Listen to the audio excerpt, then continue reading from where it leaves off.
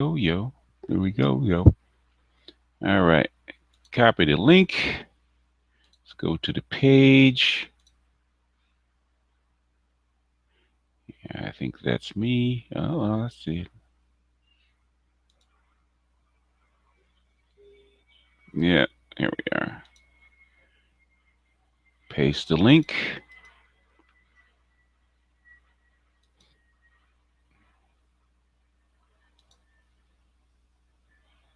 And there we are.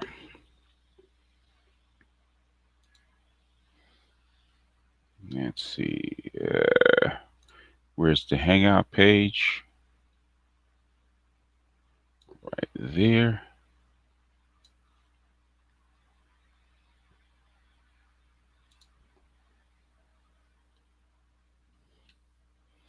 Put this on the big screen here.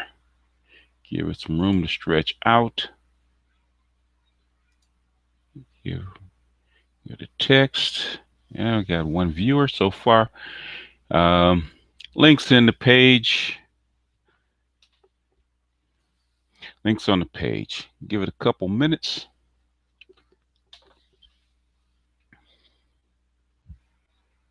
Give it a couple minutes. Get some people on board. Hey, what's going on, bro? Hey, what's happening? Nothing much, man. I finally caught an early hangout. Yeah. Oh, so you saw the post, huh? Oh, no, yeah. I actually saw the post, and I just came on Gotcha. over here. Okay, got had some free time, huh? Yeah, Okay. yeah. I saw you did a hangout earlier. I was doing a drug test with Okay. a yeah, because I'm getting a starting a new job. Okay. Yeah. So yeah, I was like, God, man, I missed it. No, yeah, I was just I had a few minutes because I had another cast I had to do. So I okay, okay, if you get speakers on, mute your mic until you get ready to speak because we don't Is want it to. is No, it it's is not. it me? No. I don't know who he is, but he just got on. Oh, It might be you. Do you have headphones? You got a It's me. I'm my mic. okay. All right. Um. Oh, I think it is you. you think it's me? Yeah, you got your speakers up. Oh, yeah, I think so. We'll deal with it. It's not too bad. Just turn it down just a tad bit so we don't get too much feedback. Yeah. Oh, yeah. If um, it would be good if, especially for folks in the that's going to be on the book channel. If you're going to be subscribed to the book channel, we're going to do this hangouts. It'd be best you guys get some headsets or stuff like that, so we don't get feedback and stuff like that, so we can kind of chop it. But I don't know how many people are going to join. I wanted to be sort of like almost like a class, you know. So this is so you guys can I can put up the material and put up my like notes and then say like every other like once a week or so or twice a week we can actually go over the material. How do you guys like the format so far? The ones that viewed it. The format is actually pretty good.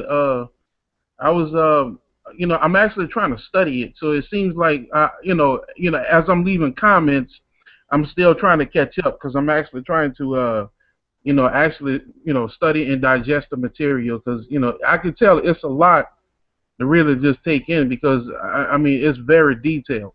Mm-hmm. So I definitely like the format. And like I left a comment earlier about as far as your charts, but you left the link where I can honestly see your charts and things. So thank you for that. Um, but yeah, as far as the format, how I like your highlights. Mm-hmm. Actually, I'm going to order the book myself. So I I, have I a I did put a PDF link in one of them. I'll put it up again where you can actually download the PDF of the book where I got it.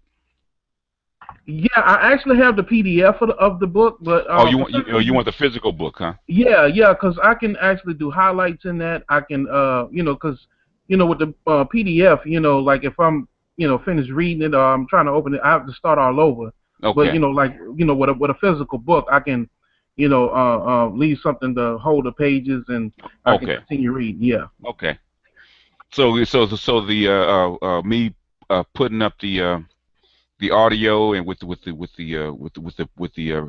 reading of the book and then doing the analysis in another video, does that work for you guys? It work for you? Yeah, it works for me. I've gotten to I guess the first two chapters of the thus far, Uh-huh. and it's really interesting. Okay. Because I was wondering if you guys going to read it independently, then I wouldn't have to put up the audio, the audio book. Because No, originally, go ahead. I think no, I think the audio and you doing the analyzation of it, it actually helps because even though I'm gonna get the book, I think this is something to study. Okay. So I'm not gonna treat it like I'm just gonna just read through it just to get just to go through it. So I really love your take on it. And in fact, I think it'll help out too. And because sometimes even when reading a book, what I notice when going back through the book, you sometimes you miss a lot of points. So you may even talk about points and highlight certain points that I may not have. I may have to go back over, but by you done already, they kind of made an analyzation of it. That'll give me a point of reference and a more topic to study. So now I really appreciate that.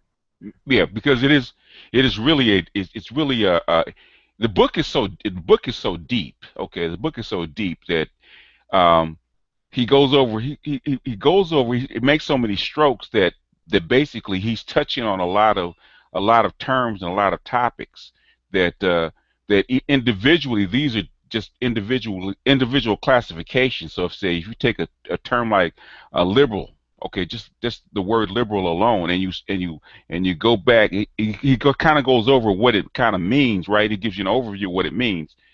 Uh, and it gives a good definition of what it means. But the thing is, if you can actually go study it as a subject, man, and there's tons of books on it. So what he's put out there, even though it's a 1,300-page book, what he's actually put out there, man, would fill up a whole like the Library of Congress. So it's a very good jumping off point. So in other words, if you just take just a little section he did on demographics, man, that's a whole study. I mean, there's one guy that's an expert. He's written 3 books on it. But the thing is, he gives you a snapshot to where you can understand it and kind of put it in its place. So Yeah, go ahead. yeah, exactly. That's what I noticed. Just within a paragraph, I mean, it's so much to look up. I Right. mean, so I mean, I see myself studying this book for a very long time. And that's okay. I mean, that's basically the thrill of it. I mean, just what I've learned so far. Hmm. You know, uh, with your analyzation and also with the audio reading. So far, what I gather, and I'm pretty sure I'm going to get more concepts and things, but what I can honestly appreciate is that it gives you a view of the ground.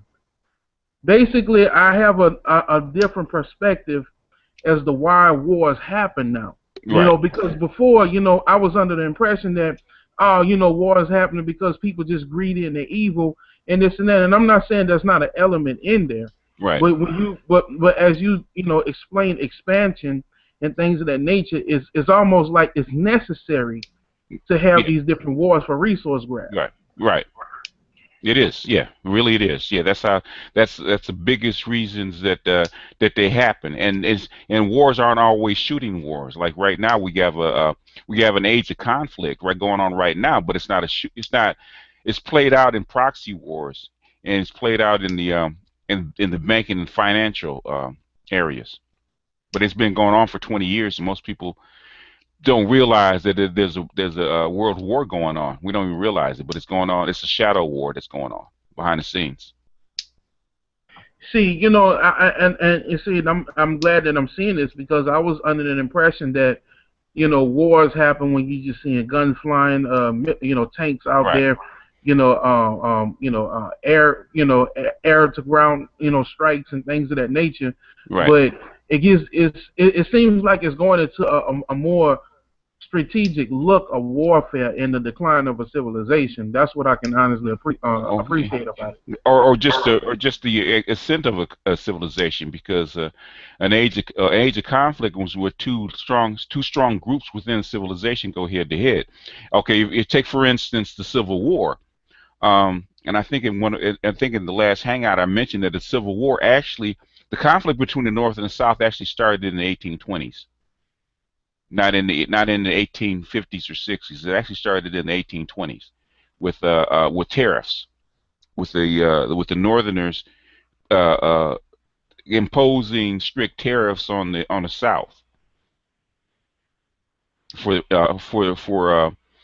importing stuff that they needed, right? Because the North was industrializing, and the way when you industrialize country's industrializing, they have an infant manufacturing base, right? So they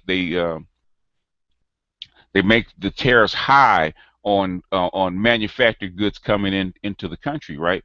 Now the but the thing is that they didn't make high tariffs on the uh, agricultural goods coming into the country, which is what the South produces. So in other words, basically they protected the North, but they didn't protect the South. South got upset about that, but that was those are tariffs I think there were two tariffs in the 1820s.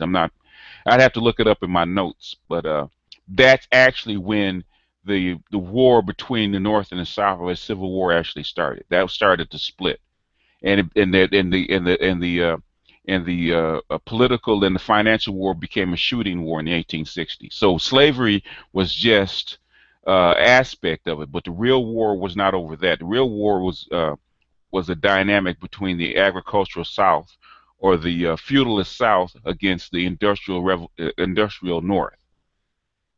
So we had the Industrial Revolution, or the industrial capitalism, which was a new phase coming up, against the old phase, which was feudalism or slavery. Wow, that's wow. So if you understand quickly, you automatically understand that. Okay, it's two competing systems, and two competing systems, they played out. It plays out in a different way, and eventually it will get to a shooting war. So when you analyze that, then it makes sense that, you know, so that the war was over slavery. The war was not over slavery. It was over a system. It was over a system. Of, So so let me ask you, why they always push the narrative that the war was ended because of slavery? Why is that always pushed? because that's how it was sold, so that people will fight. If you tell you rich people are fighting over competing systems, you're not as interested. But how you get people riled up? You got people have people go out and fight it.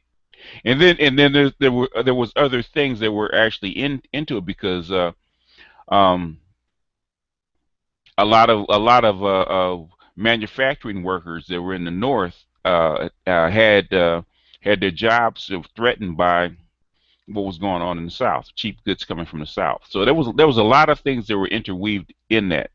So a war is always a complex thing, and how our managers or our leaders see a war and how we see a war are two different things. Like, say, like 9/11 to us was over Muslims attacking us, and terrorists and whatnot. Okay, that's how it's sold to us. No, now the leaders actually know exactly why the war is going on. Because So not. basically, morality becomes the smoke screen for the higher elites, Yeah, right? yeah. Oh, okay. You got to persuade people to fight. You either pay them or persuade them or force them. Okay, you can't force people to fight for you anymore, like they used to force the peasants to actually go out and fight and become cannon fodder. But they can't do that anymore. Okay, then you can pay them, but there's only so much you can pay them, so you have to persuade them some kind of way. So you got to rile them up. You got to have some kind of persuasive thing to actually get people to actually go out and fight a war, because that's not natural in a human being. Okay, human beings are more cooperative. They're more like, okay, you know what? I don't feel like killing you. You don't feel like killing me. So I'm going to go my way. You're going to go yours. They're more like naturally. They want to be isolated. from people they don't like. But actually go to attack them, go to somebody else's village or country and attack them, there has to be a good reason. It has to be um, either they're threatened or that village has something that they really have something that they need, not want, but need for them to actually go out and kill people. So it's got to be sold. It has to be sold to the masses, even though the leaders know what they're actually what the real strategic um, point is. So that's why I say this. This book is a master class in geopolitics, and it just by the and I'm sure just by the first a few segments, you guys get to know that okay, this can go really really deep. Yeah, yeah, exactly, man. I see. I mean, I'm surprised. I never heard of this book. Uh, All the author in general. I mean, I've never heard of him. You're the only one that mentioned it. I heard of it. I heard of it. He mentioned it. He mentioned it. Uh, Hewlett mentioned to us by oh man, it had to be close to like not quite 20 years ago. It had to be like um, in one of his on one of his forums, man. He mentioned it, and he had to be like 1998. He used to mention it. He mentioned it all the time, right? But the thing is, it was so hard to get copies of it back then. So hard. The copies you get were kind of rare. You had to find the book. You had to because there was an underground book because legally there was a copyright against it. Well, legally it was, even though they've never enforced the copyright. So you had to get an underground book. Like a lot of the right wing people stole the book out of the library with copies that they could find, and they made photocopies of it. So it's kind of hard to actually find the book. And a physical copy of the book was really hard to find until just, like the past, I say, 10 or 15 years. So back when he was talking about it, you couldn't even find the book. He had maybe two or three copies himself that he could find. So So why is I heard you mention that they actually tried to kill the book. Why do you think they tried to do that? because it was never meant that okay, they had to convince him to write it because Carol Quigley has a huge ego, right? And this was his magnum opus, and they had to convince him to write the book. They couldn't just pay him to write the book. They had to convince him to write the book. They had to pay him and convince him to write this book.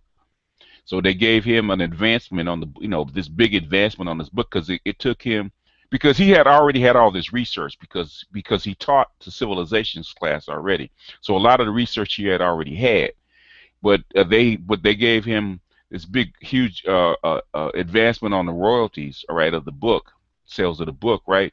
And then like they said, they gave him access to everything. They said they opened up all the secret documents. They could talk to anybody, he could read anything he wanted, and he went for 3 years. He traveled around the world accessing all these private libraries. So basically they paid him to do an analysis of Western civilization. And so that's where this 1,300 page book came out of. So what is it that they was trying to know? I mean, Because for okay, what they were trying, well, okay, they needed an instruction manual because okay, after World War II, basically the United States got handed the keys to the whole world, right? But it didn't come with an instruction manual, and they didn't have enough experience. Like the British had experience on basically maintaining this big civilization, right? But the thing is, things had changed, and they wanted to an instruction manual how to maintain order in a civilization that they just inherited. So he had taught this class, the civilizations class, right? And they liked his work, and a lot of the people that were in the Council of Foreign Relations had already taken his class or sat in on this class. He was the expert in the world expert on civilization. So they said, okay, who do we get to understand what we have? So they said, oh, well, let's go to Quigley because he's the master at this. So they basically gave him this big advance and said, we want you to write a book about Western civilization, just like you've written it about Rome and Greece and all the other civilizations. We don't want you to do one just on Western civilization. So so they paid him the money, they gave him access because they wanted an instruction manual. And basically, Tragedy and Hope is the instruction manual. So that's why after they printed like 5,000 books, they um, they printed 5,000 books, right? And they printed it actually in two parts. They printed the first half and the second half. The only reason they printed the second half is because he demanded that it be printed. And then right after that, they smashed the plates. They printed 5,000 books and they smashed the plates because it was meant for the elites. It was never meant for um, regular people. Like So a lot of books I mentioned, like Gold, Dollars, and Power. Okay, the guy that wrote the book, right? Gavin.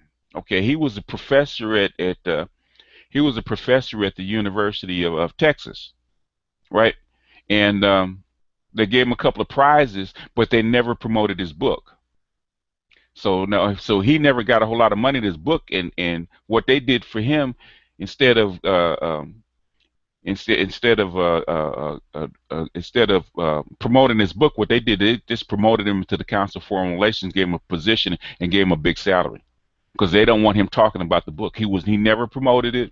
He never did a book signing for it. He never did anything for it. He wrote the book, he put it out, and I found it by accident because I was looking up a certain. I was reading. I was reading researching a term. It was called the German question, and in Google it hadn't happened to come up, right? And that book happened to come up, so I'm reading this stuff. I said, "Oh man, okay." I said, "Wow, this is, they're talking about the Bretton Woods system, and oh, this dude is deep." So I ordered, basically ordered the book, and very few people actually know about the book, and I found it by accident. But no, it's not advertised. Um, you can look him up. What I'm saying is he doesn't do interviews. He doesn't talk about the book. Um, he doesn't write articles. He doesn't do any of that stuff. They basically they're paying. He wrote this book, and they're basically paying him to sit on the information. I got a question for you. Uh huh. Okay, in one of the chapters that I was listening to, they were mentioning how the culture goes from the center to the hinterlands, basically. Yeah.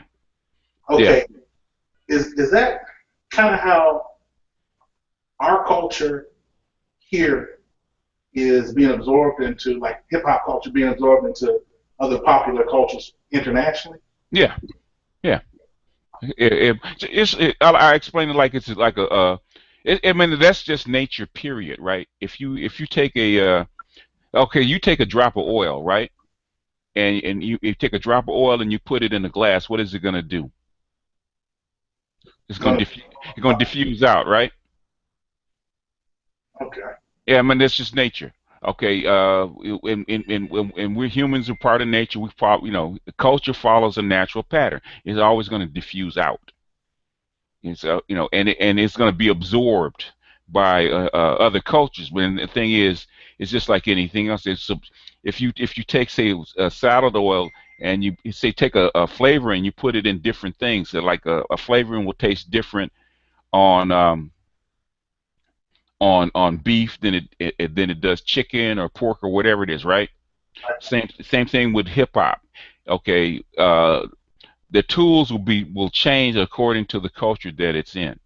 So they'll take the same tools, the same core elements of it, and take their language and they'll take the with the hip hop, it's the beat and the rhythm and that kind of stuff, right?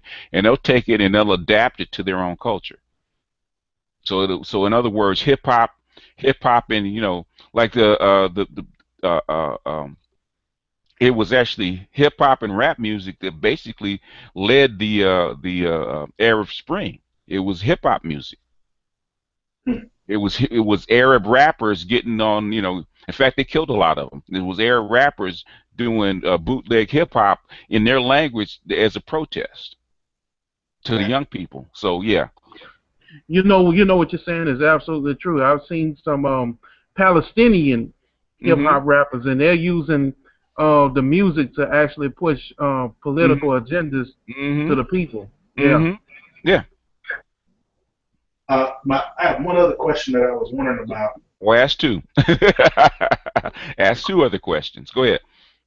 Well, this question had to do with the chapter that was talking about soldiers being like having common weapons that everybody could have versus specialized soldiers. Right.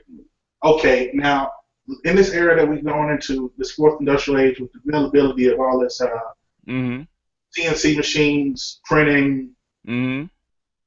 mills, basically people be able to do things that manufacturing wise you had to have a lot more manufacturing base to be able to do. Are we going Right. to go to a more democratized place, or are they going to go into specialized, hyper specialized weapons? Because You always have both. You always have both.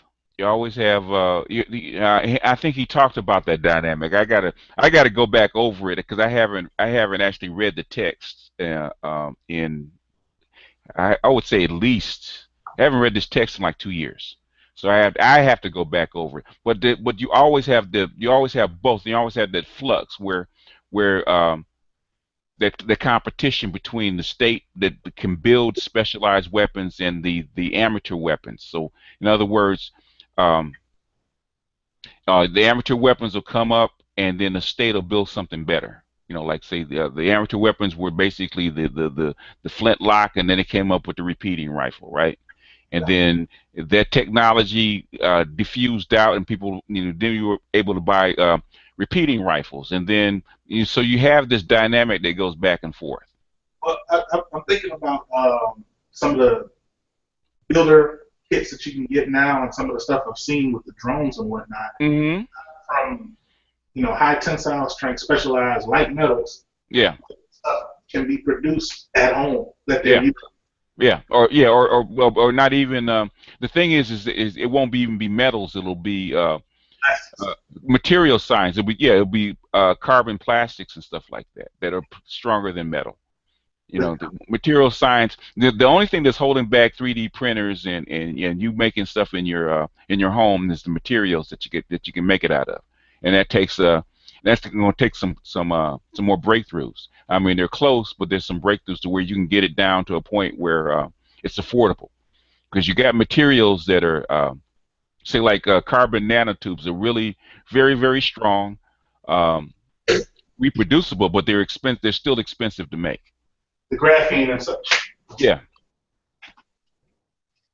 So when they get it down to they get the process down to where it's cheap, then you'll see a big explosion in what people can make with 3D printers and all that kind of stuff. I've seen some articles about 3D printing or printing bacteria at one point in time. I don't know what. Uh, yeah. I mean, there is some of that. Um, Well, I was that's gene editing. That's not necessarily 3D printing. That's gene editing, where you can actually go on a computer. You can actually edit. Take a program, edit a gene to get the specific characteristics that you want, and then you have this like nano laser that will splice that particular gene the way you want it to be spliced. But that's not a 3D printer. And then if you want to say then you want it if you want it to be material, what you have to do is you have to grow it and then spray it in a 3D printer. But the thing is, the process is editing it first, growing it, and then spraying it. I was wondering with the viruses and stuff that have been coming out, and looking at the history that we have with like Jekyll Islands and the stuff in Louisiana and stuff in Maryland Mm. and whatnot. If with the advent of these new processes for putting things together, Mm. when that gets in the wild, how do you think that's going to affect? When it gets to not being a specialized technique and to be, you know, Nobody knows. Absolutely nobody knows. And the thing is, when that's how come they hate Edward Snowden, because now this technology is so wide dispersed that nobody can control it because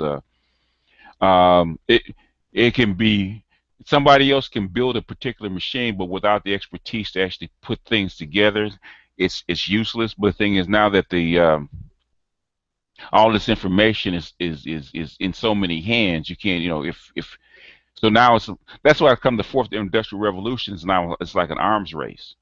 Okay, it seems like if it's dragging uh, people. excuse me.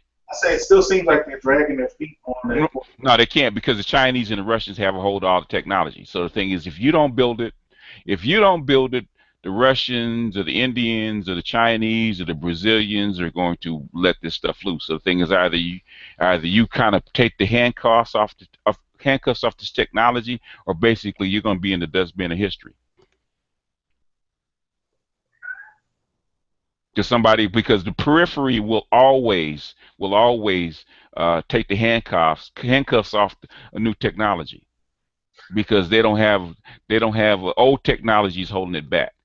Like there's no reason that every home in America shouldn't have high speed fiber, right? Right, But the only reason that you don't is because they're competing with the cable and the telephone company, right? right. Right. See. So, but if you get a new place, say you get a new place that comes into money, say like say for instance like Kenya. Okay, Kenya has, even though it's a poorer country and it's still developing, they have just high speed internet as we do Right. because they don't have any restrictions.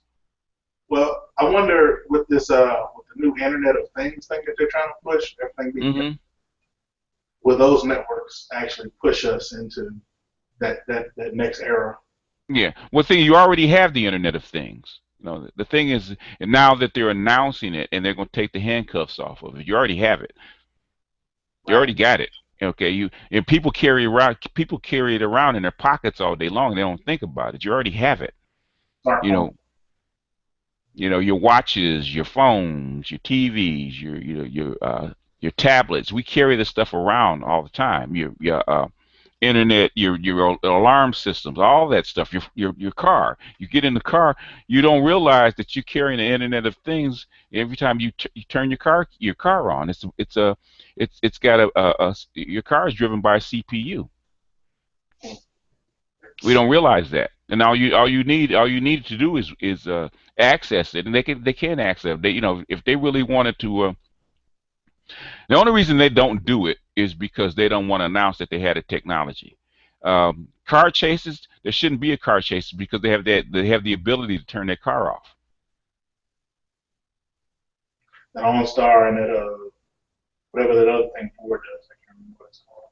Yeah, it's a computer. You could kill. They have a pulse. Even if they can't access it, right? They got a pulse that will kill that car, but you're Right. going to kill every other car around it. That's the only thing you can't. You know, you can't individually turn their car. I mean, they could, but the thing is, they don't. They don't. That's the kind of technology that they don't want people to know about, because then other people will start using it. I've It noticed be- in transition going down the highway, I see the troopers and whatnot set up with their scanning devices now. We haven't talked about that or seen anything public, Mhm. but Yeah.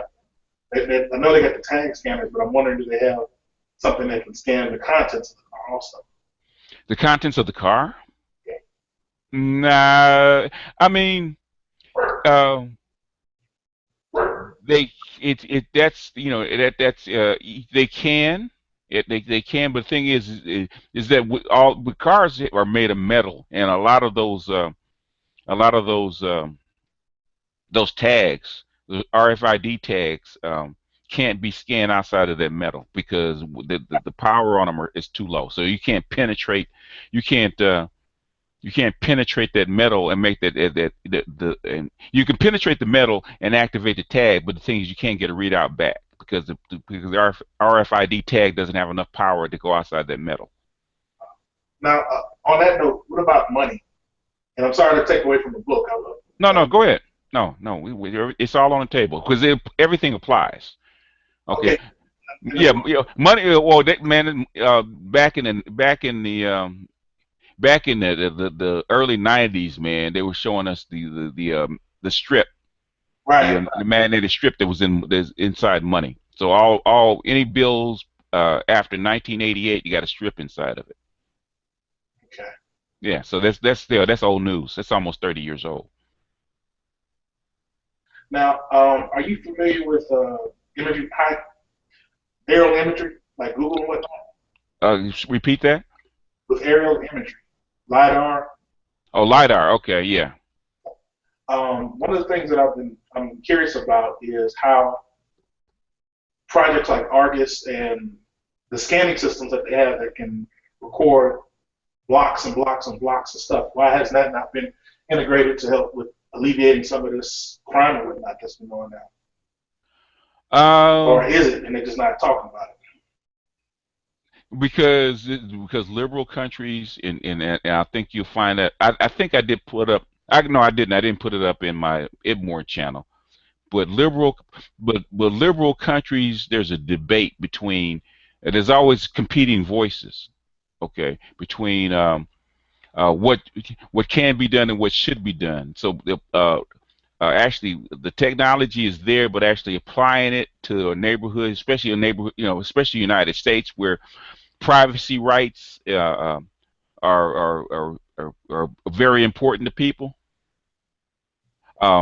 It's difficult to implement it. And if you get caught, it's one thing if you implement it. Yeah, you can put it out there, but if you get caught using it, what's going to happen? You're going to have a big backlash. I saw this program about maybe 7 years ago, where Hmm. I and one of the letter boys was doing a system, and he was basically recording everything in HD over I think 200 square kilometers. Hmm. Every action that was going on and tracking all of it. And I only saw this once in a program. It was like a Nova program. And I'm wondering in 10 years how far along has that come, especially with the better everything. And what they show is not what they have.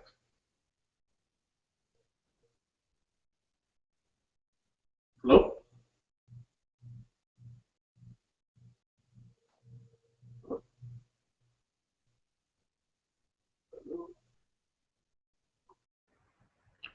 I don't know. Something must have happened to his internet. Talking too much. Can you Well, hear me? I can hear you. Oh. So how far along have you got in the book, the Tragedy and Hope? Well, I'm on I'm going on part 7 because I have some things to do today, and I haven't get a chance to watch all of them. But I'm gonna be should be tonight. I'll be making my way to part 10 or something like that. So uh, for us getting what I really want to do is get the actual paper book. I mean, because I have the PDF, but I mean something about PDFs I really don't like. I mean, unless if it's like a very short PDF book or something like that, I can kind of work with that. But this 1,300 pages, I mean, I have to close down the program sometimes, and my computer may reset or whatever, and I don't want to have to try to find my place, and that's just a whole lot dealing with that. Gotcha. I've been enjoying the audio book myself because I can do other things while I listen to it, and if I hear something that actually piques needs my full attention, then I'll come back to it.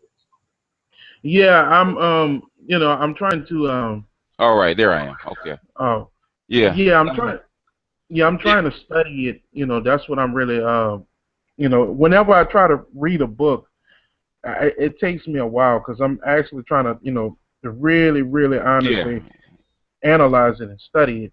Yeah. You And this know, is this is one of this is one of those books. This is one of those books. I'm gonna tell you guys up front. Okay. And I think I've said this before. If you ever been on one of my hangouts, okay. They do monitor me.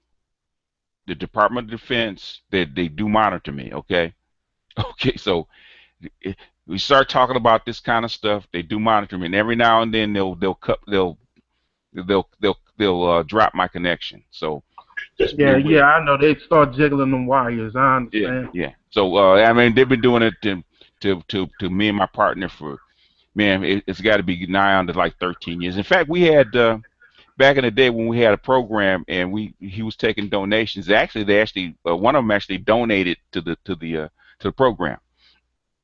She got so upset. We were talking about something because we were fundraising. She got so upset, and we were talking about something, and she had to call in, and and we asked her to give her name. She said Uncle Sam. I said okay.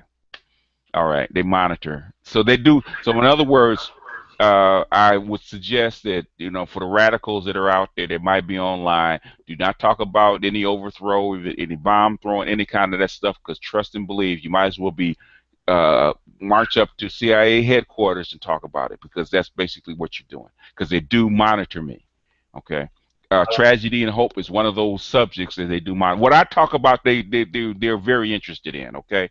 So when I tell you this is a master class, and that if you study this, it will open your eyes. Trust and believe it will open your eyes because we have been using this kind of information for the past I say for the past 10 years, and especially since the financial crisis and when it started in 2007. So let me ask you, before we really get, into the discussions of the book, why is it that they don't want the general public to know about this information? Because if the general public knows about it, basically, it's like if the general public knows of the say like football, say if the Dallas Cowboys, if their playbook gets to be public, it's a big deal because everybody will know their plays by the form before even the ball even snaps, right?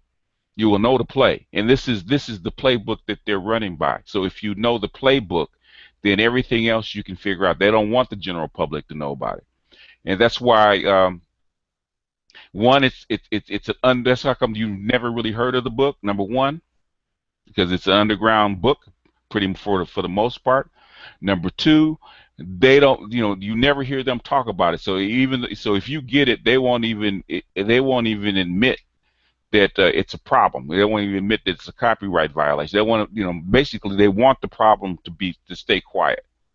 So they don't care about the conspiracy stuff, really.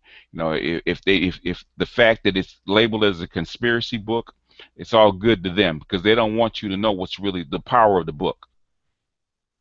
And the power of the book is not in a conspiracy. And when I first started reading it, I heard people talk about the conspiracy element of the book, and I said, okay, that's not really what he's trying to say. Kind of like the Wizard of Oz. Yeah, yeah. The conspiracy is smoke and mirrors.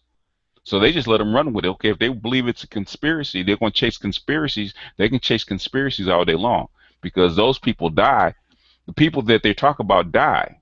But the thing is that the organizations go away. But the thing is the structure doesn't. You can eliminate a football team out of the NFL, but the structure of the NFL will still be the same. Exactly. That's what I get out of it. What's going on so far that I Hmm. honestly can see that exactly what you're saying. It doesn't matter what president or whoever. If we have if the structure is the same, Hmm. they're going to continue to run the same playbook. That's exactly how I'm seeing Yeah. it. Yeah. Yeah, but the thing, a lot of stuff that you did, a lot of stuff by going through this process, like this book the book is just information, and I'm taking you through a process, and going through this process, if you hate white people, you're gonna lose the hatred of white people, okay? Okay, if you think about your governments being evil, you're gonna lose the idea that governments are evil.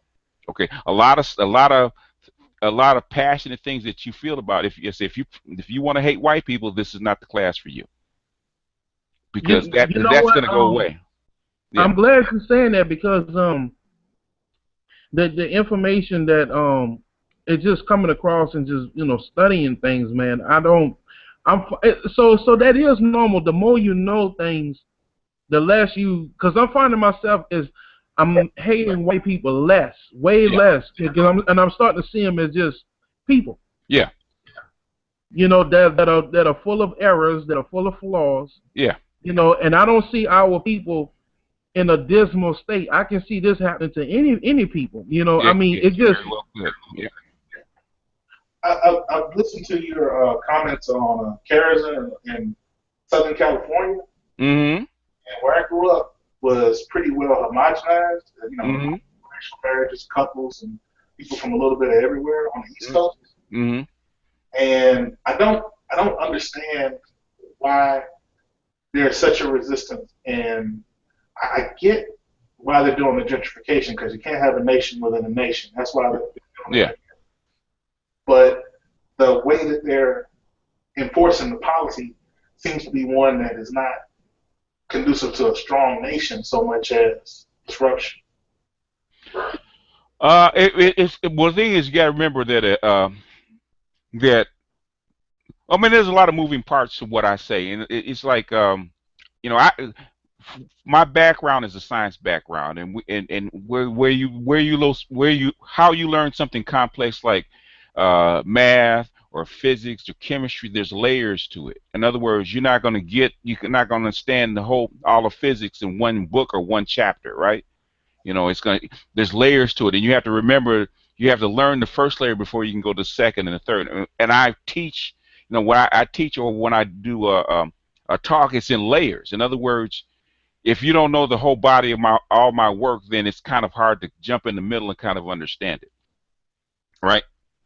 Okay. And and as far as getting forcing a cultural policy on a particular group of people, okay, it takes time, and there's going to be ups and downs. Like I said, a cultural change takes about 7 generations. So in other words, if you say the Negroes are a problem, and we can't have a nation within a nation, and we're going to have to fix this. Now you have a diametrically opposed group, a caste group, right? How do we mix these two people together? They're not going to come together voluntarily. You have to do it by force. Well, I'm wondering if that's true because culturally, it seems, at least in my lifetime and for what I've observed, at least from Presley forward, that they like our music, they like our food, Hmm. and generally they like us as athletes, they like us as actors. Right.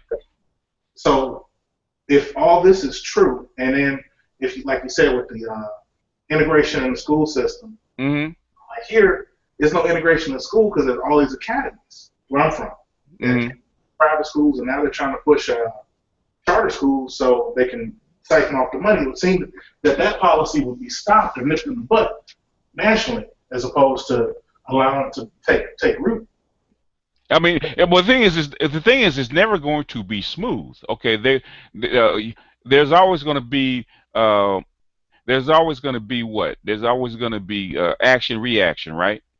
Right? Because that's the way nature of the universe. So they're going to make an action.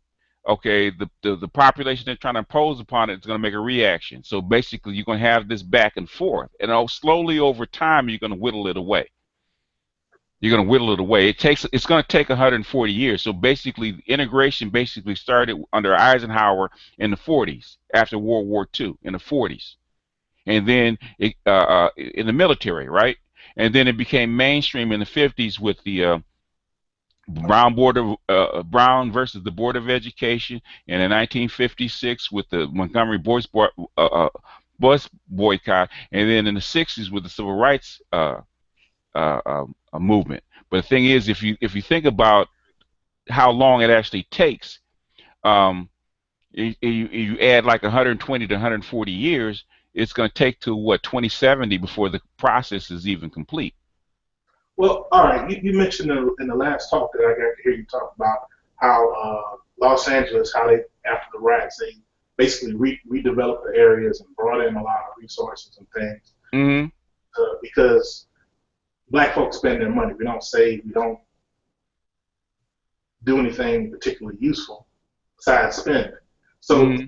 that being our nature or our group dynamic, you would think, okay, maybe we don't need to have a foot on them. Maybe we need to, you know, allow some normalization in the cultural male-female dynamic and basically have a stronger, more prepared populace to be able to deal with things that we need to deal with as a nation as opposed to, serfs. Well, like I said, we got to remember this is not an authoritarian country. If it's an authoritarian country, it would have been done. If this was Otto Bismarck and this was Germany, it had been done in about 40 years. You know, in other words, from the time he started till the time he ended, it'd been about 40 years because you have a very authoritarian culture. And the people will just go along with what you force upon them. And eventually they'll just do it. This is a liberal country and you have opposing voices. So the thing is, it takes longer and it's a lot harder to do.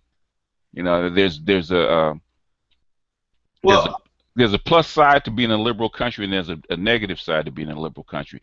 It takes it's a lot harder to actually get something done and it takes longer to get something done than it does in an authoritarian country. but okay, going off with like the drug policy that we've had, Hmm. like the last decade. All right, been out to Colorado, saw how they're rolling down there. Hmm. Everything on the shelf you can buy it, it's legal. Right. And I'll come back to other states, other places, Yeah. and they're still locking people up for what you can basically go walk out of the store with. And in Right. those places, there seems to be an arrest bias towards black places, even the places where it is legal. Yeah.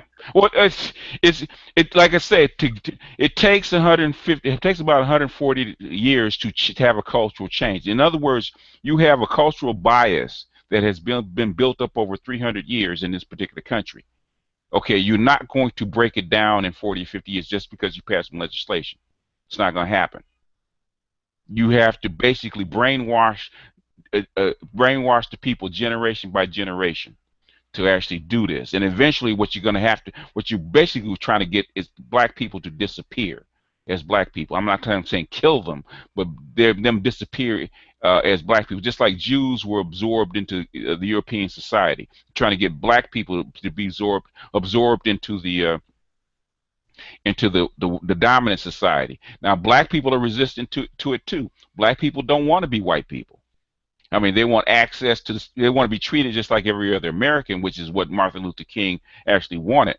He didn't want to turn black people into white people, but he wanted them to have the same opportunity as every other American because that's what the Constitution says. He wanted to be treated just like everybody else, even though he knows that was basically impossible given the conditions. But what But I don't think black people and white people will ever resonate on the same frequency. well, you won't have any black people in about 40, 50 years. You won't have any. Spread out. There'll be Barack Obama. There'll be mulattoes. Well, I mean, to a certain extent, we're already Barack Obama, because of the slave history that we have. Not even close. This millennial generation is really the first generation that has embraced multiculturalism and integration. I mean, this is the first generation that actually has embraced it. Because if you look at the millennials, and they keep it secret, millennials date out about 25 to 30%. Because I mean, are you a millennial? Barely. I'm kind of on the cusp of both. But I'm saying is, but you see it around you that you see more black men, especially that are dating out. Mixed couples. They may not be married, but they're mixed couples. Well, I know when I visited the West Coast, all the black males that I saw were dating other, and all the black females were dating people from the South. Yeah, that is, and there's a lot of people from the South that don't realize it. They think, okay, well, either they think what's going on in their neck of the woods is is basically interracial dating until they come west and they see actually how widespread it actually is. Because basically here in California, I mean, there are no black neighborhoods anymore. You know. In the neighborhoods that I see, when I get outside of Mississippi, I'm down here, very corrupt place, but it's a nice place nonetheless.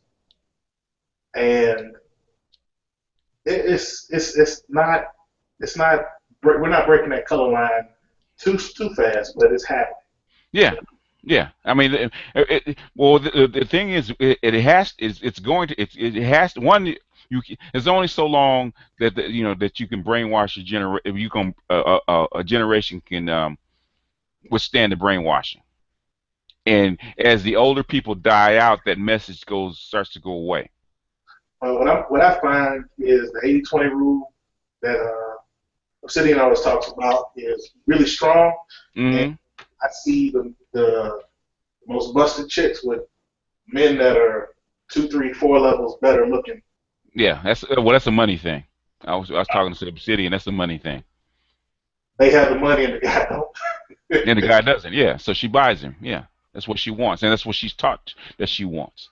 So even though it goes against her core nature, the thing is biologically, if she wants that guy, she's willing to spend money on him. So now she has the she has the and plus they've been trained to basically they've been trained to think more like men. So you're gonna see more of that more and more because that's the way they're trained. If you read the book The Richer Sex, she really goes into it. I'm reading a book that's not as popular. Well, I had started reading a book that was not as popular, talking about the same thing about. I think the book is called "Making More and Getting Less." How about how feminists were basically going to use money to negotiate power. In other words, they wanted to negotiate power amongst in their relationships, just like men. So you're going to see a lot more of that, where you're gonna have a broke dude that looks good and a busted chick that's got some money, or some resources, and he's basically trading his genetics for her resources. So it's the reverse of uh, uh, the dynamic that's been going on for the last I would say 50,000 years. This is the absolute reverse of it. Boys and aids Man, have I come. don't. Go ahead, Nathan. Yeah, I don't like the way none of this stuff is going, man. Yeah, I see exactly what y'all guys talking about. Mhm. Yeah, it's where all this is coming to, bro. Like, what's the end game? Nobody. Well, the thing is, nobody knows what the end game is. Then they don't know what the end game is, which is what I try to get people to understand. They have an idea of where they would like to go, but the thing is that history and history is history, and people are like cats. If you try to herd cats and get like 100 cats to go in the same direction, it's not possible. I mean, Look, you can kind of round them up in an area, but the thing is, you're gonna, it's they can't control it. All they can do is kind of guide it. Okay, they have a crisis, they try to react to it. They have another crisis, try to react to it. So hopefully, eventually you will get all these cats pushed in a certain direction. Eventually they're gonna wind up in the same place. now, So they don't know. Go ahead. the thing I don't get though is like with the marriage and the dating dynamic. It's gone. It's Yeah, gone. Marriage is dead. what That's what people don't want to admit. And in fact, I was just on a call earlier today, which is why I had to close the other hangout. And we were talking about marriage, and a lot of times, especially when I'm talking to black women and coming to black women, that's how come I don't reveal my identity or who I am or whatnot, because um, I have to interact with the conscious community and conscious black women all the time. And if I talk about marriage being dead, man, I'm gonna get attacked. My partner, he knows. It's like, if we're doing something and relationships comes up, he gives me that look like, man, don't say nothing. And like boy said, say, don't say nothing, don't say nothing stupid, that's gonna get these women riled up. But me saying that marriage is dead, even though I can show you charts, I can show you facts, I can show you quotes and stuff like that, they're not gonna accept it.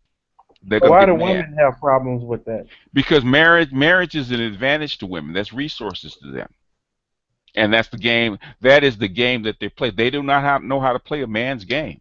They really don't, because that will squarely put them in a position of being a man, and they're not equipped emotionally, physically, or mentally to play that kind of game. you They're had looking, mentioned huh? uh, Go ahead. the guys in Tennessee with the multiple baby mamas, Mm-hmm. and what I've observed, at least in the people that I know, I had to really think about it. Most of the women that I know that have one child or two children have about one dude, but that dude has at least four children. Yeah, I mean, this goes back to basic mating, which is which we'll quickly really doesn't talk about. The thing is that This goes back to the basically uh, mating, the 80-20 rule, because uh, 80-20 rules applies to attraction, but it doesn't apply to uh, uh, a coupling necessarily. You know, that's how come you get. That's how come we talk about that alpha fucks and beta bucks, because all women have a twin mating strategy. Okay, and I I look think I go ahead. more into like a polygonal sense of marriage as opposed to, because that's basically what it is. Communal. I would say communal, not polygamous. Communal. You Okay, know, polygamy is just an offshoot of communal. If you think about the base tribal nature, sex and mating is communal. So it doesn't matter. She'll have sex with whoever's in the community, but she wants to have a baby by the best material she can get. So she's gonna gravitate to having a baby by um, the alpha male because she wants his genes. But she'll have sex with anybody. So she'll have sex with the alpha male, and she'll have sex with me because she wants resources from me. So in other words, it's a communal idea. So she won't have sex with one guy. If you let a woman practice her feral nature, she'll have sex with all the men in the community. mm, But the thing is that it causes in basically in the tribal community, because on the tribal community, basically you all have pretty much the same genes. So there's not that big of a gene disparity between, say, guy X and guy Y. right. It's really not. So she'll have sex with everybody in the community. She'll be a quote unquote slut. But the thing is, to control who's responsible for that child, and they have to close that off. So they have to control her feral nature, because she's the one carrying the seed and having a baby. So they control the apparatus of her having access to sex. That's what the whole thing about arranged marriages were about. That's the original sort of mating. So I say, okay, uh, we need to balance. He's not as good looking and she's very good looking. We need to balance this out, so we're gonna put these two people together. Yeah, but he's smarter, and he's smart and she's smart. We're gonna put these two together. Or he's really smart and she's not so smart, and she needs a guy to take care of her. So basically, we're gonna match these two people up. So, but you don't have that, and in a free society, she's gonna practice. Basically she's gonna practice what she wouldn't naturally practice. So, but now women can pick who they want to have a baby by. So she want to have a baby by this particular guy, but she'll have sex with 4 or 5 other guys. If you look at 10, in the hood, she's not having sex with one guy. She might have a baby by this guy because he has a certain genes that she want, but especially with condoms and birth control, I'm gonna have a baby by him, but I'm gonna screw these guys. Right. So, like, back in the day when I was coming up, um, the average lifetime partner of a woman was 6, and now you got girls that don't get out of the teenage years with with less than 6 partners. I mean, yeah, I'm not saying anything that you don't know. Even I talked to I was talking to D Rude, who's on my was always in Hangouts in my other channel. Um, his baby mother, he got her when she was like 15 or 16 years old, and he said one of his associates was telling him about how he had been with his woman, you know, previously. So it's one of those things, is that okay, it's almost like communal sex now. So even a woman, even though women practice 80-20, uh, you know, and they're after 20% of the guys, but they'll sleep with more than just 20% of the guys. Oh yeah, got the right resources. You can be busted. If you hit if she's if she's all tapped out, unless you were like in the bottom, the bottom 20%, which they call omegas. um, most guys should be able to get sex because she's gonna have multiple partners. Hmm. I very few guys, very few guys that go through their whole lifetime without having sex Very true. because she's gonna slip, she's gonna get drunk, she's gonna get horny, she's gonna be whatever. Okay, you just happen to be in the right place at the right time. And So, go ahead. where do you think we need to go? To is there ever going to be a fix in this balance, or is it going to go so far left that it's going to go right? Right. Yeah, it's gonna go so far, and then they're gonna pull it back, and what they're gonna pull it back to, I don't know, you know, because you can't. If you could predict the environment, you can kind of tell, but you can't predict what the environment's gonna be anymore. You can't even predict what the environment's gonna be like in 5 years because there's so many different things that can change. Are you familiar with this that push that they did in I don't know if it was Sweden or wherever where they were talking about minimum wage basically if you were born in the country? Oh, the basic income. Yeah, basic Yeah, income. yeah. That was Switzerland, and they voted it down. But the thing is, they're still talking about it. In fact, So in parts of the Nordic countries, they're talking about eliminating state marriage because everybody's going to have a basic income. So you don't need the man's income. So what do you need marriage for? well, what I was getting at is with if you look at the welfare state that we've had in at least the black community, especially what they've been doing, that 2/3 that you were talking about when you had previous talks. You kind of I kind of lost you a little bit. Repeat your question. The basic income that women get in the United States being provided by welfare Uh huh. that you were talking about in the Uh past, huh. them getting like 2/3 of their income and that being enough to 2/3 of the standard of living or whatever. How you Hmm. describe it? Yeah. Yeah. But if you think about it, if you get 2/3 of the standard wage or the average wage, and it's tax free, where does that put a woman? Because if you think about a quarter of your taxes, a quarter of your wages are going to taxes anyway, right? If you're working. If you look at So you subtract that, a woman that's on welfare, that's getting her housing, getting her getting food stamps, getting welfare, and maybe even a little child support. She's at or above most men's average guy's wages I when think you just for taxes. 30,000 last time I looked, Uh, $36,000. If you add up, welfare, the food aid, the living aid, the mm, electricity, it's like mm, 36, $40,000, yeah, which is actually more than most guys get. yeah. Well, yeah, that's what I'm talking about. So the thing is, you eliminate the need for to have a mate. Because marriage is a business. Marriage is a business. It's You have it's to cool. draw back in some of those benefits. I mean, I can't see how, unless we do away with the financial system that we have, how it's going to be able to be maintained with the numbers that people are. If you want women to have more than one child, you're gonna have to pay them. You want them to have more than one child, you're gonna have to pay them, and they know that. So unless you want you want to wind up like Japan, you're gonna find a way.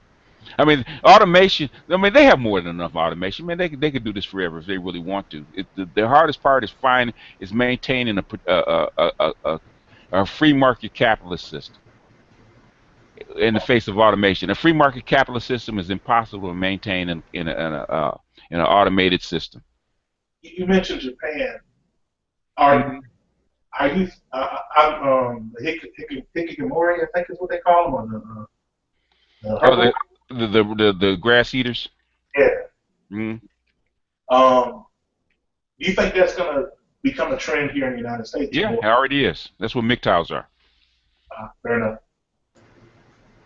And most, even though it's more of a liberal country, and and most guys are still having sex, but 80% of the millennials aren't married and don't plan to get married or have kids. They're males, that is, and 20%. I was just read 20% of women uh, don't have any children either. So you got a fifth of your women don't that aren't producing children at all. How So is it has that? to be made up some way by so those welfare mothers have to make up have not only have babies for her and their part and her partner, but also the women that aren't having children for. So if you want 2.11, that means those welfare mothers or those mothers that are on the county and whatnot, they had to produce 4 and 5. How is that useful for society? Huh? Huh? How is that useful for society if you have welfare mothers, the cultural programming that that child has? Pretty much. Because the child still has to go to school. The child still has to be socialized into the country. Fair enough.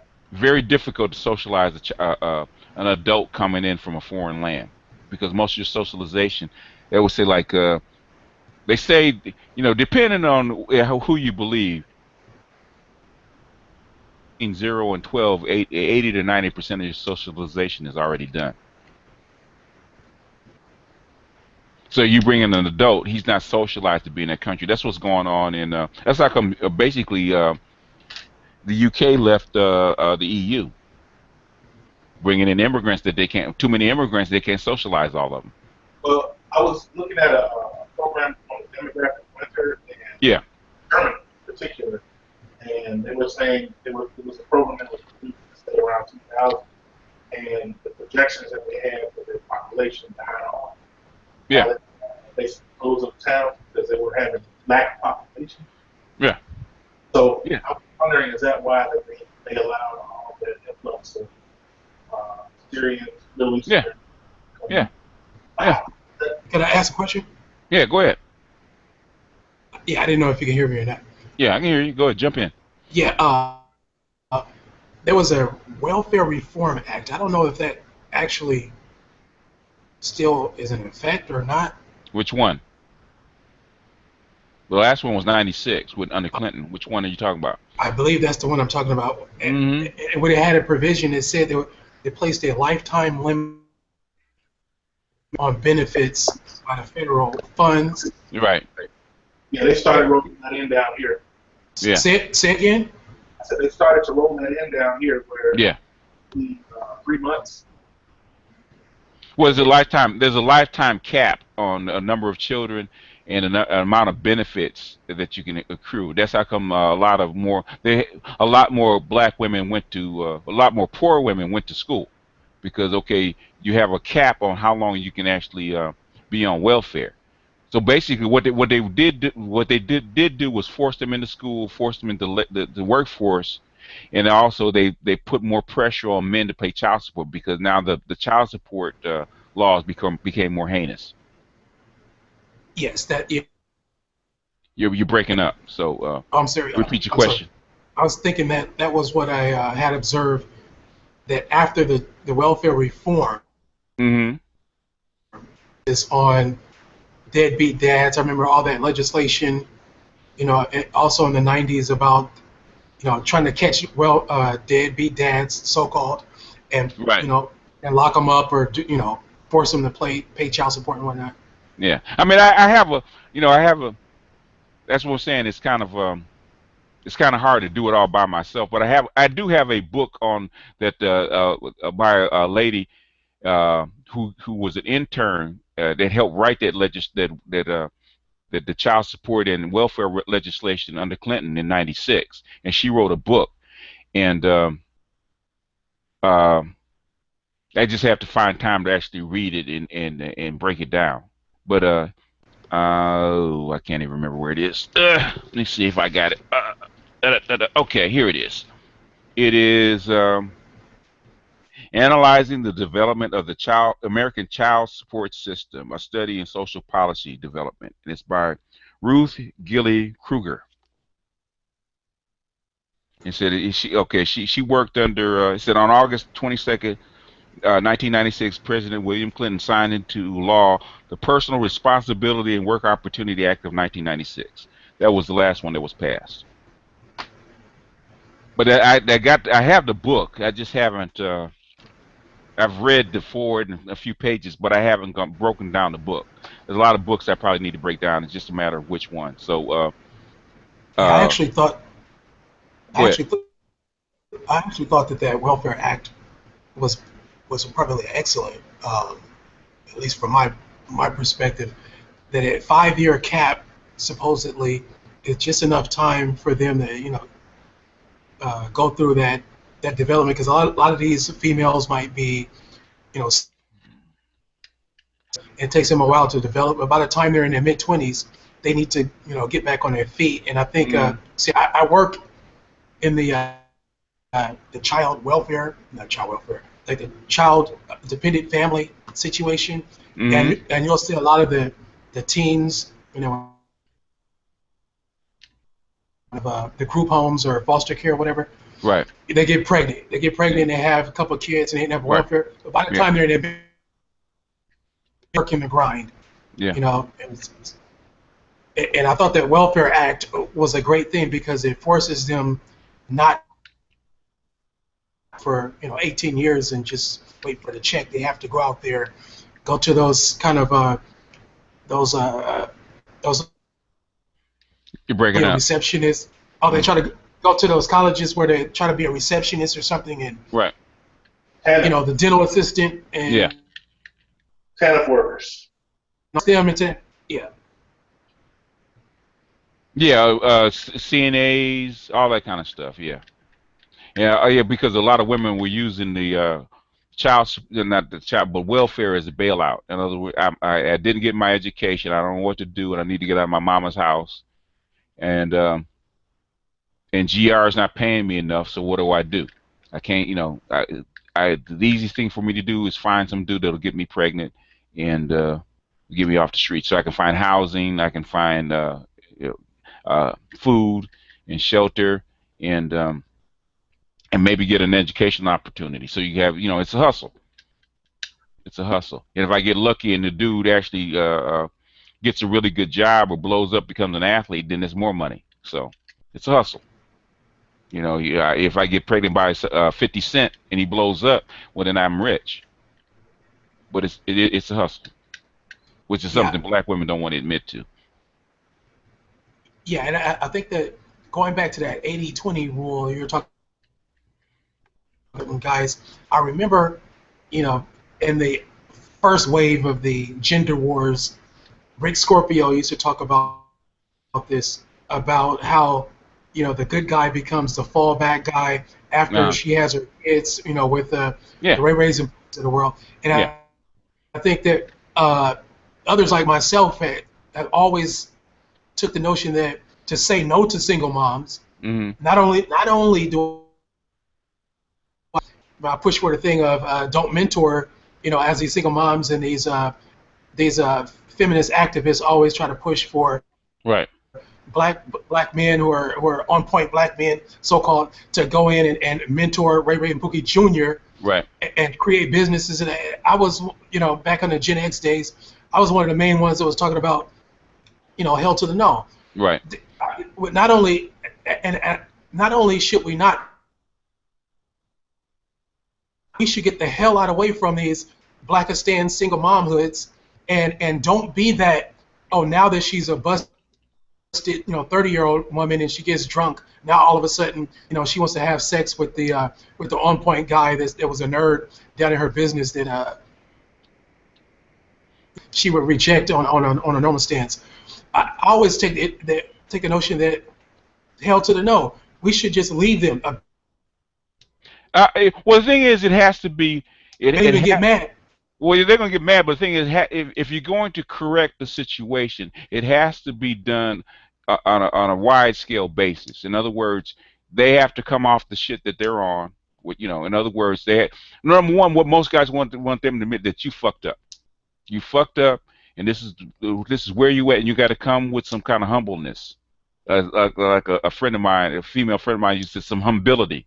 You gotta get some humility about yourself and come and say we fucked up, and then be willing to work on a process to correct it, because it can be corrected. But the thing is, they got to get off their ass and actually do some work, because it can be corrected. It can be stopped.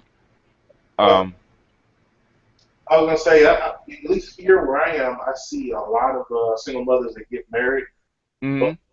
basically they are humble and they bring something to the table. You know, Yeah. Yeah. Well, yeah. If you get if you're going to bring some resources that are tangible to that guy, especially especially in the South, yeah, there's some guys that you can find a husband, but you're going to have to come way, way, way, way down. But the brother on the line, he's talking about the guys that have that the what they call you're in the educated lame class, right? Yeah, yeah, that's correct. He's what they call the educated lame. So which is at first I kind of figure out what the hell is an educated lame, but he's what they used to call an Urkel. Okay, he was smart, he was awkward when he was young, and he was basically he didn't have a whole lot of money because he was doing other things for later in life. And when Urkel grows up, Urkel becomes what's his name? Steve Urkel, the cool guy. With now he's got the clothes, he's got the ride, he got the resources. Now she's coming after him because he's made that switch. If you look at Family Matters, the difference between Stephen Urkel and Steve Urkel, the suave guy, is that Stephen Urkel is that awkward young guy, which is the educated lane before he blossoms, and the Urkel, the guy that Laura's after or trying to make is that guy that has grown up and has finished his transformation, and the only difference is that the educated lames is like, look, okay, why should I go back to you? Okay, you didn't help me build it. You didn't help me along when I was struggling. They said you wouldn't even give me the time of day, give me some sex. You weren't asking for no money. You wouldn't even give me sex. So now that it's built, why should I share it with you? That's what he's talking about. have you Yeah, seen have you seen Laura lately? Though? Oh no, I mean I just use it as an example. No, I haven't seen it. I'm sure she's nothing. She didn't look anything like she did when she was a kid. Let's Well, yeah, hey, just because you look good as a kid doesn't mean that you're going to look good as an adult. And you see people that are vice versa. yeah. I think the educated lame like Urkel is kind of like a caricature. Yeah, but right. I'm saying, but Uh, I use it yeah, because people know that, if you use the opposition, okay, what Steve Urkel is, opposed to what his alter ego is, that she's chasing. Basically, that's what you're talking about. You're talking about Steve Urkel is the guy when he's young, and the suave guy that she's trying to transform him into is the guy, the finished product. So she doesn't want the builder. She wants the guy that's the finished product. A lot of black women want that. If we look to read Waiting to Excel, they want a finished product. Whereas white women are a little different. They know that if they want this guy, this suave guy that's making however much money he's going to make, they have to get in early because white guys are notorious for that. Okay, if basically if you weren't along for the ride, basically you're just an accessory, and I'm going to treat you like an accessory. yeah. See, that You're breaking up. I'm sorry. Can you hear me now? Yeah, I can hear you. I think the term educated lame, Hmm. I think it came from SWP. A lot of these terms I think they're used in the gender war. You can Hmm. originate them or trace them back to SWP. He came up with a lot of these terms like almost a decade ago. Okay. But the educated lame guy, I think a more accurate kind of picture of him would be like uh, Dwayne Wayne from Different World. Okay. Remember, like he wasn't Steve Urkel lame, but No. he was just a guy that was an average black guy that he wasn't the athlete. He Yeah. wasn't just kind of goofy, but he would chase Whitney. Yeah. And right, so the whole show kind of revolved around him chasing Whitney, and finally, in actual real life, he would chase Whitney, and Whitney would go off with either athlete something like that, the dope boy, and Yeah. then after she has a kid, Yeah. and then all of a sudden, oh, now she realizes, she was, she should have chose better. Then she'll be, not as good looking and come back in her late 30s, Yeah. and then trying to, get back with Dwayne Wade. Yeah, But that's the way. That's yeah. more of an accurate depiction. But what I'm saying, Depiction of it. but women don't see Dwayne, was it Dwayne Wayne? Oh, they don't see Yeah, that. They to women an educated lame looks like Steve Urkel. That's the way they view him, even though it's extreme. They view him like Steve Urkel. right. Yeah, I got you. You know what I'm saying? That's why you, it's an extreme. Anytime you're going to use an example like a parable like that, it's got to be an extreme example like that. Women, it happens the same way with women. You know that busted girl that you knew when she was in school, and she's real skinny, and she's flat chested. She's got pimples on her face, and she comes back 2 or 3 years later. She got boobs out to here. Her face is cleared up. She's got hips, and she's grown about 3 or 4 inches. Yeah, I remember. And, They used to do TV shows about that in the 90s. yeah, Remember those I mean, afternoon shows? yeah, that's the ugly duckling turning into a swan, and it basically, it's the same thing. It's the same thing, where the ugly duckling is picked and chased out of the uh, out of the pond because he's not a duck. Okay, and then but when he grows up and when he grows up matures, he becomes a swan. He's admired. And that's the parable of the well, not only female but the educated lame is basically the same thing for a woman being an ugly duckling. But like I said, it took me a long time to understand what an educated lame actually was because I'm older, so it's kind of like, okay, what is an educated lame? I'll say, oh, they talk about a square. That's what we used to call Yeah, them, squares. yeah. I think that But others. squares had a lot more respect though. Yeah, I think others like Rick Scorpio and other people used to do Okay, you dropped out. go where I think the emphasis should be on brothers Okay, you're and dropping coming out. to the rescue. Oh, Oh, sorry. oh yeah. Well, yeah. I mean, that all that stuff can be worked out. All that stuff, even though this is just kind of off the scope of what we're talking about, we can still talk about it. Yeah, but that's that all that stuff can be worked out. All that stuff can be worked, and as the as it, with brothers walking away, and that's why that's why I like MGTOW, where brothers just don't just completely just walk away from marriage and walk away from children and stop financing it. Um, the government will force a change in policy. It'll Are, force a change in policy. are you familiar with Don't Save Her? She don't want to be saved. No, but you can tell me about it.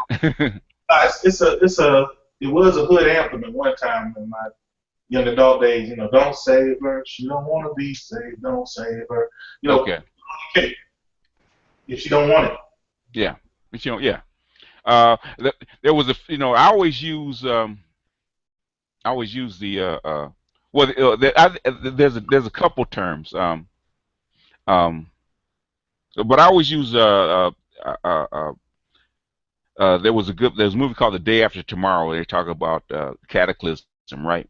And it was a line that the dude was up in Canada where he knew that he couldn't get out of the lab where he's at, and he was going to die, and he asked him, what should I do? He said, save everybody you can.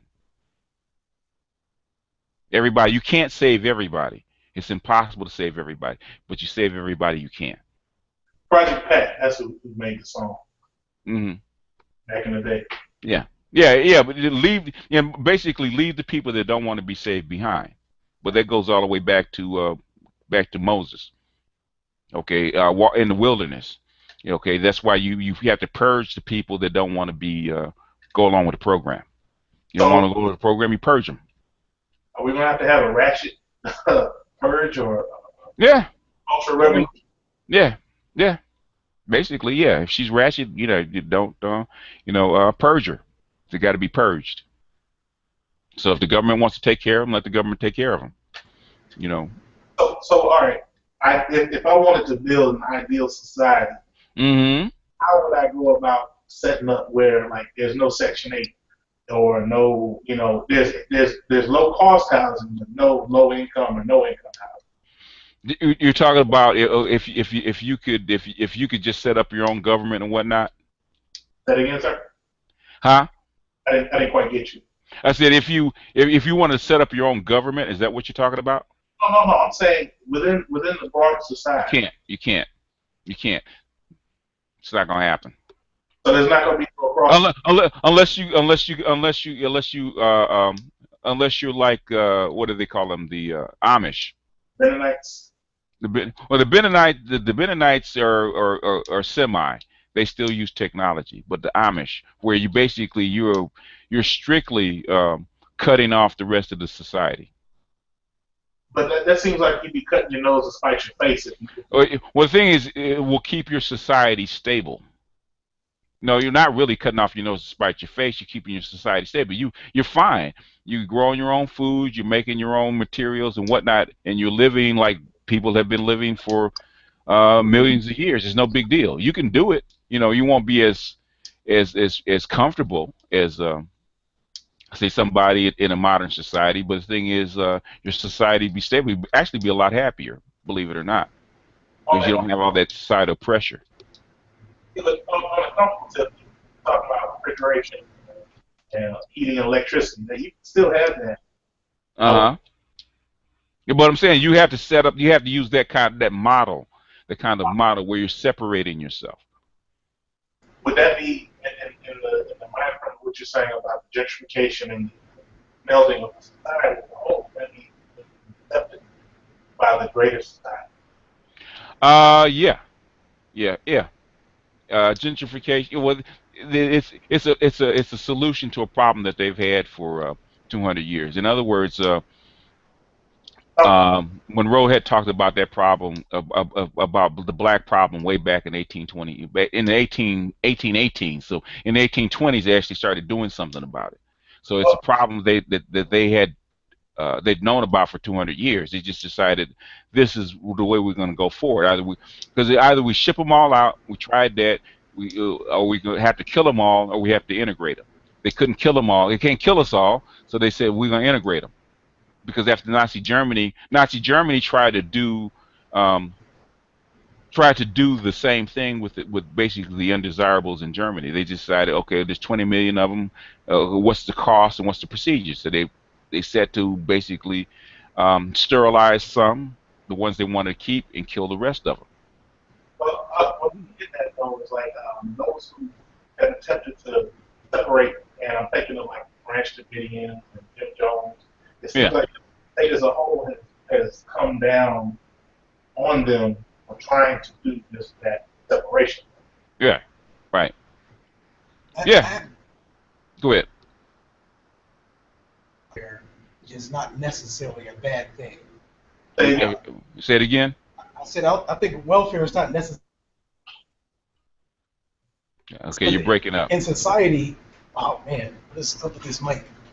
Uh, can you hear me yet? Yeah, we can hear you. Okay, I'm saying that welfare is not a bad thing in itself. If you look at a modern society, Hmm. this might sound harsh, but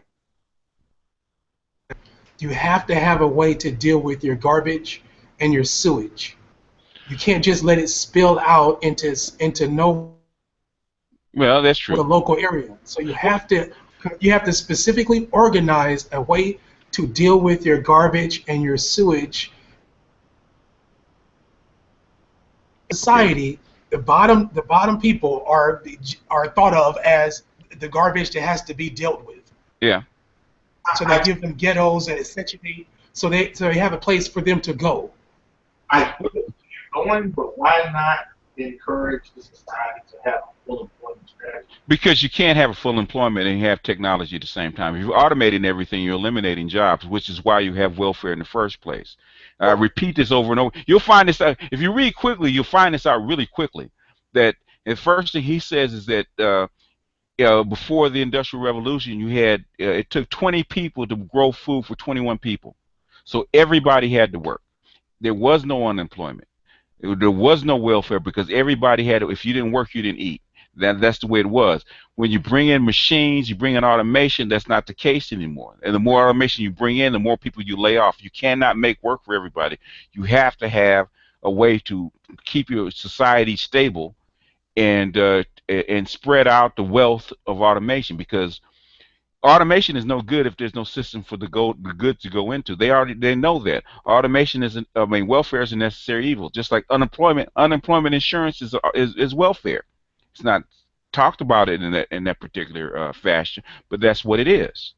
In other words, you put people out of work, you're either going to have to either they're going to tear up your civilization and tear up your society, or you're going to have to deal with them. You have to spread the wealth out. That's why socialism came on the heels of capitalism.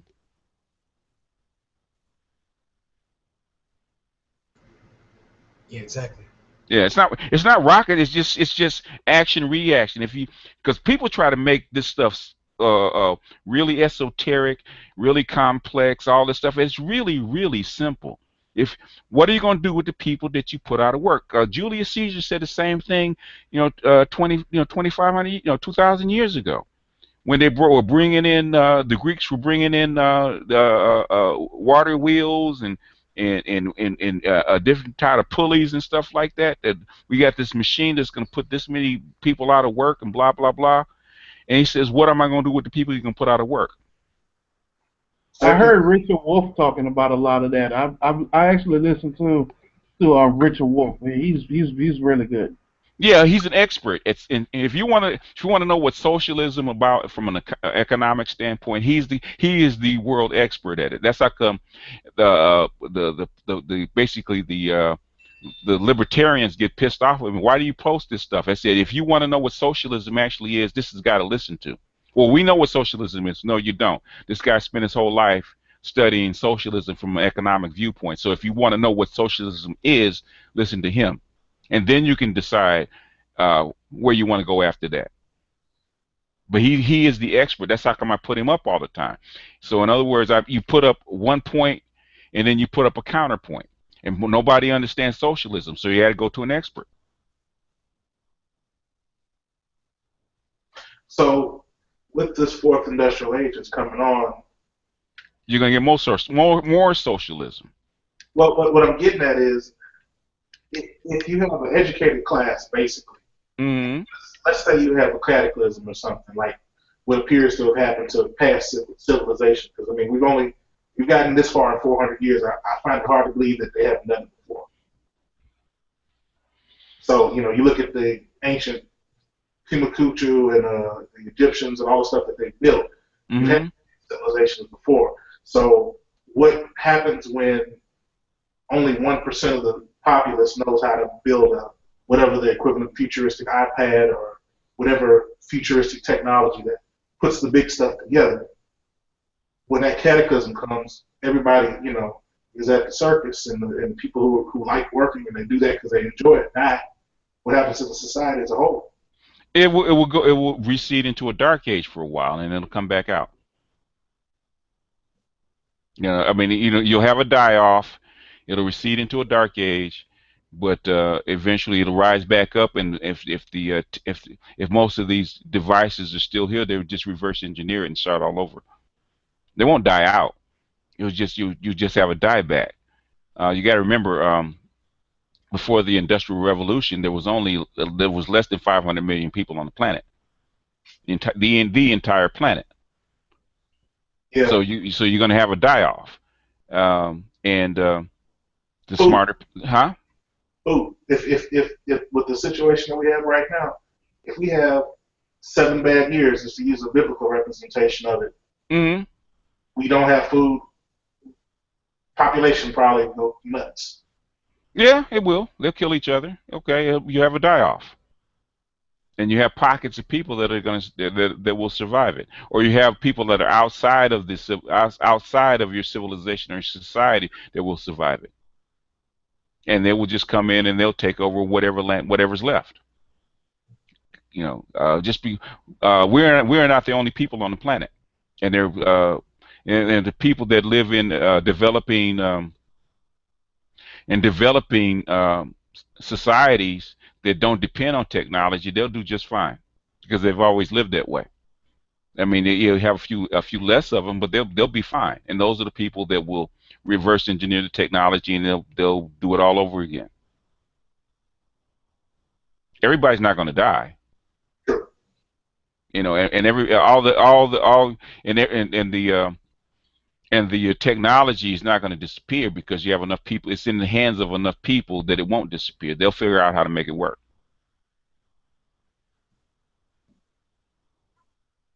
Unless you have something really cataclysmic, like um, you have an extinction level event, like a meteor or a big asteroid hitting the Earth and wiping out like 90% of the people, or you have some idiots in the United States that want to start a nuclear war. Well, then that's a different story. Then all bets are off. But a normal die off, no. I don't think they would go the nuclear option. I think they would do the viral option. Oh, well, the thing is, I can tell everybody else, what is the acceptable risk for a nuclear war, which is zero. That's the acceptable risk. But the thing is, you got to deal with that. It's not zero because you have them. Well, like I said, the viral option would be what I would imagine, targeted weapons for people, targeting certain groups. Well, the thing is, it's not even about targeting certain groups. Nobody, no, you've only had, you've only had basically, you only had just a few above ground bursts, and those are spaced out. What happens if you do them all at once? Nobody knows, and that's the problem. Nobody knows what's going to happen. Everything else is a projection. I mean, you could have half the population survive, or you could have none of the population survive. Nobody knows. That's how come they don't let them off. That's how come they don't use them. Because nobody's going to risk an extinction level event of the human race over some BS. Right. Yeah. That's how come they stopped the. That's how come they pulled the plug on Cheney and Bush. Back in 2006 when they were trying to drop a nuke on Iran. Back in 2006, the military basically pulled their plug. Well, I was thinking more along the Zika and Ebola that they were pushing. Well, that can't be controlled because eventually that technology will get out into, like you say, out into the wild, and somebody's going to make a dumbass mistake. But even then, there's only even the worst viruses can only kill a certain amount of people. There are people that are going to be immune to the doggone thing. It might be, the worst viruses that you can think have a peak a peak a peak kill rate of about 60%, and then it starts to diminish from there. It could be because people do build up resistance to the virus, to whatever you put out there. Human beings are a lot more resilient than we actually think they are. But the thing is, in the meantime, it's going to kill a whole bunch of people. Yeah, but it's saying, you can kill off 60% of the people, but then 40% of the people will survive. You're going to have a die-off. And that could happen without a virus. That can happen just by the global architecture just breaking down to where nobody's trading with each other, and people will start going hungry, and you're going to get a 40% die-off. So it just depends. I mean, there's all kind of ways. This large of a civilization can only break down and turn into chaos. It just depends.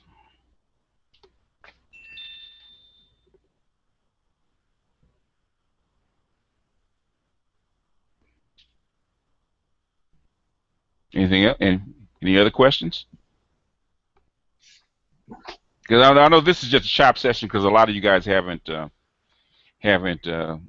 read the book or gone over a lot of the material, so I'm sure there's not a whole lot of questions because it does take a minute to digest this stuff. Well, I do have a question about the book. What is in a nutshell? What do you mean? What does it actually mean? Like the core of society and the peripheral. I just want to make sure I understand that. Okay, the core of the society depends. There's two definitions of a core of a society, right? Of a civilization, as Quigley talks about. The original core is where the original principles of the civilization actually coalesced and came together. And that is basically Western Europe, where between the French, the Germans, and the and basically the mulattoes, which are the British, where the principles actually started and formatted themselves. That's the original core. But the thing is, after that, when I say the core will move, the center of the civilization, or the core of the civilization, will move. In other words, the core is always the center. The center will move. Okay, and who rules the core civilization will be, even amongst the Western Europeans. Okay, at one time it was the French. At one time it was the British. And one time it was the Germans.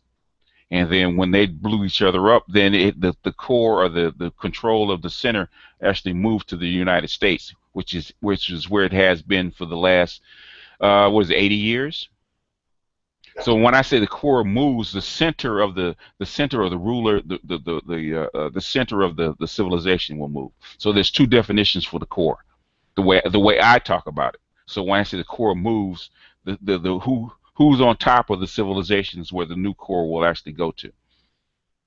So now, so basically, they're having a struggle over the core right now, and the core is getting ready to move to China. So China will be the center, or the core of the Western civilization. So in other words, the core is like a country that basically at the present time that where other Yeah, countries are getting yeah. their manufacturing goods from and things of that Uh, nature. well, your manufacturing, your political, your money, all those different things where they're actually the people that actually make the decisions. Most of the decisions come from the core and then ripple down. The United States, right, even right now, what the United States does is it's the center of the rest of the world, because everybody reacts to what the United States does. So if the United States decides they're going to set up a policy, develop a technology, it ripples out to the rest of the rest of the civilization. So in other words, you have the old core the old core that's dying, which is Western Europe. Okay, you have the current core that's actually ruling, but it's starting to decline, and you have a new core that's rising, which is China. And eventually, that new core will move, in my estimation, to Africa. And now I think Africa will be the last stop, and then the civilization will turn into something else after that. I think Africa will be the last stop, unless something drastic happens. Uh, one request that I was wanting to ask you, do you mind emails and do you have a book list? Um, I can put the well. The thing is, I got so many books. You have to have a subject, and I can give you a book list, or I can give you a couple books. Because if we talk about books, uh, talking about a book list as far as a companion piece to Tragedy and Hope. Is that what you're talking about? Well, just in general, because you're very informative about a lot of stuff. Like you was Uh on the Russian history and Prussian and Anglo-American once upon a time. I thought that was huh. a really interesting thing to look into. Uh huh. Uh, I have book lists I have books that I have read. I have books that I have too many books that I have to get to, that I have kind of drawn gathered information out of. So it depends on your subject and your interest, because it could be, because we could be talking about esoteric religion. We could be talking about science. We could be talking about um, geopolitics, and each one of those. In other words, each one of those subjects is going to have a books that go along with them. We're talking about a global financial architecture of the globe, or geofinance. That's another different uh, subject, and that it has a group of books that go along with it, and just books that I've gone over. And we're not even talking about I'm talking about the articles, the newspaper articles and blogs and stuff like that. That got a list, and I think it's like 13,000 articles in climbing. So I mean, it just depends. I can put together, but you have to narrow it down. Okay, So that was why I was asking about email contact. Just to it's real simple. It's Black Gnostic 2.0. I mean, Black Gnostic 20. at gmail.com. Okay. Now, like I said, I always get notifications. So if you drop in a note in one of my channels as a comment, it always comes up. But if you want to, um, I mean, somebody got the speaker up. I think Nathan has his speaker up. So no, Nathan's muted. Somebody's got the speaker up. It just came in. So mute yourself so we don't. Okay. So so basically you can notify me through there if you want to email me. You can always drop in a comment, say if um, say in one of these two channels, and I can get an answer back to you. If it's something a little bit longer, um, yeah, email me if it's something a little bit longer because comments are kind of hard to read, and you can always hit me up on a say Hangout because I want to try to do the book Hangout. Depending on how fast I can generate the rest of the chapters, because they do take a minute sometimes to generate. Um, I'll try to have a hangout for the book study like once a week because I think it's going to require it to basically get you guys up to speed in the material because I know the book is difficult. I know the book is difficult, and this is not the book that I would have started with. To be honest with you, but a few people asked me about it that have actually got the book and are struggling with it. So I said, okay, since I already have material already that I've started with, I just poured it over and I just begin with this book. Even though this is a monster book to begin with, this is really a difficult monster book to begin with because there's so many layers that this book actually has, and there's so many different directions that this book actually can go into. So it's and I can suggest other books that actually go along with the book that will kind of enlighten you, and even those books that I would give you, those kind of books that I would give you, they're difficult in themselves, and they're big because there's a couple books I think it's Capitalism in the 21st Century by Piketty, if I'm not mistaken. That's a good book, and I've read like half of it, but that's a monster book. Um, there's another book called The Making of Global Capitalism, which What explains. do you think? Huh? I'm What? sorry, I mean to cut you No, off. no, go ahead. What do you think about this guy named Michael Rupert? Because he says I've actually watched this documentary. Other than he's Collapse. other than he's dead. Yeah. Oh no, no. Michael Rupert is actually that's probably why they probably injected him with cancer. Michael Rupert was actually on the inside of a lot of this stuff because a lot of people that are higher up filtered a lot of information through Michael Rupert. So and if you go to FTW, I think it's ftw.org or From the Wilderness, where his blog actually is, and I think that a lot of that stuff is still up. Um, Before he Yeah, died. I went there. I didn't really see anything unless I didn't look Yeah, in the right place. if you go if you key in Google From the Wilderness, I think his blog is still up, and most of that stuff is actually still up, and he has a ton of stuff that's up there. And if you go there and start looking around, even though it's old, it's still relevant. You can kind of get a history of what went on because I think he died in like 2009, if I'm not mistaken. So he's been dead quite a while, and Yeah, it seemed like he died in a very sad way, man. I was sad to see that. he knew he was going. Because he basically, he was ready because he tried to escape to Venezuela and he was poisoned in Venezuela, and there was only a matter of time before he uh, before he expired. So he was on their hit list, and once they poisoned him, they kind of left him alone because they knew he was going to die. And I'm trying not to be one of those guys.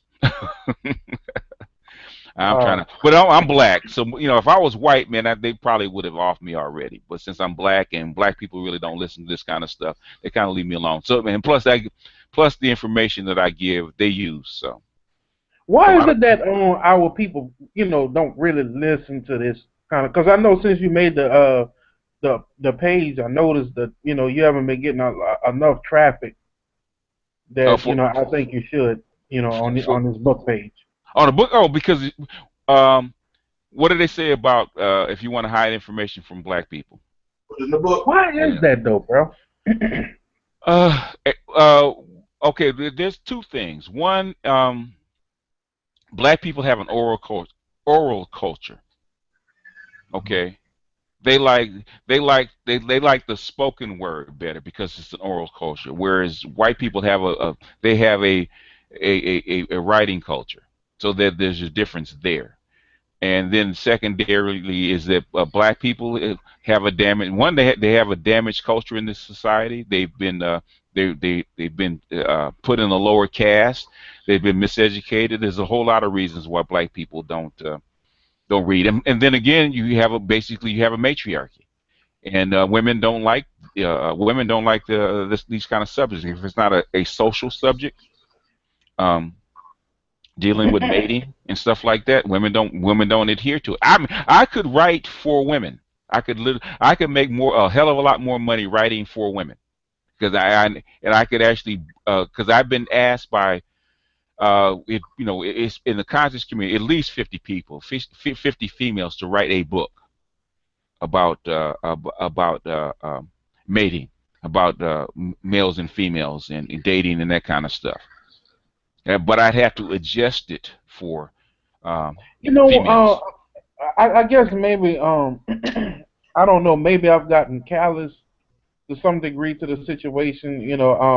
I'm trying to understand because I remember the last hangout I was on, and it seemed like the which I mean I'm not saying that I'm trying to dictate what people talk about or Hmm. anything like that because I understand different subject matters is Uh, important, but I notice amongst black men and black women, what's at the forefront is relationship issues, and I'm hmm trying to understand Because why. it's because our families are kind of divided and they struggle, and relationships are really important to black people because it's at the core of what's going on. Single mothers, divided families, broken families. So it's right at the surface, at the core of what's going on with black people.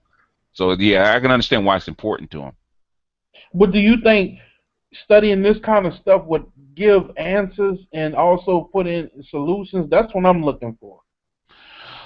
The thing is, yeah, there's plenty of solutions, there's plenty of answers. It's just getting black people to accept them.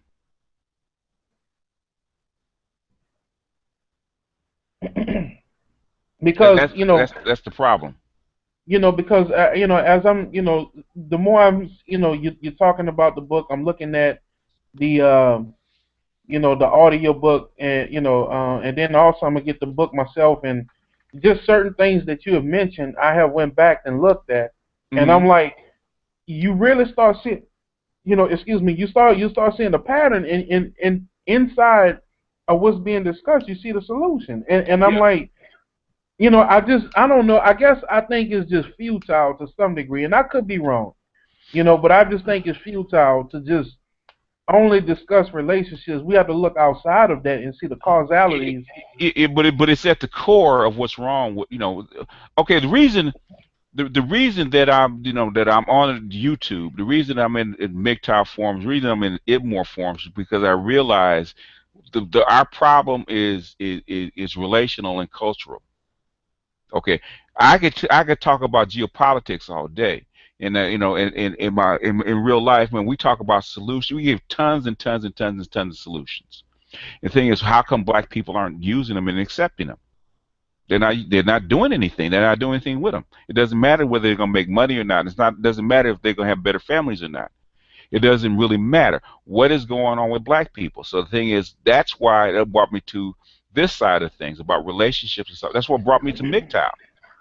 Because what they were talking about has an insight to where male and female dynamic actually how it operates, and then I use the stuff like what Quigley talks about and the other stuff, the Gnostic stuff that I've learned. I blend it all together and I try to figure out how can we fix this particular cultural problem that we have in the black community, How can you get people to actually bring it in a way that people will actually accept the solution, and then they can start to heal themselves.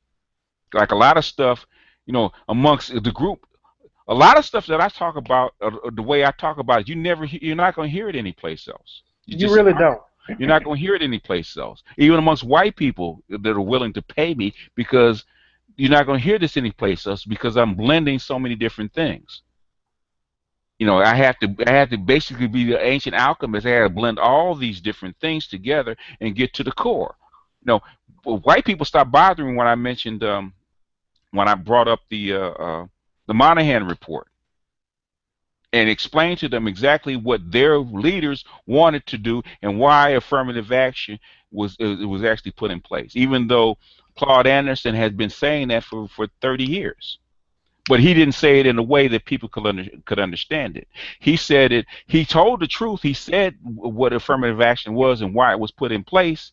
But he didn't say it. He didn't. He's Claude Anderson he's a administrator. He's a politician. He's a political he's a government servant. He's an economist. That's what he does. But the thing is, I'm an analyst. And my job as an analyst is to break this stuff down to where it's like digestible. So when I break something down and I analyze it, I break it down to where, okay, now I can see what you're talking about, because you have broken it down into the components that I can digest. Most people are like babies. They can't take whole food. You can't give a baby a steak. You have to liquefy that bad boy, break it down with some enzymes, and give it to the baby so that baby can digest it. So what I'm doing is basically liquefying all these elements, putting some enzyme in, which is the analytical part, and giving it to you in a form that you can digest it. And as your immune system and your digestive system builds up, then you can actually go out and go further. So now, say like just what I've done with tragedy and hope. Okay, I've broken it down to the point where you can understand it. And once you understand it, you can go out and find examples of what I'm talking about. And now you can build it up to where you can get stronger and stronger and stronger. And you can actually go out and do it for yourself. So Right. That's what basically, I'm looking to do. it doesn't seem, I hate to say it like this, but I'm treating you guys like babies, because I'm basically starting off, because when I used to talk about tragedy and hope, and I talked about this stuff, nobody got it. No, how do you do that? How do you do this? And I have to realize I'm a natural analyst. It makes sense to me. So I have to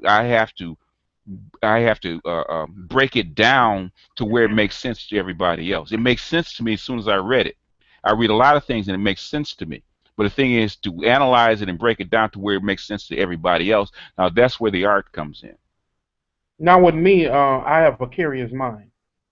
Well, yeah, So yeah, you have a curious mind, but the thing is, having a curious mind and being an analyst are two different things. You want to know stuff, but the thing is to be able to break it down, and you know put uh, uh, put different pieces that don't look like they go together, and then now, put in a form.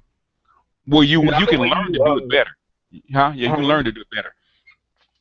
yeah, the way you break things down geopolitical, that's something I haven't gotten yet. But the thing is, I want to get there, and that's why I'm here.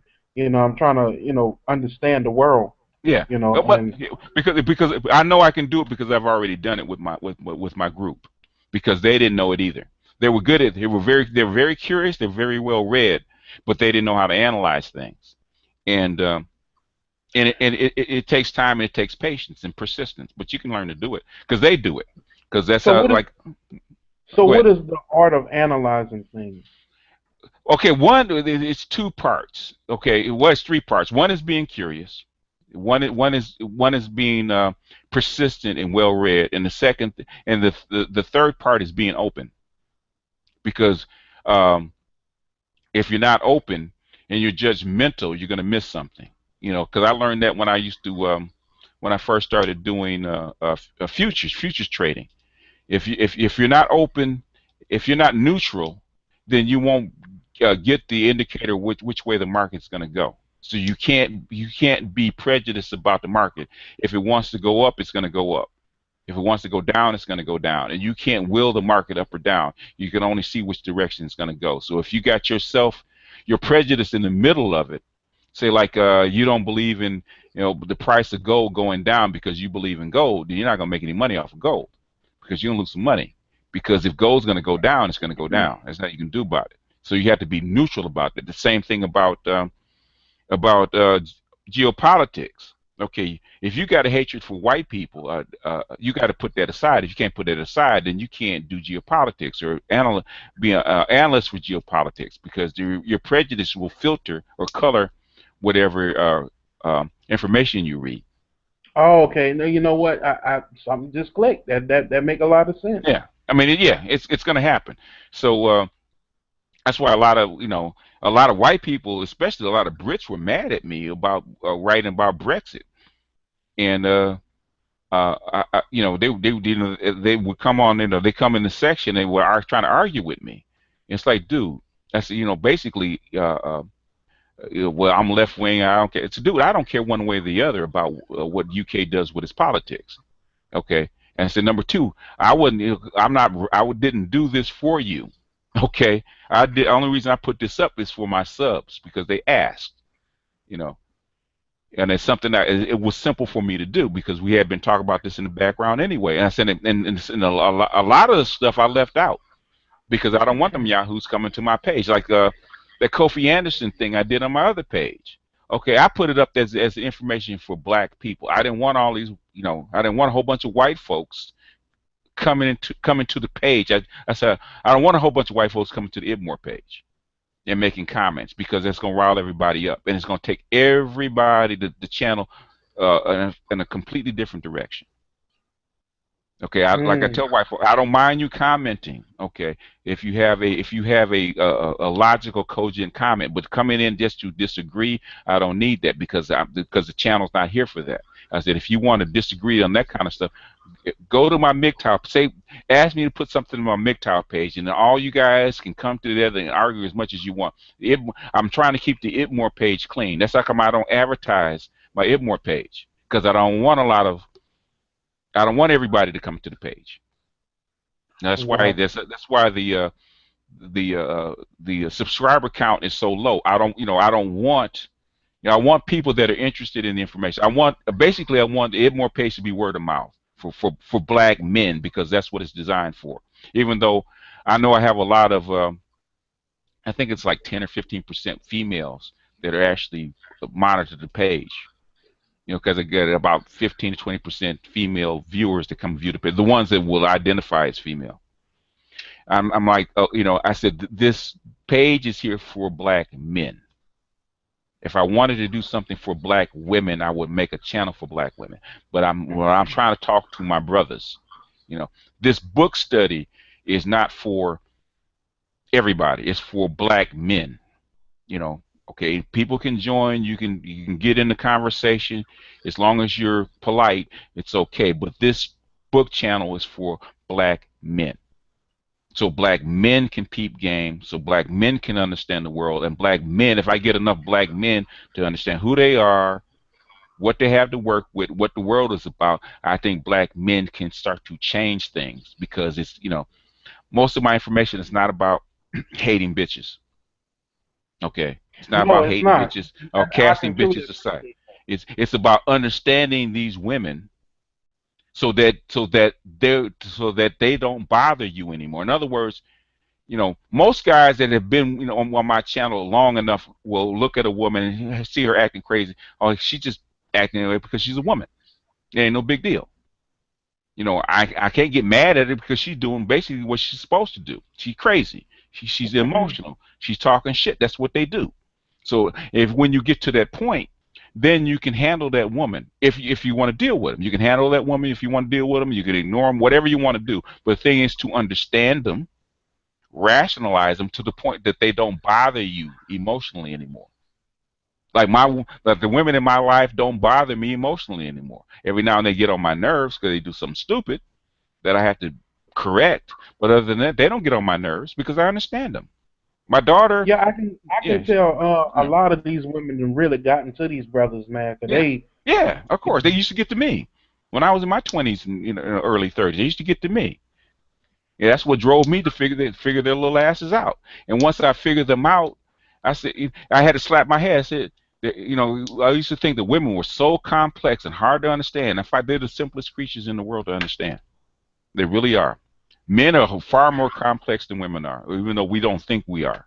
Our needs are simple. What we need is simple, but as creatures, men are far more complex. Women are really, really simple to understand.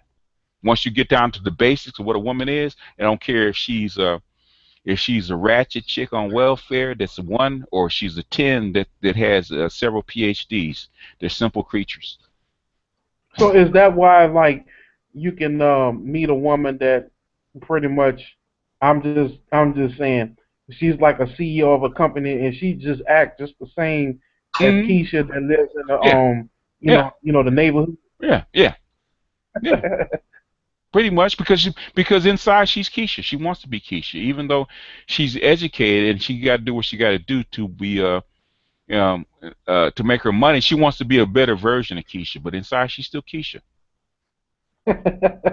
Want to be And Keisha absent. wants to be her, and that's what that video about promises I can keep. She was saying the same thing. The ghetto the ratchet ghetto chicks that are on welfare and having babies out of wedlock think the exact same way as CEOs. They want the same thing. They just don't have the ability to get it. I mean, men want to say every man wants that 10. Every man wants that 10. His ability to get that 10 differs. You know, Damn, you right about that. every dude wants a 10. Everybody wants that wants that perfect green. Even my buddy, a real good friend of mine, and one of my best friends, he was a chubby chaser. Yeah, he was a chubby chaser. But if he could get that 10, he will still get that 10. He could cast them all the rest of them aside and get that 10, even though he's a chubby chaser. That's what he hunts because he's successful at it. Question: Yes, sir. the cultural narrative that has been going on with this shooting and whatnot. Why are they pushing it as hard as they are in the media? And what do you think their end run is? The cultural narrative as far as which shooting you're talking about. The Dallas incident that was a response to the gentleman in Minneapolis and the guy. What they don't want, what they don't want is that is copycats. That's what they don't want because then your police don't feel safe, and then the police will become dangerous, and then the police won't serve the way they're supposed to serve. So they're trying to prevent copycats. That's how come the cultural narrative is so hard about shooting police. You know, which I can agree with that because whether we like it or not, we need police in this big. You can't keep this big machine going without a strong police force. You just can't. You know, um, it's not Police possible. Go ahead.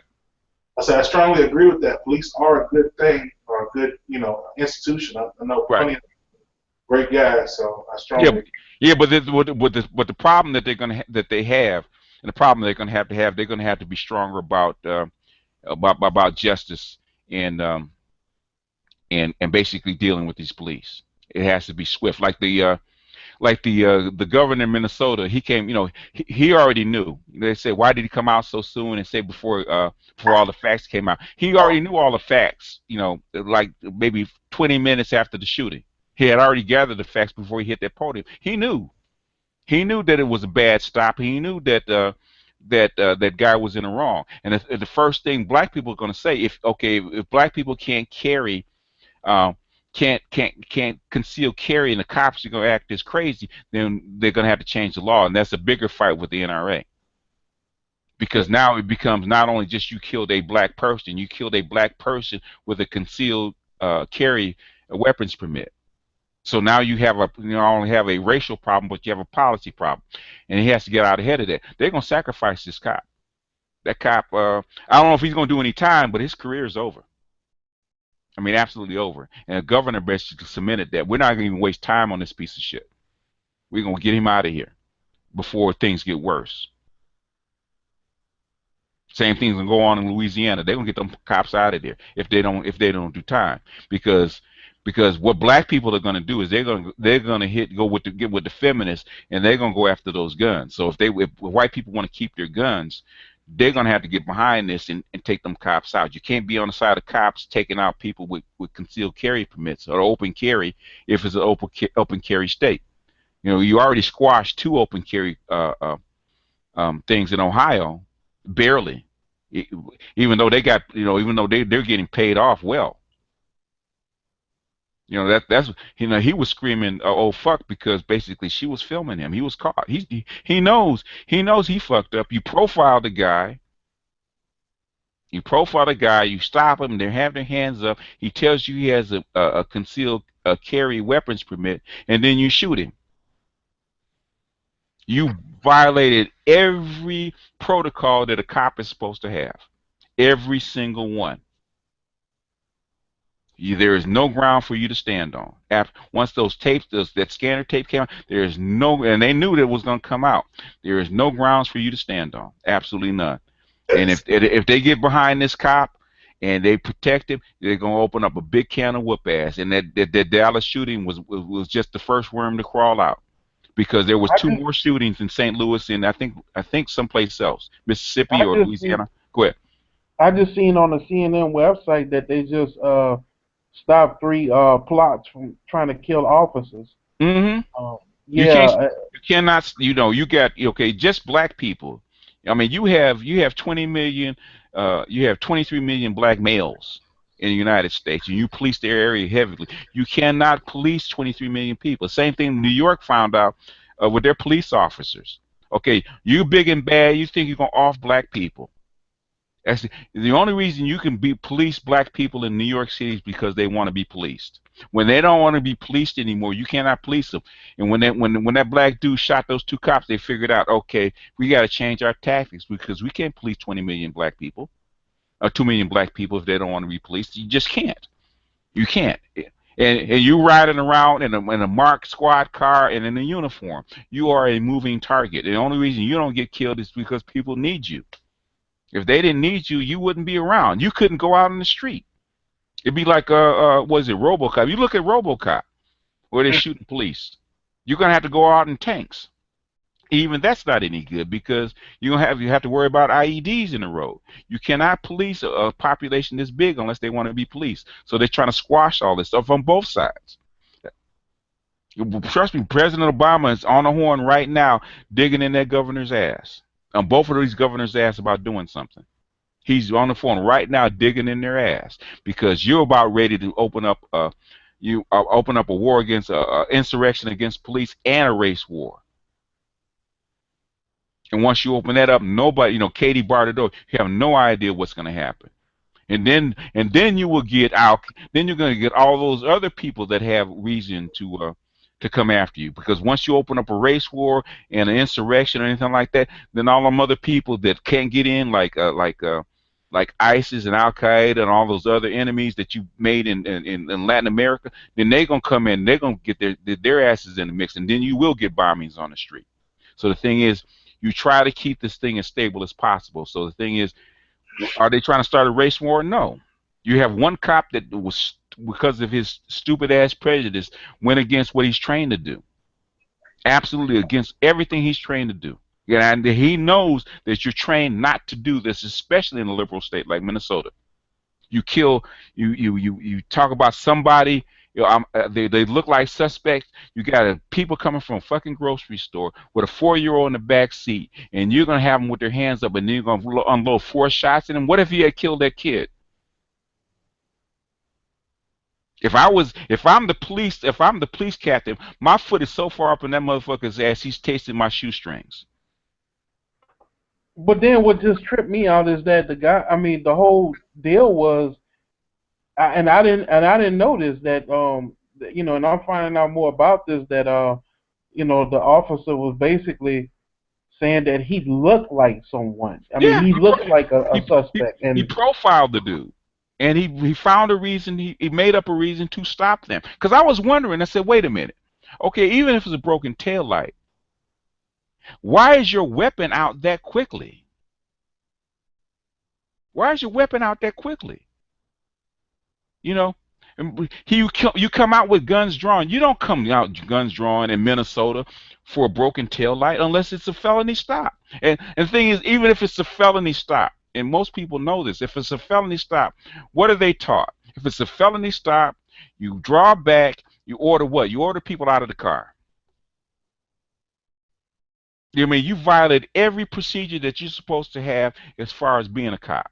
If you think that they're suspects, that they robbed someplace, that they look like it, you're supposed to pull them over. You're supposed to stand behind your doors. You're supposed to get on a loudspeaker and order people out of the car and walk backwards, handcuff them, and search them, and then question them. You're not supposed to walk up to guns drawn and ask for ID. That's stupid. Once that gun comes out, you back up and order everybody out of the car for your You, protection and theirs. So you you know, I basically think fucked up everything. I think this is gonna really divide. I could be wrong, but from what I'm seeing, I think it's really gonna divide blacks and whites even more. And the reason why I say this, because you got people like Stefan Molyneux that are making videos, basically are saying that, well, he had weed in the car and this and that, and it's like that don't give justifications for somebody to get killed because they got weed. Well, Canadians want to pretend like they're not racist. That's I what they. mean, this dude here, he spells out a lot of his He's, bigotry, man. Canadians want to pretend like they're not racist, so they're allowed to comment on American politics. Motherfucker, you don't live down here. You ain't got enough black people up there to shake a stick at. You don't even live down here. And you talk about they carry weed. It doesn't matter it doesn't matter if he's carrying 20 kilos of cocaine in the back trunk.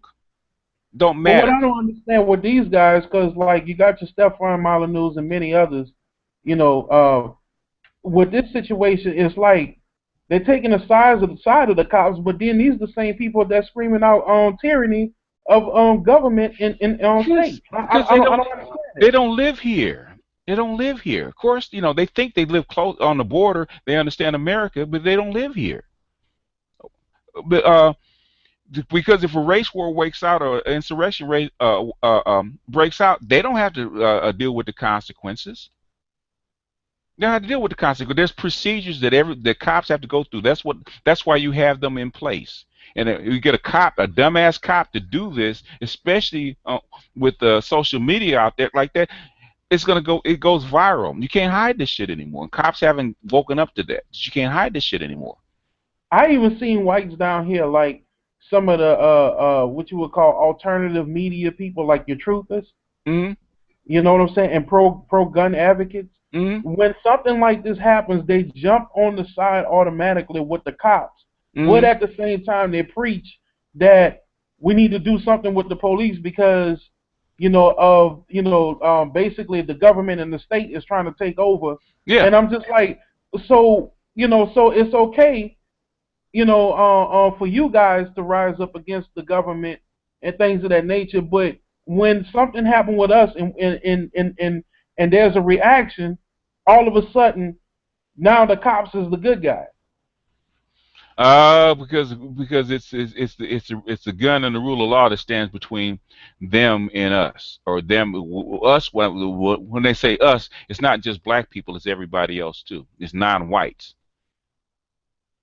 They are deathly afraid of they know what they say in the background. They know how they feel about black people in the background. They're afraid of us. They're afraid of us. They're afraid of their own evil, basically.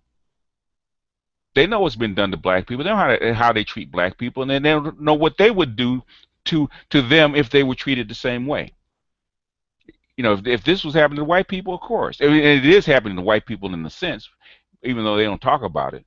That's how come they can't clean it up, because they won't get behind the push to clean it up, because they know they need cops, because they know what will happen if cops disappear. They'll start killing each other.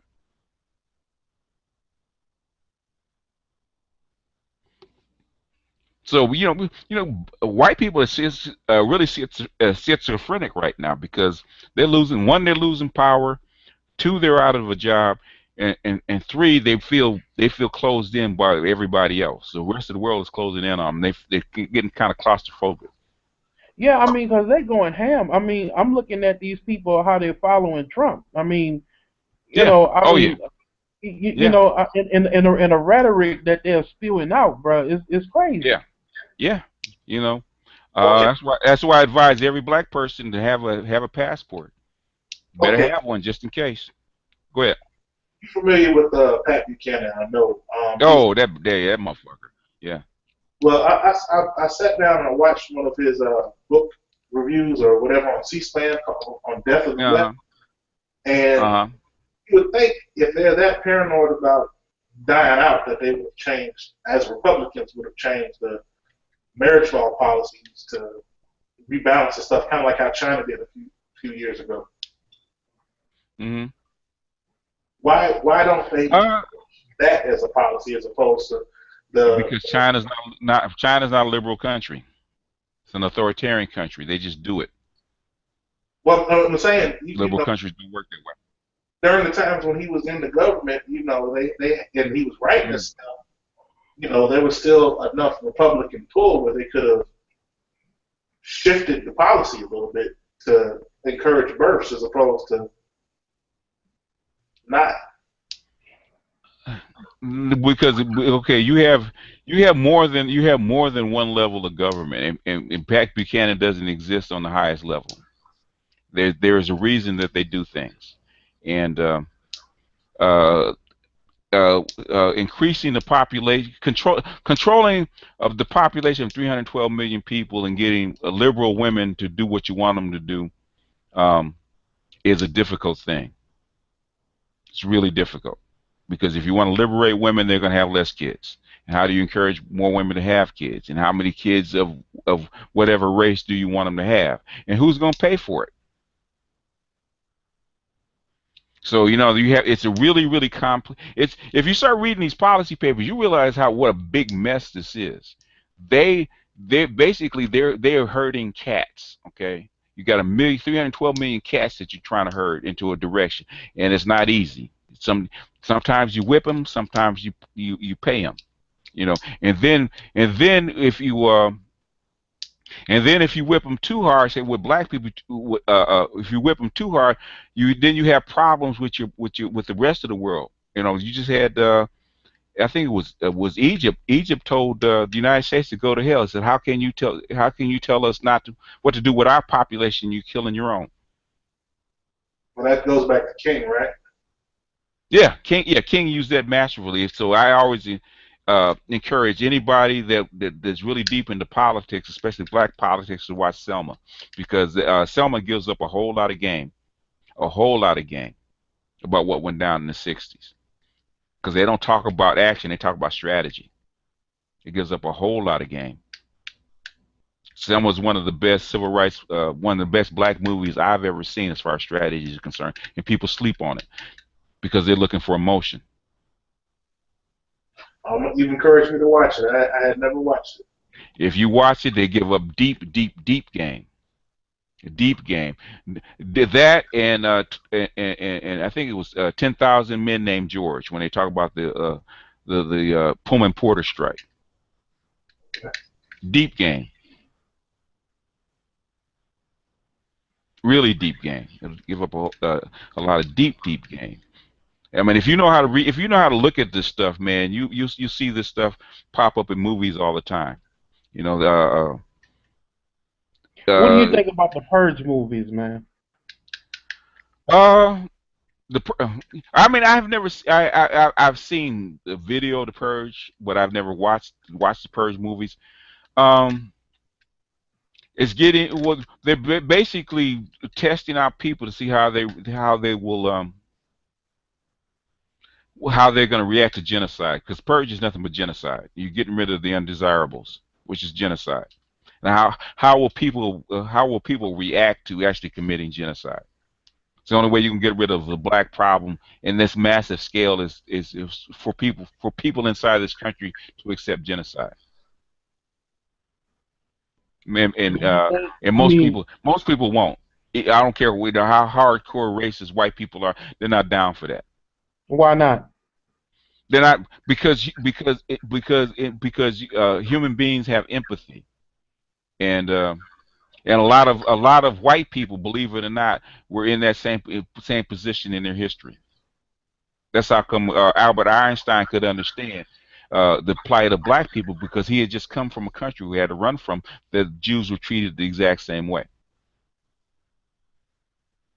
You know, and there's a book, audio book that I'm listening to that I just got a hold of that I'm listening to now called White Trash, and they talk about the hidden history of poor people, which they're talking about poor white people, and the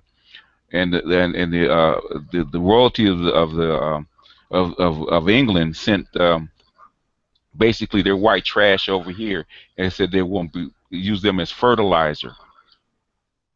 Now this is what I now I need to get the book though.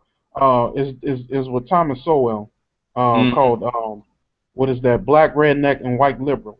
Okay. I mean, I mean, I don't particularly cotton to Thomas Sowell, even though I probably should read him. So just to be but some people I don't read because I don't cotton to him. Thomas Sowell is one of those people.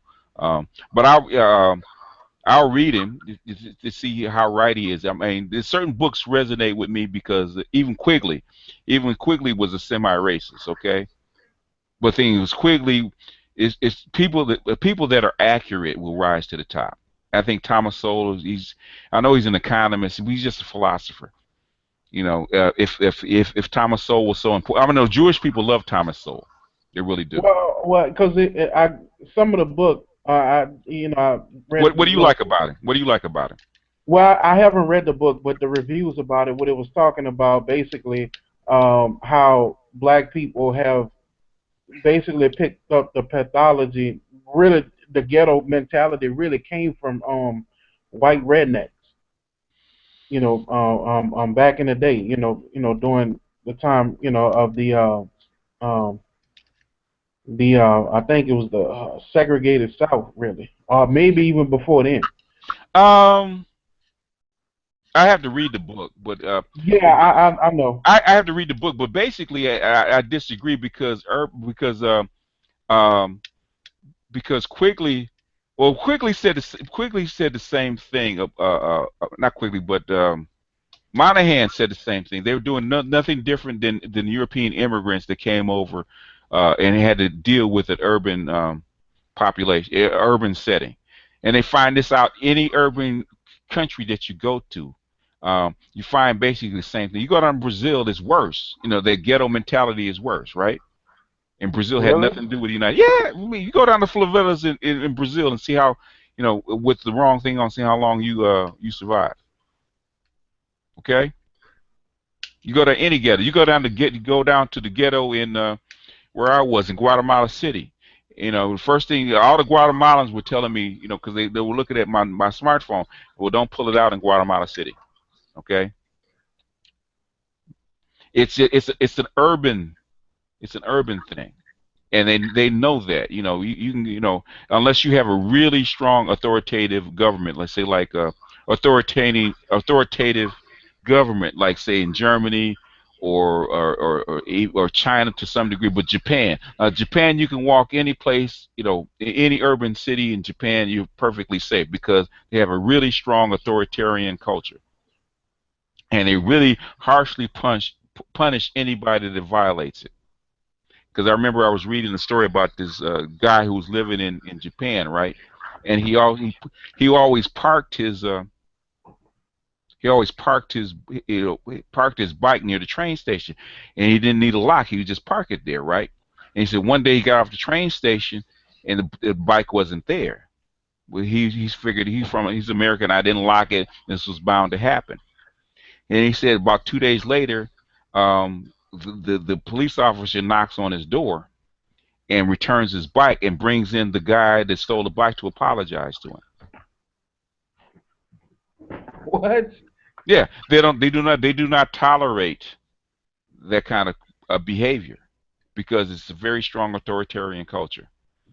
But you talking about a liberal culture in an urban environment, you're going to get this unless you give people a money incentive not to act that way. Like people in Wow. people in the Hold rural, on. huh? I don't mean to cut you off, but that's okay. Damn, that makes so much sense because now that's why Sarge in his videos he was like, if you bring economic opportunities, you change the behavior. Yeah, of course. Wow. Yeah, they know that. That's because they do it for white people all the time. But they want they want to they try closing off black people basically in their own little, yeah, urban center, and try to keep them out of from spreading out to the suburbs.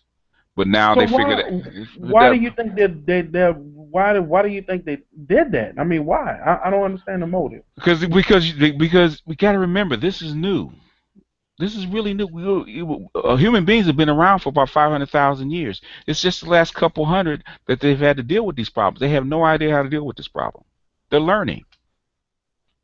They're not perfect. They don't have a crystal ball. They try something. If it works, they keep doing it. If it doesn't work, they try something else. So that's why you have, I'm looking at this chick about child support. They had just since 1935, when AFDC actually started, they've had somewhere along the lines, I think about 50 either suggested or implemented reforms. This federally, 50. And this, basically, in the last 80 years, you've had basically 50 different reforms trying to modify child support. They're trying things because they don't know how this works. Nobody does. There's no blueprint for it. You can't look back in history and say, okay, this is the perfect blueprint for this age. There isn't. You have to, because the Industrial Revolution just basically changed everything. So everything else is new. But how come the white, I mean, I know you have certain white communities that are not really doing too good, but the large majority, and then you got the Chinese community, and you got other communities coming here, they're thriving, but why does it seem like it's not working with us? Because you force black people into a lower caste for 300 years. And then when you come up with half measure trying to bring them up out of a lower caste because of the prejudice that's around them. So naturally you damage these people. That's why I put up I'm going to finish the Monahan report. I'm going to finish the Monahan report and give my analysis. Black people don't want to admit that they're damaged people, and that's the hardest thing to get black people to admit. You're fucking damaged. I was trying to tell Sergeant Willie Pete and Chrissy, you're dealing with damaged people. You can't expect them to operate normally because they're fucked up. And You know getting what? black. Neely Fuller I was listening to some of Neely Fuller's work, Mm, and he was saying the same thing. yeah, it's obvious. You're fuck. I mean, anybody from the '60s that actually was doing research at that time knows that black people are fucked up, and they know why they're fucked up. But the thing is, we get this because black people are matriarchal. We get this kind and gentle kind of talk. Okay, they don't like me to come out and do plain talk like that because what I say hurts people, hurts their feelings. And I'm sure that for me to say this, even in the circle that I'm in, it kind of resonates that's hurtful.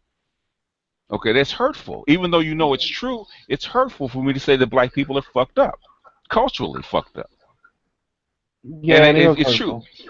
It's hurtful. Oh, I know It it, is. but I have to say it that way because you're gonna take that hurt, and some people are really gonna get mad at me. And example, Sergeant Willie Pete got mad at me for saying that, but he went and examined the same thing that I examined, and look, he said, black people are fucked up. It's not about money.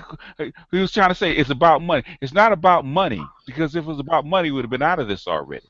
Is that culturally black people are fucked up. You can help it along with money, but there's plenty of black people with money. How come black people are still fucked up? It's because they're culturally fucked up. You haven't eliminated the problem. You have to get to the root of the problem and get people to look at the root of the problem. And then what money you put into them will work. But right now you're just pouring you're basically pouring water into a colander. It's just going to run out the other side. So did Oh, Moynihan knew this? yes. Yes, he knew it. Of course he did. That's how come. That's how come. That's how come he always. He didn't know what he didn't know that the problem was actually this bad. In fact, he understated the problem. because it's not just him that said it. He went to the best black minds he could find because he had the money to do it. I'm going to the best black minds that I can find, and we're going to sit in a room and we're going to figure this thing out. The answers that he gives are the answers that they gave him because W. Du Bois working on this problem for 70 years. Because he talked to W. Du Bois in the early '60s. He had talked to them before he died. He had been working on this problem for 70 years. He talked to a whole bunch of other people. I haven't read all the books, but I'm saying it isn't it. The American dilemma spells it out. Black people are fucked up, and they're fucked up because white people use black people as fodder. That's what Einstein was saying. You take these people from their homeland, from all these different cultures, force them to work, treat them badly, and then gonna release them. And then when you release them, you put them back basically into serfdom after you put them in slavery. You whip them, you kill them, you treat them badly, and then you're gonna say, okay, well now we're all even. You just fuck these people up. You basically post-traumatic slave syndrome is real. Your culture is fucked up, and that culture has been passed down from person to person, and it's still getting passed down because they never corrected the problem. Monahan, Monahan asked, "What can I do to correct or start to correct these people?" Because he thought if we implement this stuff, it's going to take a generation or two to correct this problem, and then you'll start to see results. He said, "You have to rebuild the family. In other words, you have to get rid of the matriarchy. You got to give black men jobs so they can feel better about themselves, they can earn more money, and that they can go in and repair their families and start repairing all this damage that's been done." But the thing is, you in '65 you had to watch Riot, and they cut the program off. And then in 1968, because Martin Luther King died, you implement a half measure, and then you take that away 5 or 6 years later. In other words, it never basically the civil rights never happened. You got civil rights, but you didn't get a repair program. So in other words, you never fixed the shit. So was Martin and Malcolm were they looking for a repair program? Martin and Malcolm were fighting to that the rules and the regulations and the laws that apply to everybody else will be applied to black people. That's what they wanted. So you can't just profile a guy. That's what happened in Minnesota. You just can't profile a person, not follow a procedure, and put 4 bullets in them, because you wouldn't do that to a white person. You're supposed to follow the same rule. The rule of law is supposed to apply equally to everybody, and that's what they're fighting for, so that the rule of law will apply equally to everybody. And Monahan said, if the only way we can do that is by doing these other things, because basically you're basically feeding these sheep to the wolves. They don't know how to fight. They don't know how to work. They don't know how to build a community because you haven't let them do it for 300 years. So where are they going to get the expertise or the values, the work ethic to actually do that? That Question. has to be developed. Work ethic has to be developed. It's not natural. Question. Yes, sir. Okay, so we had Black Wall Streets and Rosewoods at one point in time. Yeah, they destroyed them. So why haven't we coalesced and been able to redo that? Is it because we missed that point in history where I guess in the book it laid it out as the point in history where it was inexpensive to be able to do the technology at the same rate as the other populations. Okay, if we take a quickly view, right? We're going to take the race out of it and everything else, right? Okay. At the time, who was doing all the building? Who was doing all the farming? Who was doing all that work? We was. We were. In other words, you're taking the same skills that you developed under slavery, because slaves weren't just farming and picking cotton. They were making things, they were building things, they were building roads, they were putting up buildings, doing all kind of shit, right? So you had all those skills already there. So all black people, when they released, they just did the same thing that they were doing under the slave master. They just did it for themselves. So it wasn't a big deal, was it? Right? Does that make sense? Yeah. That make a lot of sense. Just like people in Los Angeles. If you wonder how can Somebody from Central America or Mexico come set up a taco stand and start making money. Figure, how did they know that? Because that's what they did back home. It's nothing new. They did it back home. Their father did it back home. Their grandfather did it back home. So when they come to here, what do you think they're going to do? They're going to string up some lights, get them a grill, start making tacos because that's the way they made money back home. It's not that you. I don't know the words to say, bro. But man, I'm listening to you, and it's like all the puzzle pieces are fitting. Bro, you really need a large platform, man. I'm telling you. I mean, because everything you're saying is like all the puzzle pieces are fitting together. Yeah, but the thing is, I got a group of about 5 or 6 guys that know this, right? In other words, I got 5 or 6 guys that know this stuff cold, and we make changes. Okay, we nobody knows who we are, nobody knows what we do, nobody knows anything about us. But the thing is, the people in the know who we are, and we make changes because they listen to us. We make change on a global scale. Just a few people that do this stuff because we have the right information and the right knowledge, and we train. Our research is impeccable. Our analysis is impeccable. So when we go to a world leader and we lay this shit down, they can't default it because trust me, they go back and check this shit. They go back and check it. It's impeccable, and they start listening, and that's how you make change. So the thing is, all I'm doing is doing what I did for them. If I do it with enough black people that are dedicated and want to know this stuff, you guys will make change. Just the stuff that I spread to you guys right now. You guys can actually go someplace and talk to people and start making change because I it's already changed. have been doing it. Yeah, I mean it's changed you already, okay? Because not because I'm such a great orator, it's not because I'm so smart or anything like that. It's because my research is impeccable, my analysis is impeccable, and it makes sense. I brought it to you to the point it makes sense. You can't refute it. You either have to accept it or run from it. Because at the end of the day, I've leveled everything. I put it down to the very basic level. I mean, there's other things that go along with it. If the higher you go, the more complex it gets. But when I break it down to a very basic level, where you understand how the foundation is built, then you can go and deal with the complex stuff that's on top of it. Because there's other reasons why the black community is not built, because of certain policies, and William Julius Wilson he went into because they didn't allow the same amount of immigrants of new blood to come into the United States that were black rather than as it were white because they didn't want to increase the black population because they're trying to get rid of the black population. We already got too many that we have and we have to integrate. We don't want more coming in that we have to integrate. So in other words, you don't have that new blood, new vitality coming in that's white. So your community. So in other words, there's nothing at the bottom of the pyramid to push you upward. And he said that.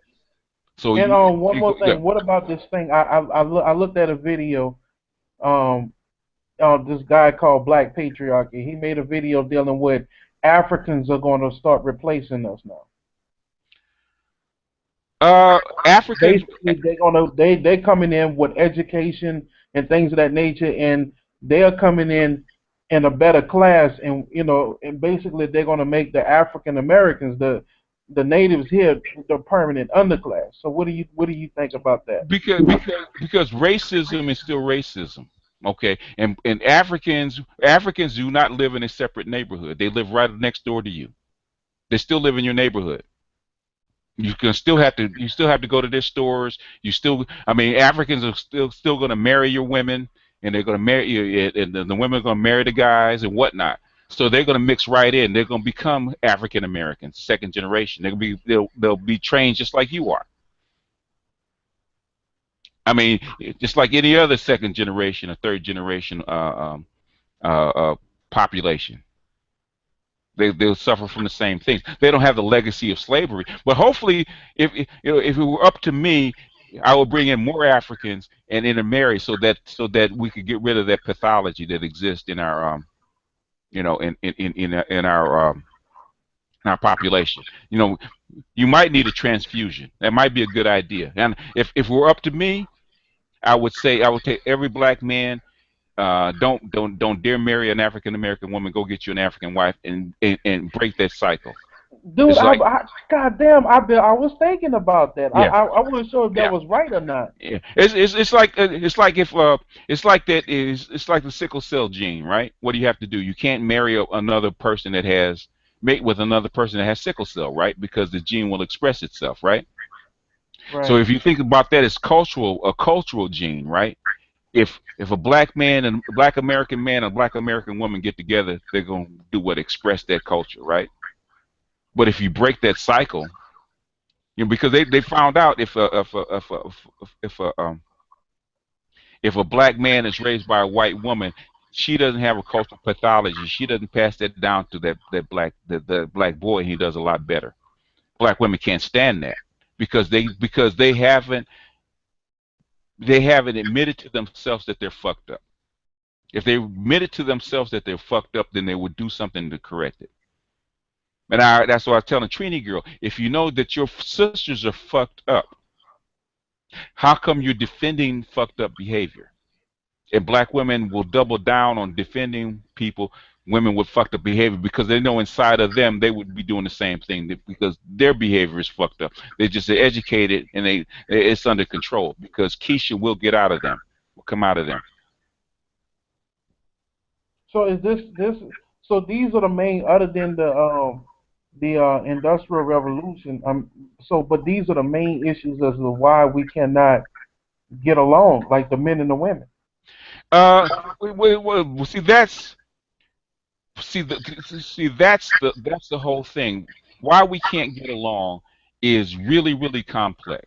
Okay, it's really really complex, and you have to go through all my work to break it down because it starts with the Industrial Revolution, and then it continues. It starts with slavery. The Industrial Revolution that made it worse. It just made it worse because now you have because now you come out of slavery, you're dealing with a different environment, and now you have not only just to um, fix what's going wrong with you, the fucked up shit that's in your culture because of the experience. Now you have to relate that to an environment that's constantly changing. You can never catch up. You're behind. In other words, it's like running a 400-meter dash, and you're like 20, 30 steps behind. You never catch up. You So never this is catch up. why, because I heard Sarge, his whole thing is black men in particular need to get into the STEM fields and things of that nature. But I mean, from what you're saying is we haven't really caught up to anything yet. Well, there's lots and lots of things that go along with STEM fields because basically I know two technology companies that white people have that were black and white government killed them and took their technology. So it still goes on. It still goes on. So the thing is, it's how the only way to actually out of this if you want to remain black is to leave, which a lot of black people are resistant to because the United States is a big rock and it's a big steamroller and the United States is going to roll right over your ass. So as much as you think you're going to fight and you're going to resist this integration and remain black, I got something else to tell you. Unless the United States falls, you're not going to remain black. You're going to get integrated. But you won't have a black. They're already ripping up your communities, so you won't have a community to go to. But the thing is, I don't. I'm not trying to berate black people. I'm not trying to berate black men. I'm trying to teach, right? Yeah, I'm I not. know, I know. I'm trying to teach. So I could go hard in the paint. What Tito says and all those other cats says, man. I could go ham.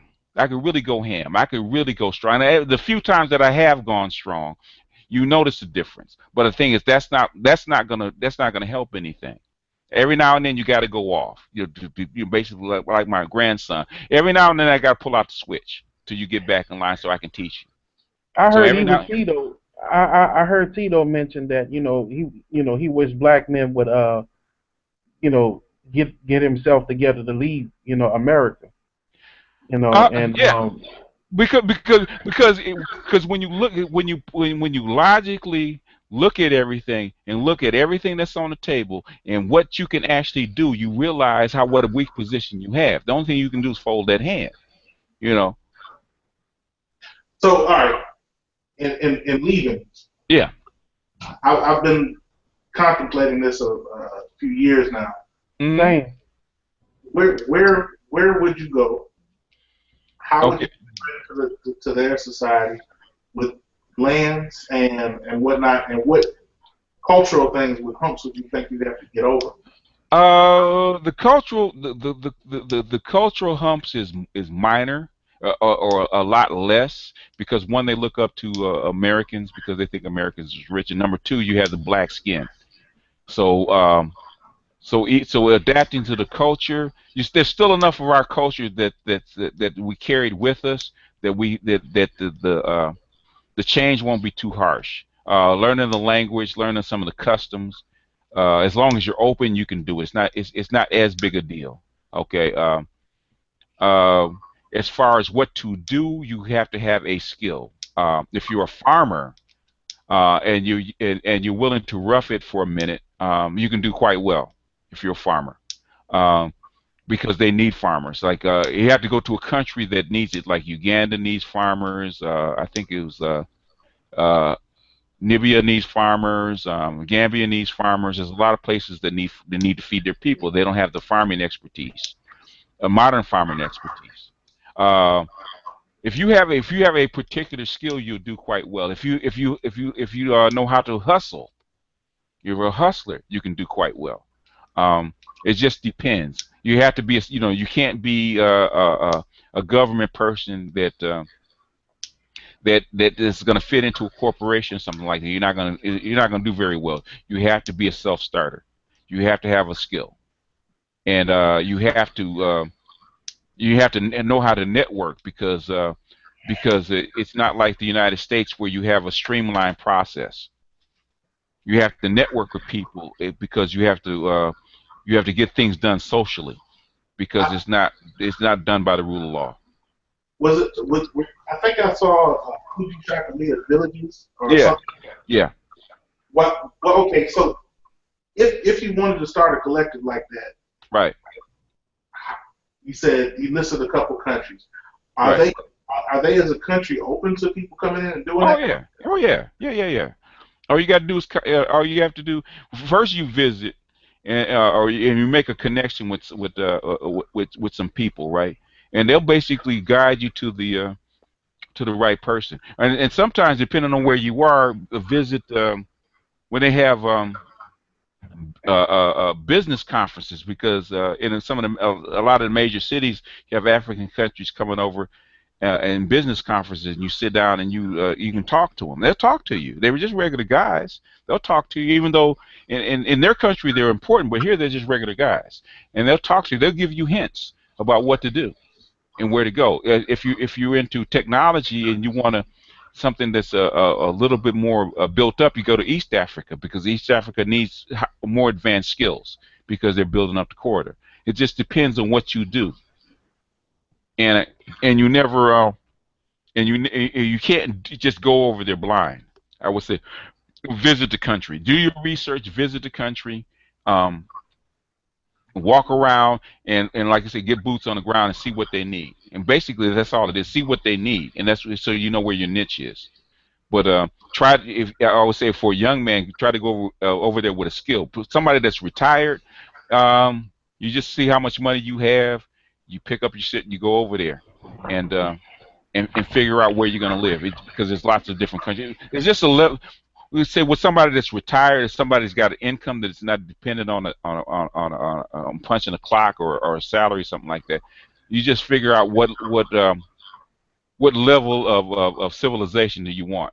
Okay, if you want to live in a first world country, a first world high class country, then you're going to pay more. But if you're willing to come down a little bit, not a whole lot, but a little bit, you can find lots of countries over there to live in. It just depends. It depends on what your skill is, your work ethic is. Because if you're going to go over there as a young man, you got to have some work ethic. Because if you don't work, you don't eat. So there is no safety net for you. So in other words, you got to walk that rope. You got to build that rope thick enough to where you can walk on because there's no net under you. But other than that, it's wide open. They're looking for people.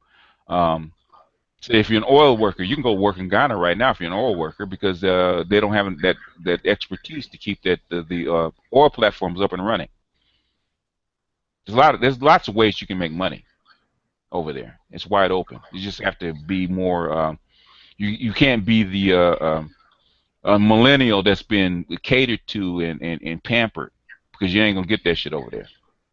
Okay, I'm 34 years old, and I want to relocate. Am I pretty much am I at a good age?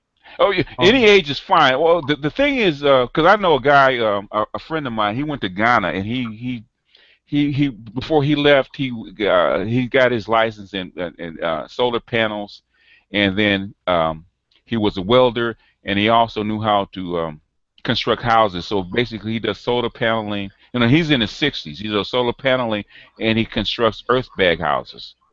So and he has I think a crew of 20 people that actually do that. That's how he makes his money.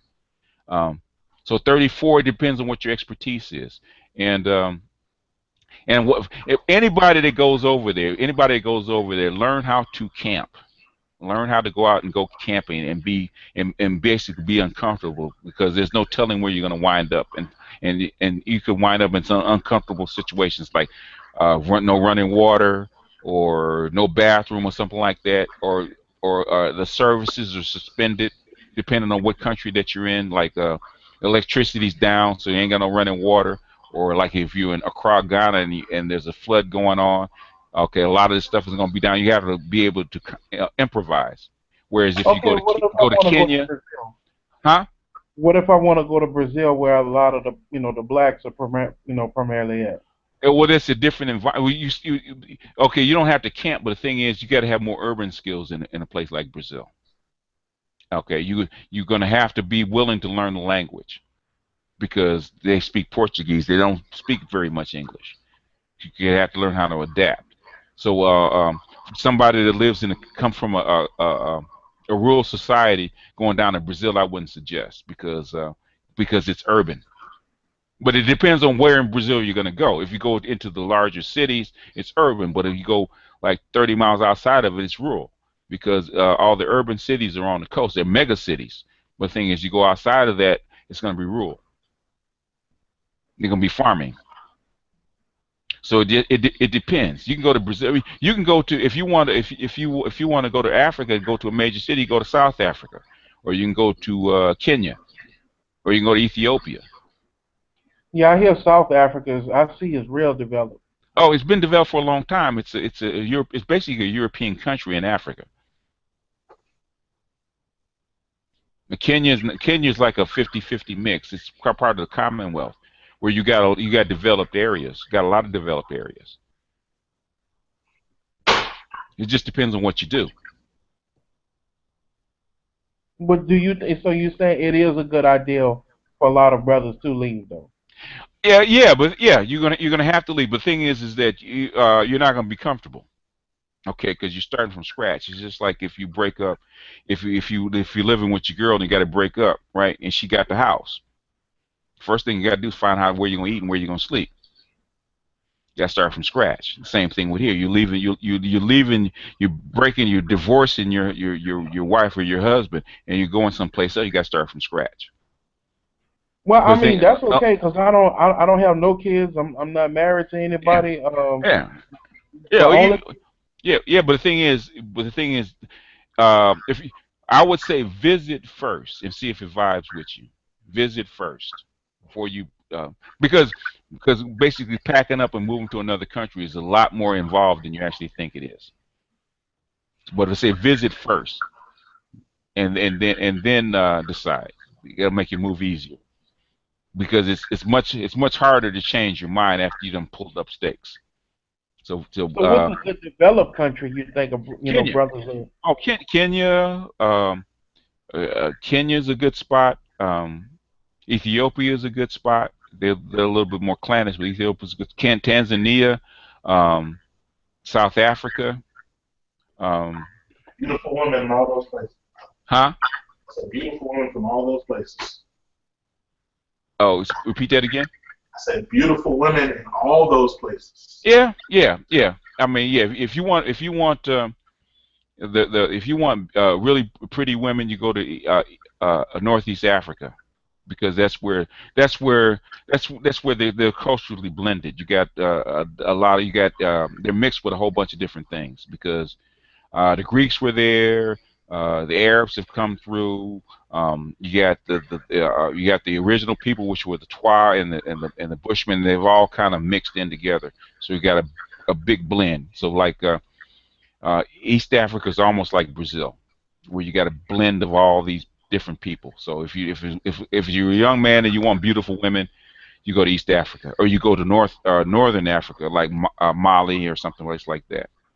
You know. And, I worked with a woman. She was from Morocco on my hmm last job, and Yeah, she was beautiful. yeah, yeah. Well, they're more. Those are your Moors, so they're mixed with a whole bunch of things. The Moors are basically your um, I'm trying to think of the word. The ones they're basically the people that were from Carthage. I'm trying to think of the civilization they were from. It'll come to me in a minute. But those people, and those people are basically European civilization. Not European, but Mediterranean. So Right. Rome, Spain, France, Italy, Greece, they're all blended like with each other like that. And even you go to North Africa, they're black, but they're Berbers, where they have the red hair and the pale skin.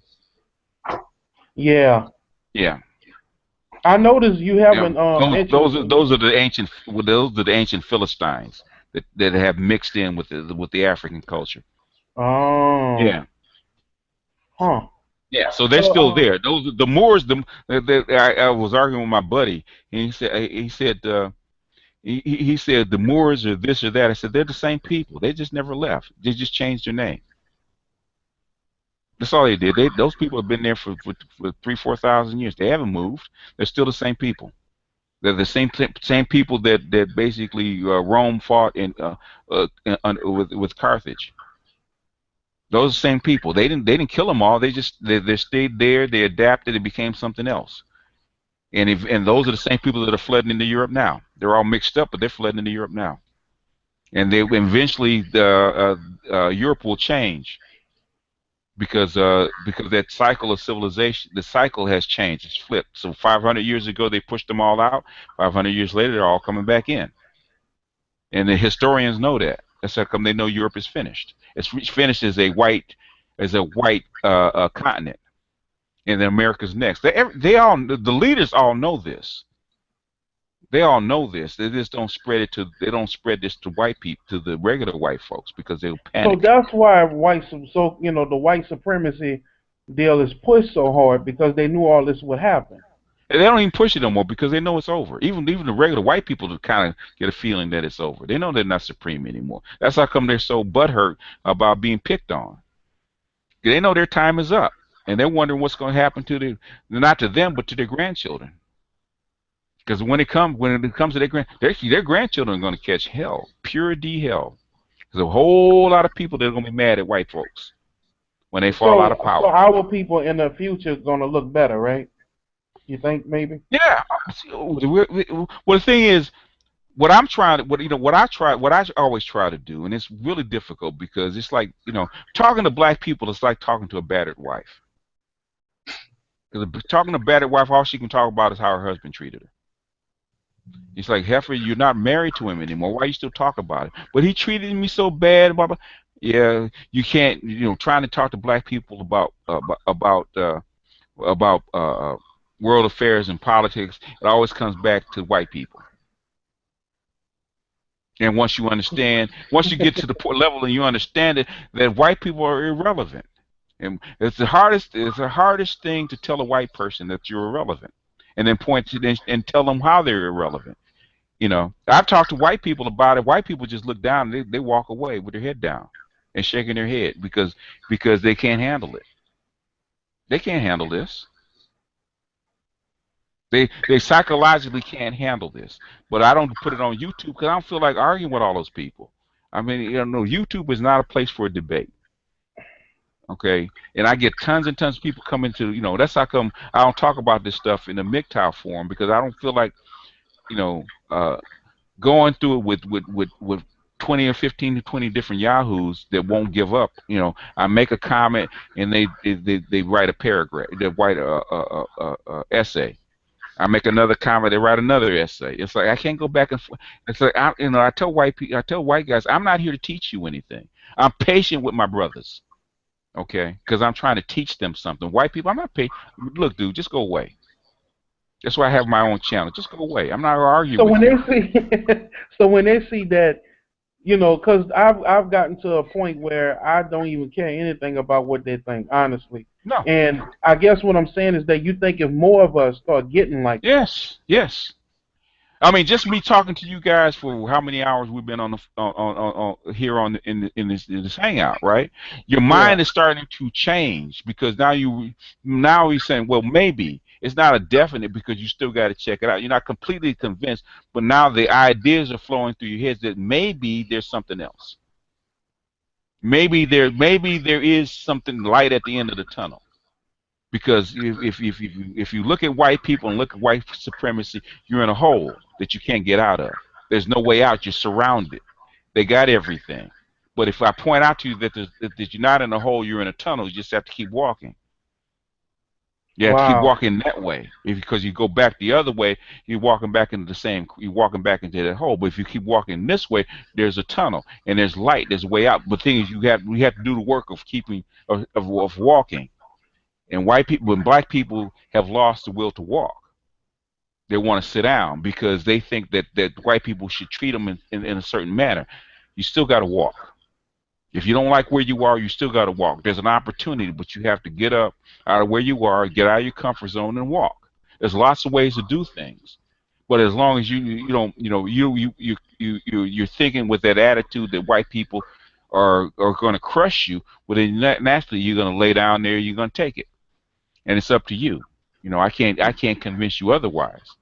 Now I wanted to say this in 2010. Mm-hmm. My wife and I, well, she's my ex-wife now, but we got married, Mm-hmm. and I just really fully and try to embrace the biblical culture and Mm-hmm. things of that nature, and I've learned a lot from it.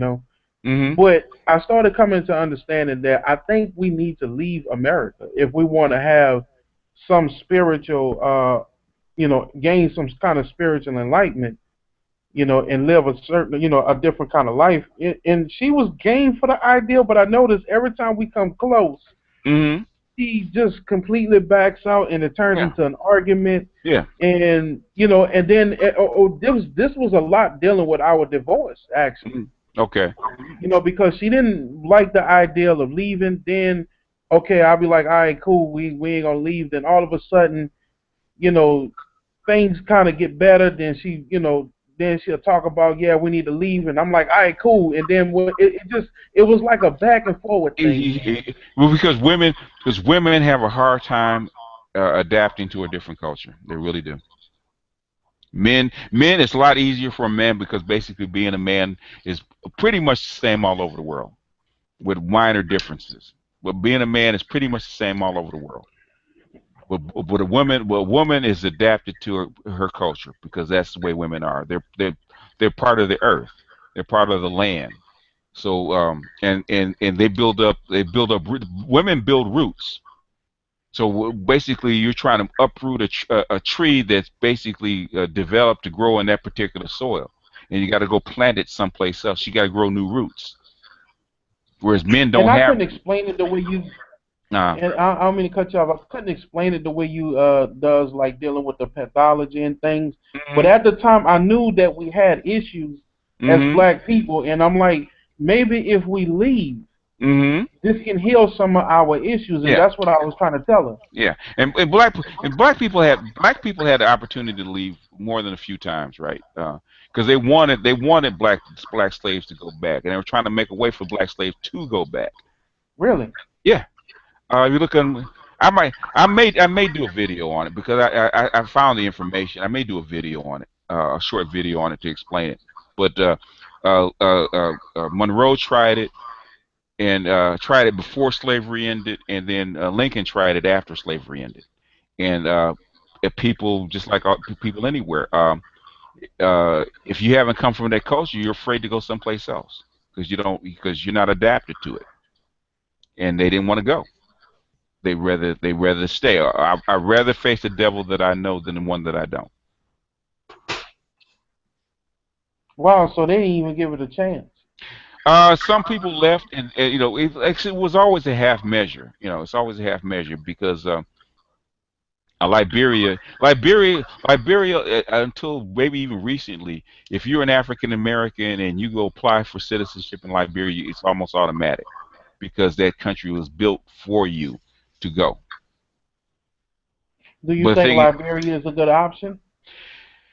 if enough African Americans go to Liberia with enough skills to actually reform the land, yeah,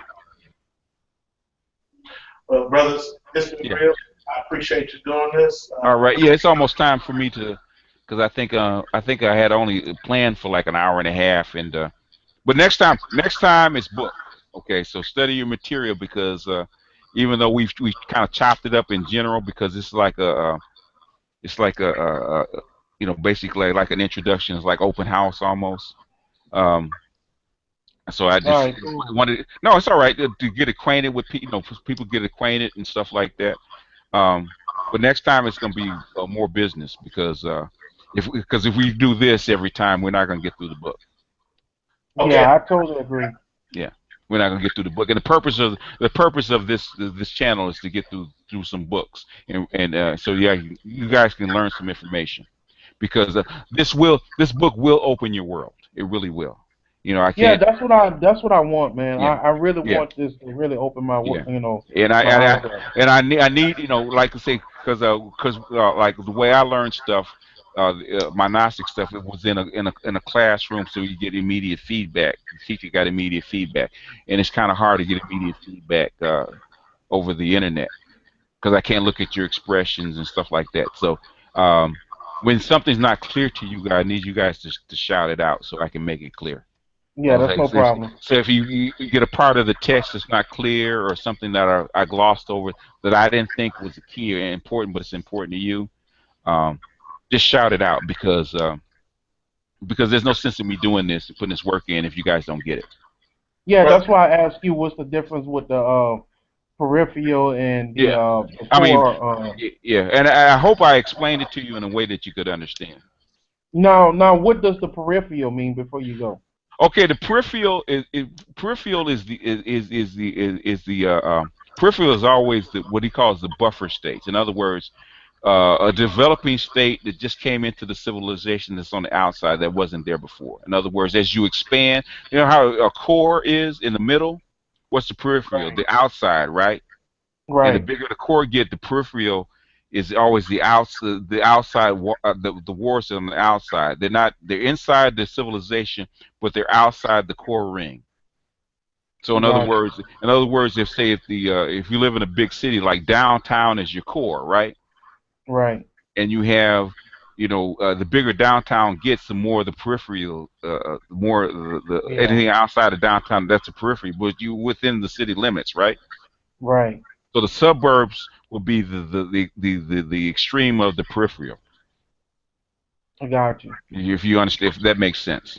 Now that makes sense. Yeah. So if you took downtown, say if the peripheral got to be big enough, say like downtown Austin, Austin got to be big enough, and they wanted to move downtown to someplace else, then what would be the new center of the city? Wherever they Wherever moved it you to, where wherever you put the core at. where you put the core at, and then every place else becomes the periphery. But you still have what the old core, right? Right, Yeah. And the new places that are expanding become the periphery. right. So basically, it's just like I'll give you an example before we go real quick. I think I can use this analogy, right? Okay, you say wherever you live in a downtown area, right? So let's take downtown Austin. Okay, Okay, they already have telephone poles and wires and all kind of infrastructure that's already built, right? right. So if they want to change to something else, they got to rip up. It's hard for them because they got to rip up the streets and all that stuff if they want to put in new stuff, right? Right. But if it's a new community, do they have to do that? No. They just start from what? Scratch. So it's Right. easy for a new technology to basically be implemented where on the in the periphery, right? Right. New houses, new streets, new water lines, new technology, all kind of everything's new, right? Everything's new and upgraded, better and newer, improved. Like you don't have poles, everything, all your wires are underground. And it's a brand new community, so it works better. It's newer, right? So So is in other that words, still kind of like expansion? it's Still. expansion. Yeah, it's Okay. expansion. Yeah, Okay. it's expansion. That's all it is. It's expansion. It all it all goes together. You know, you as you expand, the periphery gets moved out further and further and further, right? Until Right. basically the city can't move anymore. You basically bumping up against another city. So either you stop growing or you absorb that city. That's where you get the metropolitan area. Say like if Austin kept growing, and then I think what's the next city that's close to it? We have what you call out here we have I have Pflugerville, then we have Round Rock. Okay, say Austin grew to a certain size, right, and it couldn't grow anymore. It would absorb those cities right into the metropolitan Right. area. They would Okay. become part of the civilization. Got you. Got you. You know, I mean, it's a really simple concept. It's kind of hard to grasp when we talk about countries and people, but it's a simple concept. Not it's actually making sense. So Yeah. now when I hear you mention the core and peripheral, now I can get a picture of what you're saying. Yeah, yeah. I mean, most people can't, but it made sense to me when he said it, and most people don't see it that way. Most people don't see Huh. it that way. They don't understand how civilizations work because they're not looking at it from that point a viewpoint because they're not trying to get in his mind. They're looking for an answer instead of a formula. And where I came in, I'm looking for a formula. So when I read it, I got immediately what he was talking about. I mean, So that's immediately. why you said study one of Quigley's first book, what you That's where I call started because the thing is he repeats the information. Okay, he repeats the information, but he doesn't go into detail um, uh, about civilization. Like he doesn't go. He mentions culture, but he doesn't go into detail with culture because he had mentioned it in his earlier book. And I may put a chapter his culture chapter in there so in the reading to kind of bolster the book. you I know may do what? that. If you get a chance to do a video, please I would like to see a really good video. Just a suggestion. Really how because I know we talked about it earlier how messed up we really are. Because I don't think we really understand how messed up we really are. You know. Uh, well, And, the video that I'm gonna do on that will probably be contained in when I do the Monahan report. Because if you've seen the Monahan report, I touched on it, and I haven't gone deeply into it because I haven't finished the chapters of the Monahan report. It's real short, so I'll probably do that, and that will give okay. you an overview of how screwed up we are. Because he goes into it, and I haven't dived into the analysis really deep. About how screwed up we really are. But that'll be contained when I do the Monahan report on the other channel, which is the Edmore channel. And the reason why I mentioned that because maybe that might draw traffic over here because the brothers can see that the problems that we're facing is because of the broken culture and things of that nature, and then we'll try to figure out what caused the culture to be broken. Well, So that because it's such a narrow subject about culture and black culture, it's probably going to be on the Edmore channel because that's more pertinent. This channel and this book in particular is for a wider perspective. Okay, it's not about black people. It's about understanding how the whole um, puzzle works. So in other right, words, once you go through this, then you can go to a source like Stratfor, and understand what he's talking about. Okay. Or you can go to start reading the Council of Foreign Relations, foreign affairs, and you can understand what they're talking about. Because So now basically, you, you're trying to get most brothers to be more universal than rather than yeah, just because got you. because the universal, uh, uh, like George Friedman says, there's the strategic and tactical. Okay, what I'm trying to get, strategic is about how the whole puzzle works together, right?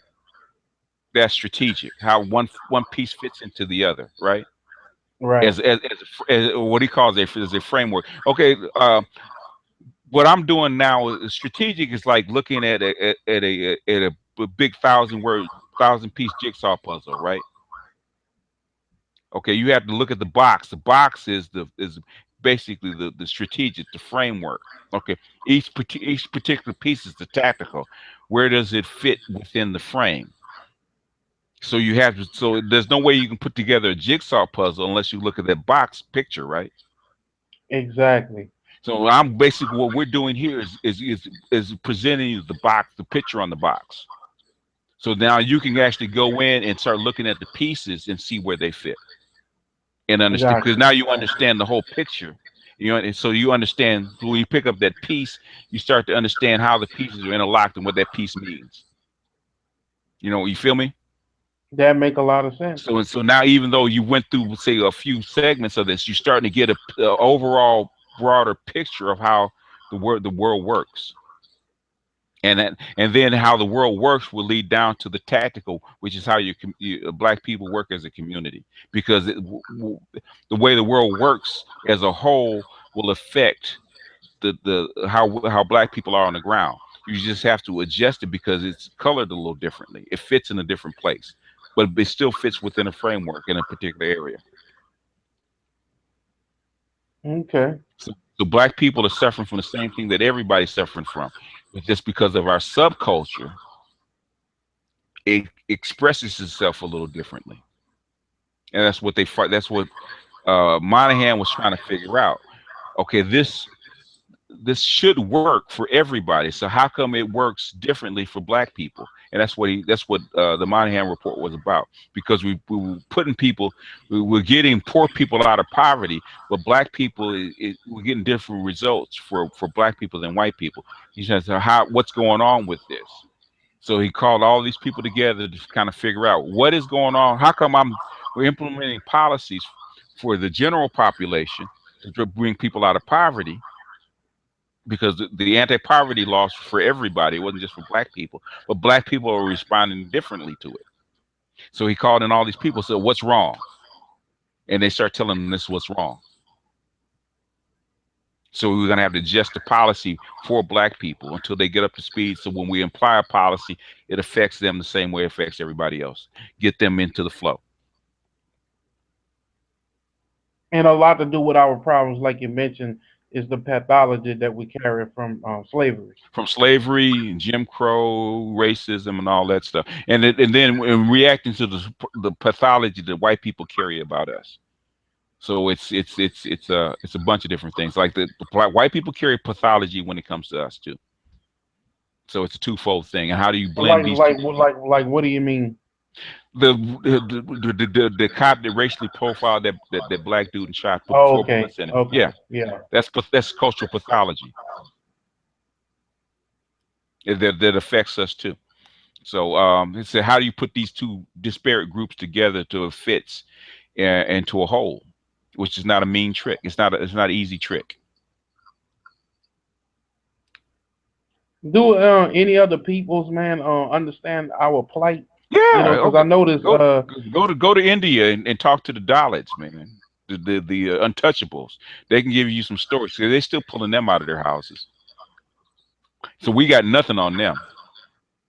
I mean, they rape, they go in their houses, steal their girls, rape them, and then hang them in a tree. What? Yeah, and then he Man, said what's going on over there? it's been happening for years. Yeah, that's been happening, dude. The untouchables are non-people to them. And then there were riots behind that because they raped them girls and hung them in a tree. Why are they doing that to these And it said particular that the people? girls hung themselves. Yeah, Why are they doing that to these particular people? because they can. People are when you get groups together, people are nice to each other. People are nice, not nice to what they consider outsiders. Human beings are animals, okay? And if they're not cultured to act differently, they'll be animals. Culture affects us a lot, because we have that big forebrain, so we can adapt our culture to not act that way. But if you let people act out their base instincts, they do all kind of mean stuff. Hell, we still bombing, killing, bombing weddings and killing whole families, man, with missiles. And we think we're civilized. Human beings are human beings. You have to kind of look at human beings in a different way, and you have to take the emotion out of it. I'm Because glad you're saying this because because trust me, boss, you will get, some days, you read something that'll hit you so bad, man, you got to lay down because it's gonna fuck you up. you know Okay. I'm I'm so glad you're saying this because I am been in a kind of a depressed state, and the reason one of the reasons is because of I don't like to say, oh, it's because of this and that, but it's just true. My brother, he had autism. He died in 2011. I had a rough life with him, Hmm. and my mother, she got sick with multiple sclerosis. She's in a Okay. nursing home right now. Okay. She can't walk. She's basically on a feeding tube and Okay. things of that nature. And it just going through those challenges, and then it just I'm seeing how messed up the world really is, and it just Hmm. and I really love reading the Bible. And the thing is that what I'm having a hard time wrapping Hmm. my mind around is the Uh-huh. fact of what Jesus, the like when I read the teachings, Hmm. his whole thing is he's trying to was trying to implement the kingdom of God, and what that really is entailing that Well, basically. he's not trying to. He wasn't trying to implement the kingdom of God. The kingdom of God is already in front of you. That's what he's trying to tell you. Right, right. So it was that man had to come into understanding that he himself is connected with the divine. Hmm. But why hasn't that taken place? I'm like, I'm almost looking at it as a failed mission. Because one people because people don't like to look inward. It's not a natural thing to look inward and work on yourself. People want to work on themselves from the outside because it's difficult to work on yourself from the inside out. That is the biggest trick. It's easier to work on yourself from the outside in. But the thing is that doesn't work. You got to work on yourself from the inside out, and that's And you know very, what? very difficult. The gurus, I've listened to some teachers of gurus and some Buddhists, and you can really see the whole theme is about introspection and looking Mm-mm. inward. Exactly what you're saying, Hmm. and it's like, how do you get people to do that? You basically you can't. You have to, the person that does it has to want to do it on their own. And a very few people, very only a small percentage of people that will actually do it. And those are what we call those people Gnostics. And those are the people that affect change on other people, which is a difficult job. But me here, I'm affecting change. I'm a Gnostic. I affect change. So you talking Yeah, to I me, can tell. I'm changing you. Okay. I'm changing you. I'm affecting change on this plane. Well, but I can't do that unless I've learned how to change myself. And Wow, that's a hard job. That's the hardest job you will ever have. Is working on yourself, and you will die trying. wow. So in other words, I can give you a technique, but unless you, it's like working out and exercising. You can watch videos, people can give you information. Unless you get out on that treadmill and walk and run, or you lift weights, nothing's going to happen because it's an inside out thing, not an outside in. Nobody can make you strong. Nobody can make you enlightened. You have to do it for yourself. Nobody can give you self-esteem. That's the reason they call it self-esteem, because you have to give it to who? You have to give it to yourself. It can't be given, it has to be developed. So with this lack of introspection is what I'm seeing is what's causing human beings to be monsters, man. Well, yeah. Well, human beings will be monsters, but the thing is, but human beings also cooperate. You have that duality. That's what the Garden of Eden was trying to tell you. You have that duality. Yeah, You have the knowledge of what good and what evil. evil, because they exist in the same plane. That's just the balance. God, God. There's a dark side and a light side to God. He expresses the light side. That's his expression. Wow. But just like God, the devil. If you from a Gnostic standpoint, the devil and God are the same thing. It's just what expresses itself because there's both. There's positive because you need positive and negative to be balanced. But the thing is, what sides do you let express yourself?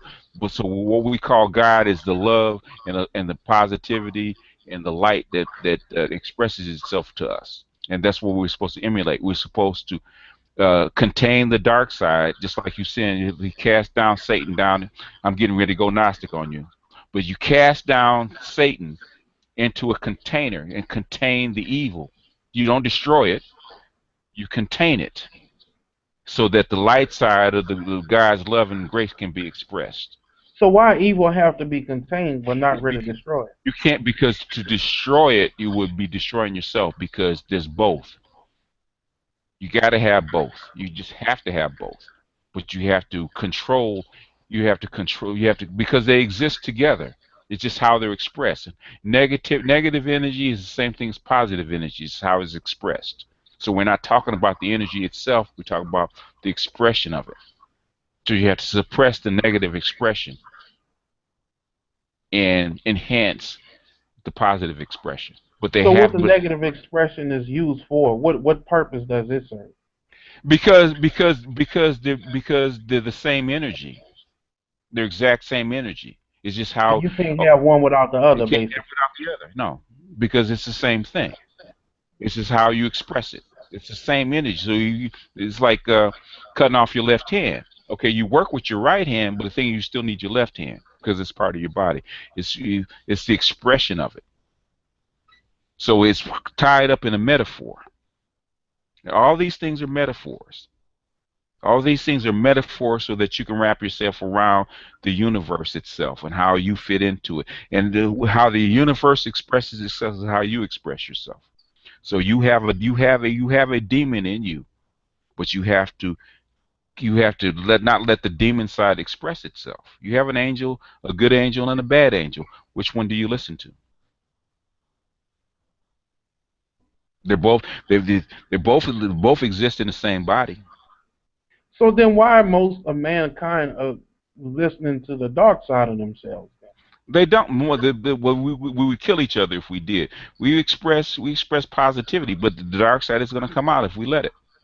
If we don't control it, it's going to come up as a thought. It's going to come up as a feeling. But do you act on it?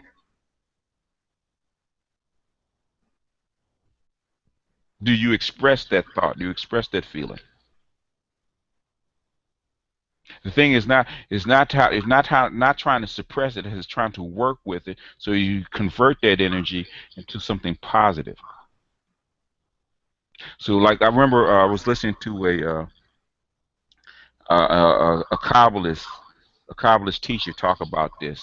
He said, depending if you get up in the morning and you express that positivity, those demons that keep you out will be angels helping you to do whatever you need to do. They're the same thing. You can turn those demons into angels.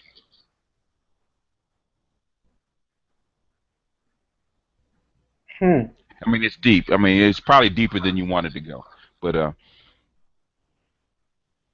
That what is that's. deep. That's Hmm. wow. Yeah. That comes from years of doing Gnostic work. This didn't come overnight. There's a lot of work, internal work that you have to do. But as far as but as How many far as Gnostics are there out there, man? Why you guys uh, are not like at because we're not we don't a lot of your Masons are Gnostics. Um, Your Kabbalist Jewish people are Gnostics. You have uh, you have Gnostics that are Catholics. Those are normally your Jesuits. Um, you got Sufi Muslims. You got Zen Buddhists. You got people that are in Shinto. You got animists. You got all kind of Gnostic people. The thing is, Gnostics look for the we don't take a when we so like I was raised in a Christian tradition. I could have been a Mason, but the thing is, you're not the religion or spirituality is a tool to bind you back to your source. Just like the Force. The Force, Yoda was a Gnostic. He was a Gnostic Jedi. Jedi's are Gnostics because they're trying to express the Force. It reaches from us to through everything in the universe.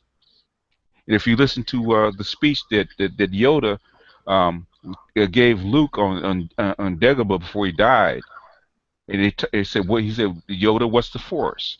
And he told him what the Force was.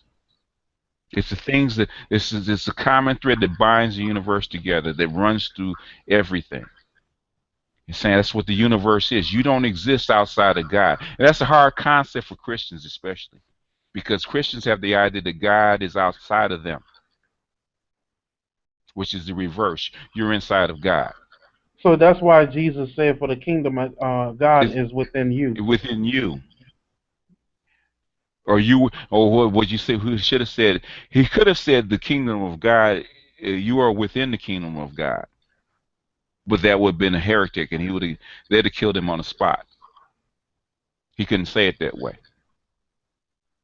In other words, what he's saying is he's saying is the expression of the universe, expression of God is inside of you. Wow. You are an expression of God. You're an expression of the universe. I've heard Alan Watts. He's saying the same thing. Yeah. You are an individual expression of the universe. You don't exist a lot of Christians I had to explain it to them this way. You got a trillion cells in your body. Which one of your cells is not you? Wow. You got a trillion of them. They're all individual little things, right? Right. If you look under a mic, you take a slice of you and you look at it under a microscope, you can see all these individual little things, right? Which one of Right. those individual little things aren't you? None of them are not me. They're all you, right? Even though Right. they're individual expressions of you, right? Right. Because they're your cells. They do different little things and whatnot. They're in different places. They might look a little different, right? But they're all expressions of you, right? Right. If you can wrap your mind around that, you can wrap your mind around God and your place within God. It's not that hard. Why this kind of teaching is just not taught, man? Like I don't get it. Because people want something outside of themselves. Why? Because to do the Gnostic work takes what? Work. Most people don't want to do that kind of work. I just want to live my life and be happy, blissfully happy, which is most people. So as Gnostics, what we do is we take what we have and our belief and our energy and our all this stuff, and we give it to people the portion that they need.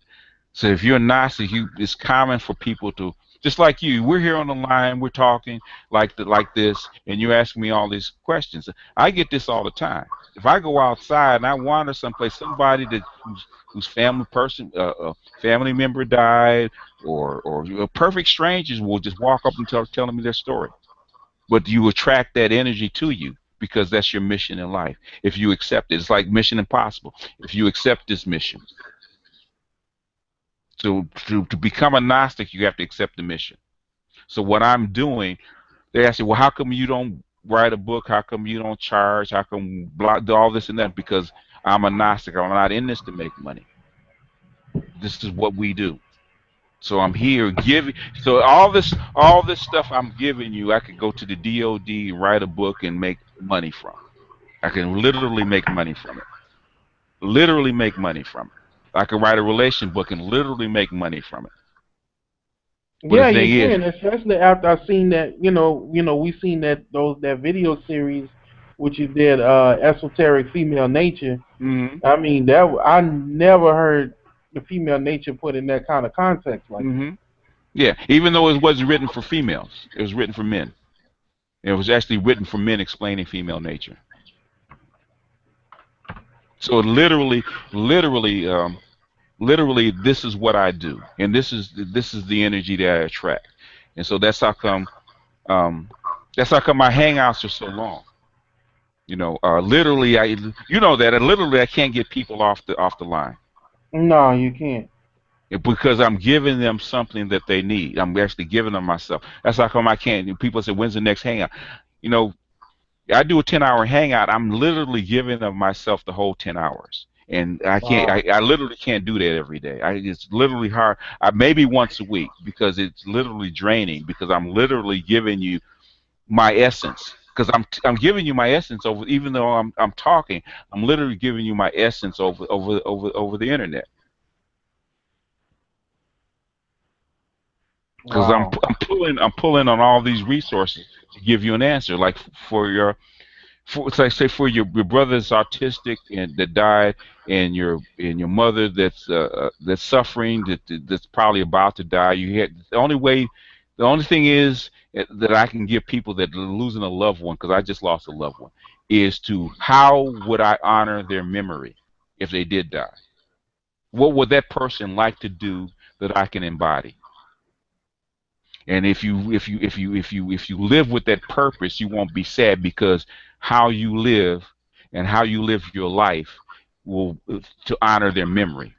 So if you say, and so if your brother wanted to travel, or he wanted to learn something because he was autistic and he couldn't learn, whatever his passion was, you take on his passion. And if you take on his passion, you honor his memory, and that brings you up out of your sadness, out of your doldrums, because to honor that mission, you have to bring energy to it. You got to bring yourself out of that regret, and you have to embody his essence to do that. If you embody his essence, he lives through you, so that person is never alone. Like I've had people that died.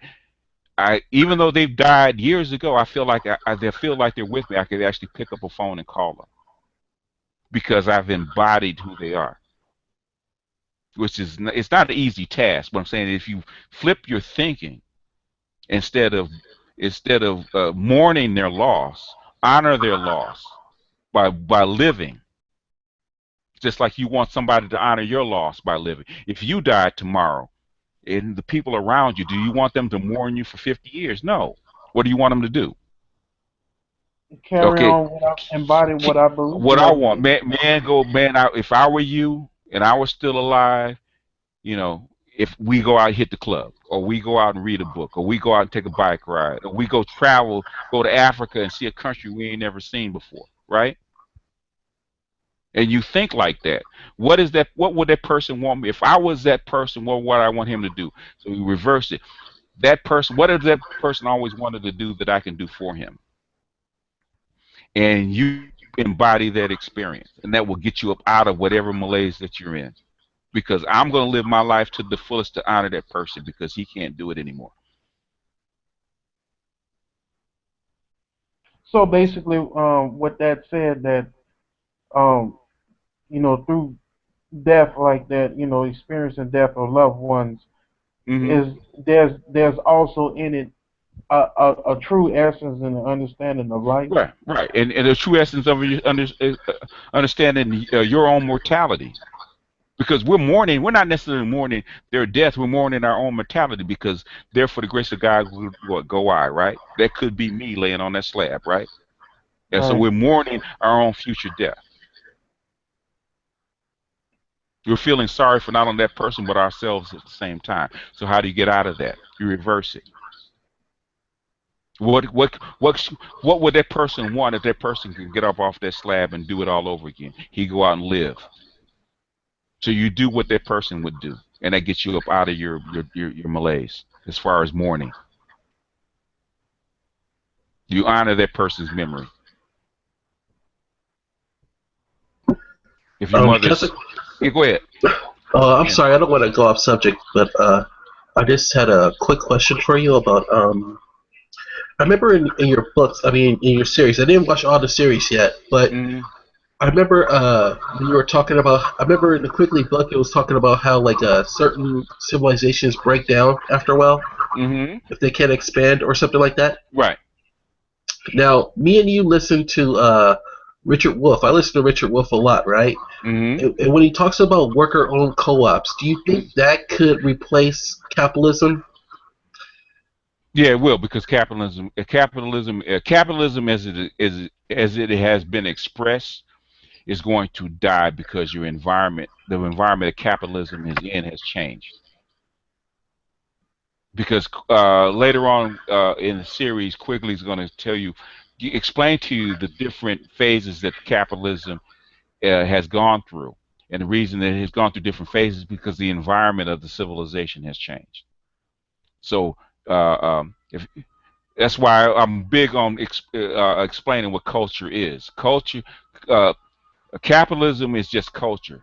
It's human beings adapting to their environment. So basically, I think I said it on one of my hangouts. The equation is environment plus human beings equals culture. So uh, uh, anytime you change, one of those parts of the equation, guess what's going to happen? Happen on the other side of the equal sign. It's going to have to change, right? So if capitalism is an expression of culture, and you change the environment that human beings are in, guess what's going to have to change? Capitalism is going to have to change, right? Because the environment's going to change. So what's Yeah, yeah, happening now is that the environment that capitalism grew up in, in the 16th, the 17th and 18th century, and even through the 20th century, in the 21st century, it's changed. So the expression of capitalism will have to change. Um, you're going to still have it. It's just it's going to have a new model. Okay, it's going to have to be same thing with socialism. Even Richard Wolff is explaining to how socialism has changed in the last 200 years or so. The environment, the artificial environment that we live in, it has changed. Okay, because you got new technology. You can't use the old hardcore capitalism because the automation is going to eliminate all that stuff. It's going to eliminate most of the jobs. What do you do with the people? Because capitalism is still a tool. It's an instrument. Capitalism does not exist outside of a human society. It can't because it's a human tool. If there's no people, there's no capitalism. So how do you rectify the two? So that's how come worker co-ops, as far as socialism, is another model. And they've talked about this at higher ups. He's not just not pulling it out of his ass because they know that automation is coming, and they've been talking about what are you going to do with work, and the 8-hour work week is just a function of industrial capitalism because as the machines get more advanced, the automated process gets more advanced. You need less people or less hours. So and even now they're talking about lowering the work week to 30 hours, which is something that I can't remember his name right now off top of my head. But back in '93, he said the end of work. 1992, he wrote a book called The End of Work, and he talked about as automation advanced, you're going to have to lower the hours. So and eventually, if they completely automate and machines start producing like 90% of the stuff, then for people to actually have a job, they have to create their own jobs, which are worker co-ops. You take the technology that exists, and people get together with their tools and their expertise, and they actually work for themselves because the machines are going to be working for the corporations. People have to create their own jobs. You can pay them a basic income and go have them create a worker co-op to basically make your own job because the governments can't do it anymore. It will become impossible. okay, okay. And one last question. Uh, That's two. okay, okay. My last question is: I was curious about Africa, like Pan Africanism, right? Hmm. If I was thinking, like, what if a group of black men from America, right? Hmm. What if we went to Africa and created our own little America, right? And since it's like, At one time you could. Well, you do have your own little America. It's called Liberia. That is your country that's been designated for you, but you got to go build it up. But as far as creating our own little America, it's not going to happen. You got to integrate yourself into the societies that already exist, unless you want to go in fighting. well, I mean, if we got like, little Tokyo and Oh, well, little, yeah, you can do that. I thought you were talking about a country. No, you can do that. You can do that anywhere.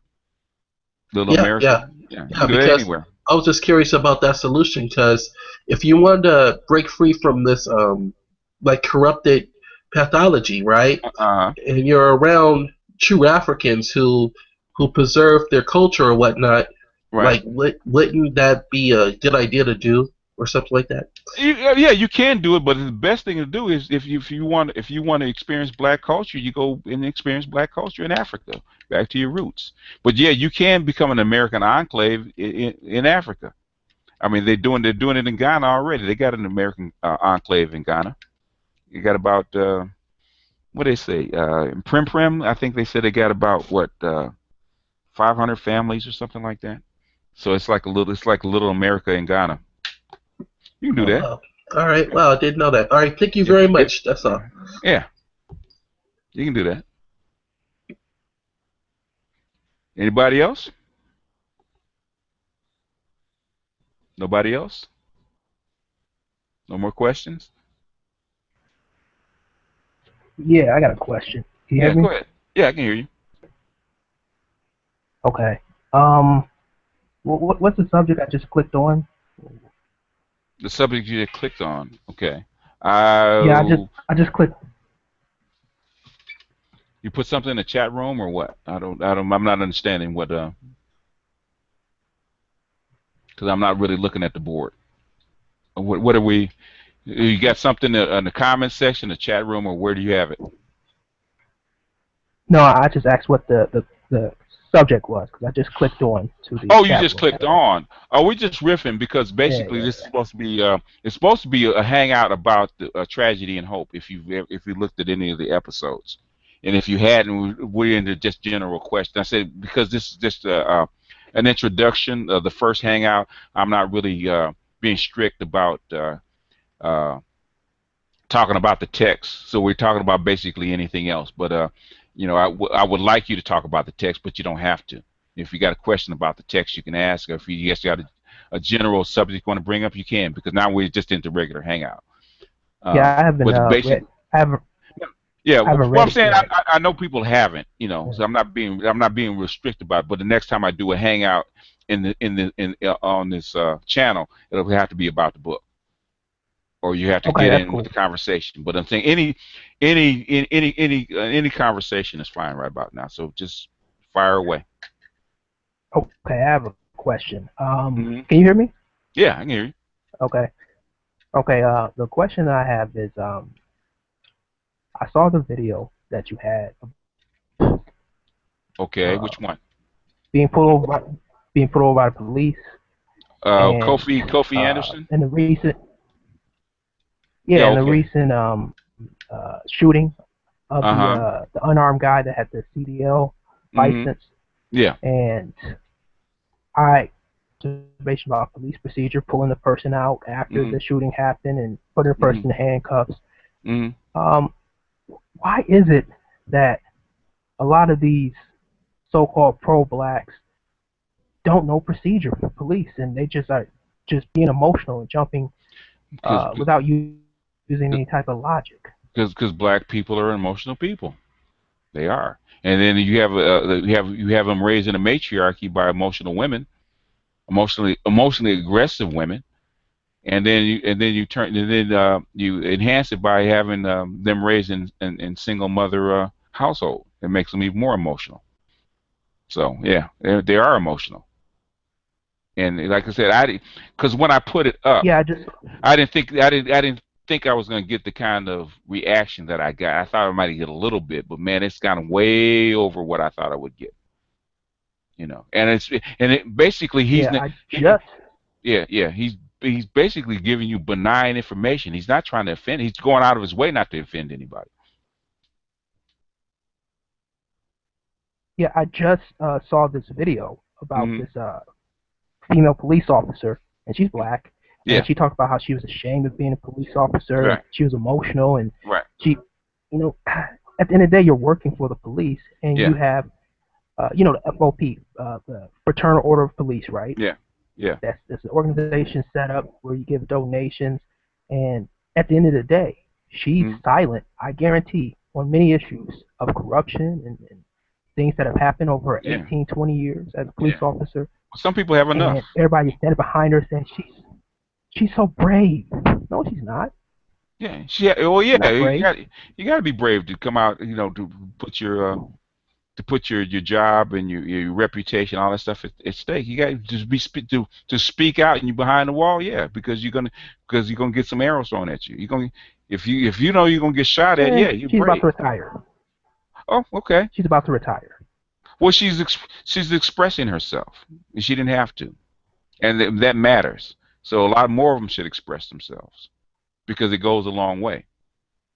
It goes a long way. It really does. So for her speaking out, I commend her for speaking out because it does take some guts to actually get there and speak out. Because she could have just retired and told people in her circle, but to put it out in public, yeah. Because she gonna retire or not, she gonna take some hits. She gonna take some hits. She got to come to work the next day. So what do you think about Black Lives Matter, right? And they're funded by George Soros. He Uh put up huh. $33 million, Yeah. I mean, and it's a uh, political. Oh, go ahead. I'll let you finish.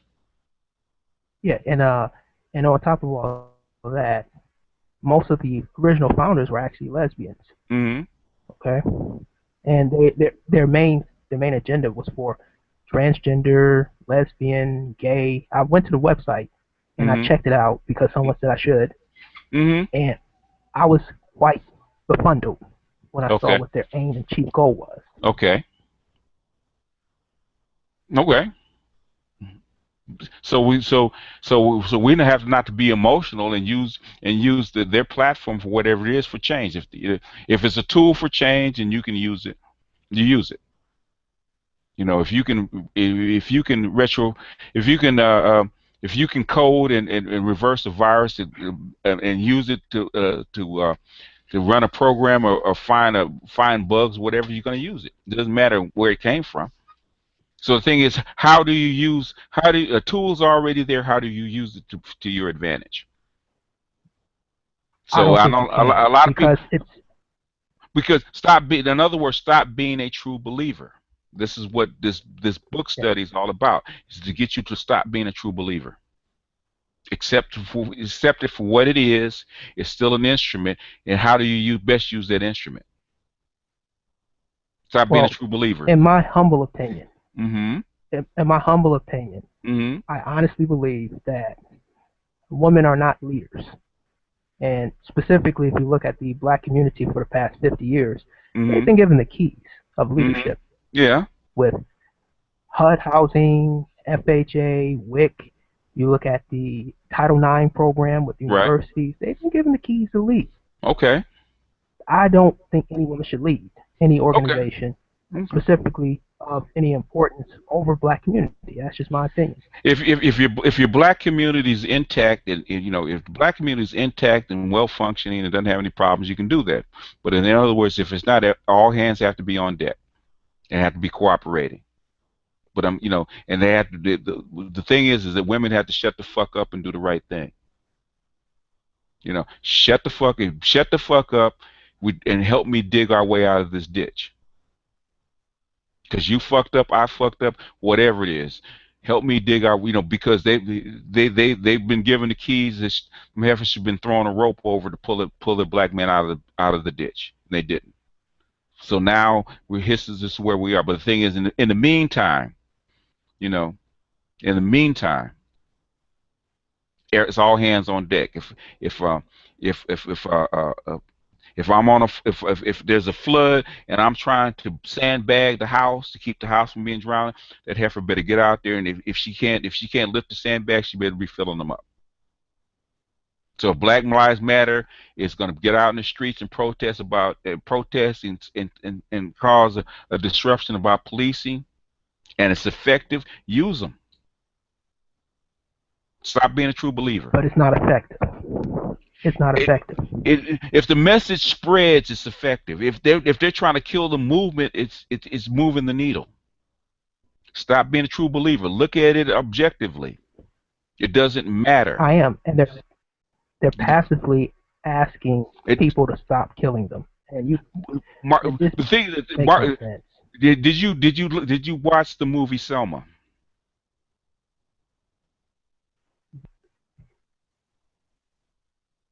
If you have watched the movie Selma about Martin Luther King because they thought the same thing about him, you're passive. No, what he was trying to do was put international pressure on President Johnson to make change because President Johnson had other people that he had to impress, like the rest of the world. And every time there was a negative thing that happened in the United States, they said, "You can't run your own freaking country. How are you going to tell us what to do?" It causes him problems on the outside. So he had to come to the table to solve a problem.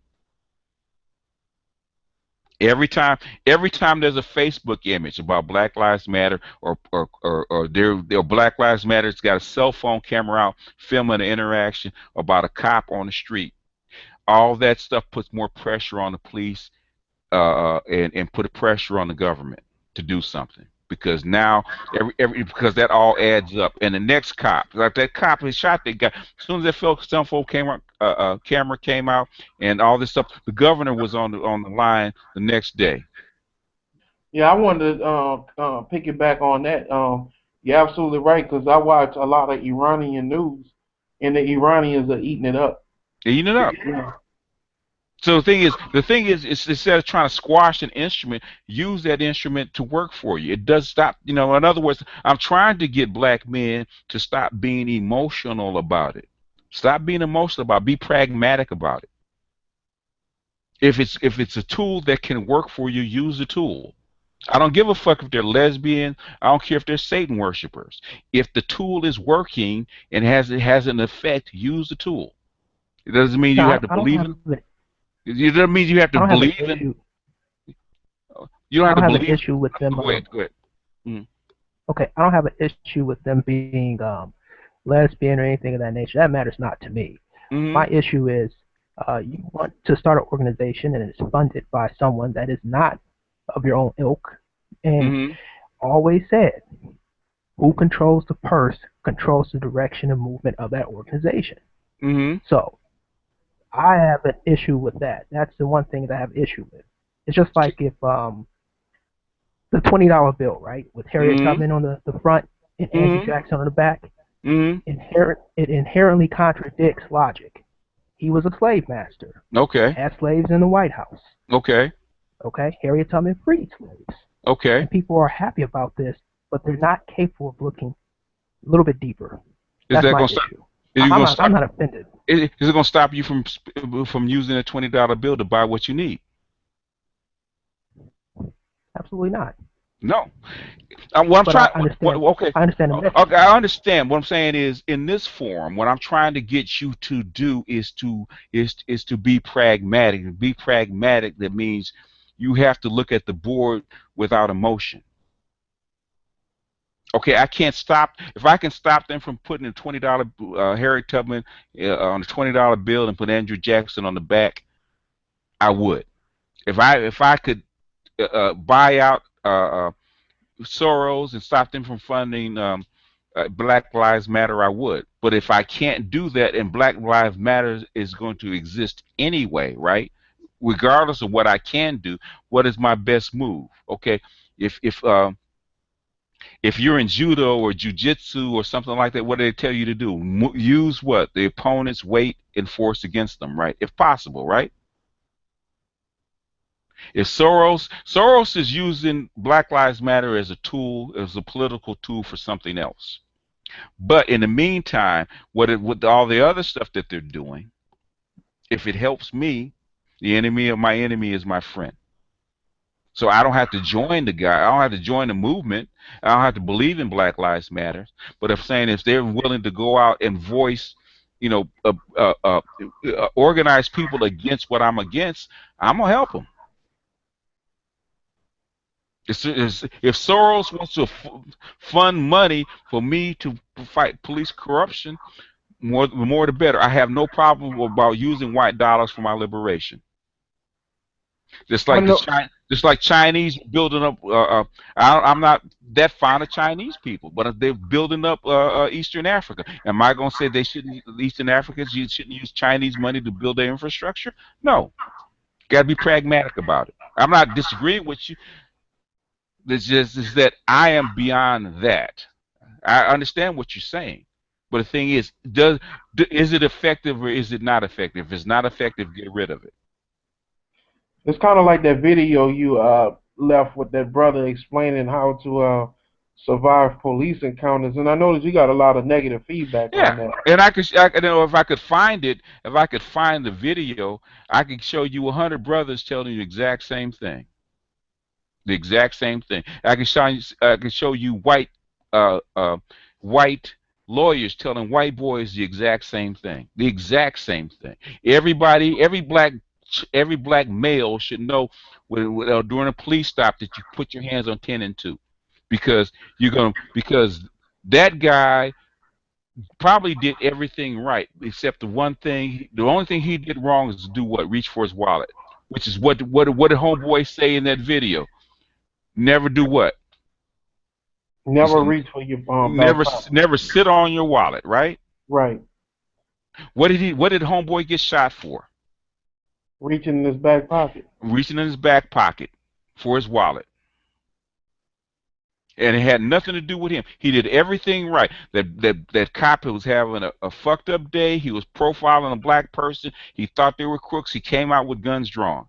His whole procedure was actually backwards. But who paid the price for his mistake? It wasn't the cop. It was him. And like he said, this is a big deal. It's not about the cop having a bad day. It's not about the cop disrespecting you. It's about you making your black ass home in one piece. I don't give a shit about the cop. If it was my son, I have a 30-year-old son, black son. And if you have to call that cop sir, you have to put your hands on the dash, you have to follow his instructions, you got to be handcuffed and sit on the curb, and make it home safe. That's all I care about. I don't give a shit about the rest of that shit. We can go get an attorney or whatever it is and protest this stuff and make that cop pay. But I need you home. In the comments, man, I've read some of the comments. The brothers was like, "Well, we shouldn't make cops feel comfortable, and we just complying." And I'm like, "Well, we can't just right as it speak right now, we can't dismantle the police force. So Oh, we have to." but I could reverse it. If somebody comes up with somebody has a 357 and you pulled up and you driving a nice brand new car that you just bought, and he pulls up with a 357, he points it at your window and taps on so you get out of the car, what are you gonna do? Get out of the car. Are you gonna sit up there and enforce your rights with that 357 Magnum? No, You're gonna shut the fuck up and get out the goddamn car and call your insurance company. that's it. So I'm too old. I'm pragmatic. Okay, I'm too old to worry about how it looks. Does it move the needle? Does the shit move? Does it make me take a step forward? I don't care that Black Lives Matter is run by lesbians, because I'm not joining them anyway. I don't care that George Soros is funding it, because I'm not a true believer. Stop being a true believer. I don't give a shit. Does their protesting about cops killing black men move the needle? If it doesn't, get rid of them. If it does, support them. That don't mean you have to join them. Doesn't mean you have to kiss their ass. I Doesn't mean don't. you have to believe in them. I don't think they do. I don't think it does move any Why? Oh, needle. okay, I think okay. it's just Give me another organization that's moving the needle. for black people in America. For this particular Um, thing. for, Give me another one. oh, okay. Well, for this particular thing, you have the what's that organization that they say you can actually send a video when you're being police stopped? The ACLU. They've actually had litigation against a lot of the unfair and heinous police harassment. Um, I don't necessarily agree with them either, but Okay. at least they're doing something. They have a league of lawyers. My cousin, she just joined the the legal team of the ACLU, I and know. she's helped over two or I, three people. I personally know, like Nana that I put up. I personally know that she's one of the lawyers for Black Lives Matter. She's one of the best. You got a bunch of them just like that. And I would say that there's also another organization, may not for Black Lives Matter, but the Justice Fund, which they help people that have been unjustly incarcerated. Hmm. I know one guy The that Innocence actually got Fund. Yeah, released that's from been the Innocence Fund's been yeah, around a Innocence long Fund. time. Yeah, Yeah, Innocence Project. It's yeah, been he around a got long released time. for But it has nothing to yeah, do with this a particular false problem. murder. It doesn't have anything to do with this particular problem. Does it help or does it hurt? I think it hurts in the long run, in Why? my honest opinion, Why? because they'll be able to use this as an example down the road. Say, well, you guys had all your protests and you were marching, and nothing really changed, It's already changing. and What are they'll you use talking that as about? a litmus. It's already changing. What How? are you talking about? Huh? But If you get I think black men are still being murdered. if a governor has to go against his police officers, go against suggestions because an officer fucked up and go on TV the next day, that's change. That's immediate pressure. You got a lot of. I'll give you an example. There was a lady there was a cop that went on Facebook and said something about her daughter. You know that cop was fired the next day because we don't Yeah, want this yeah, I kind remember of that. attention on our we don't want this kind of attention on our police force because the FBI is going to call, the Justice Department is going to call, the mayor is going to call, and then the police chief is going to have a foot up my ass. So basically, we don't need this kind of shit. You boot these cops. And if we put enough Look, pressure, I heard was one cop says because of social media, because of this disruption, uh, what a cop does what a cop does in Baltimore affects him in Chicago. I'm not trying to argue with you. I see your point. It's Okay, very I know how you it's feel. really smart, and I know how you I agree feel. with your point. I'm I just know saying how. that That's the thing I'm trying to uh, get. I'm trying to get to the point that you're feeling. This is emotion. This is not logic. oh, I'm no, I'm not using emotion with my I'm just trying to generate conversation. I have no real reservations or anger nor angst. Yeah. I understand what the police job and role is, and I Yeah. understand what people who are protesting and trying Yeah. to abridge rights that are taken away from 'em. I'm not against anything. I'm just I mean, I'm not using any type of emotion or there's an reason why.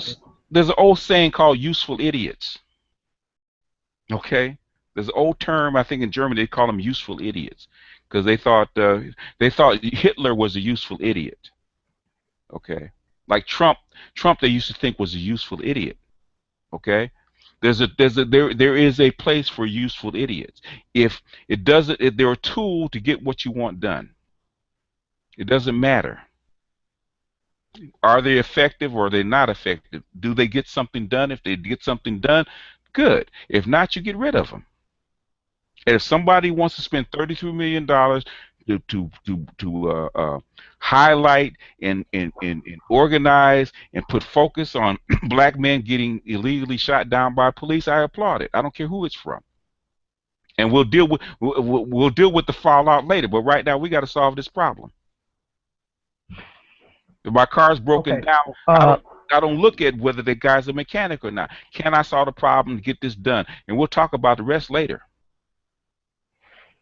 What do you think about the canonization Mm-hmm. of Baltimore.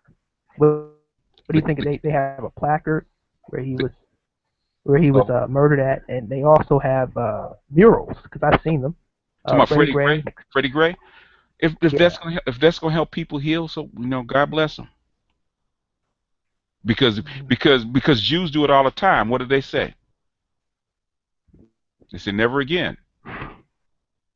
So if it What gets more about people, uh-huh. the what about the Freddie Gray Center that is actually founded and run by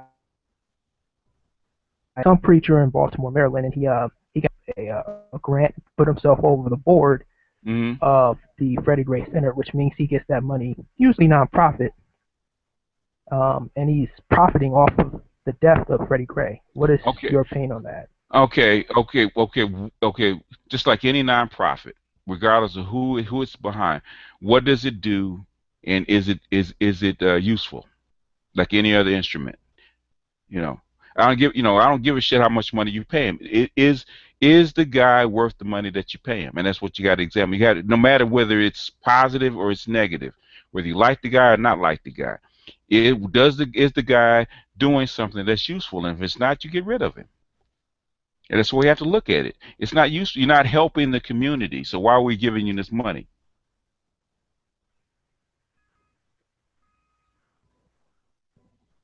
If a cop's going to get together and speak out, say this lady retired and she spoke out. Okay, she spoke out against the blue wall, right? It encourages the next cop to speak out. Yeah. And what she's saying is get rid of the cops that are bad. Get rid of them. Don't keep them because you could get caught on film and it's going to make it bad for everybody else. Because we need the cops to come in and clean out their ranks. So if a cop is doing something shady to get you and everybody else in trouble, you need to get that cop off your force or isolate him. Okay. So the cops have to come in. In 2004. Excuse me?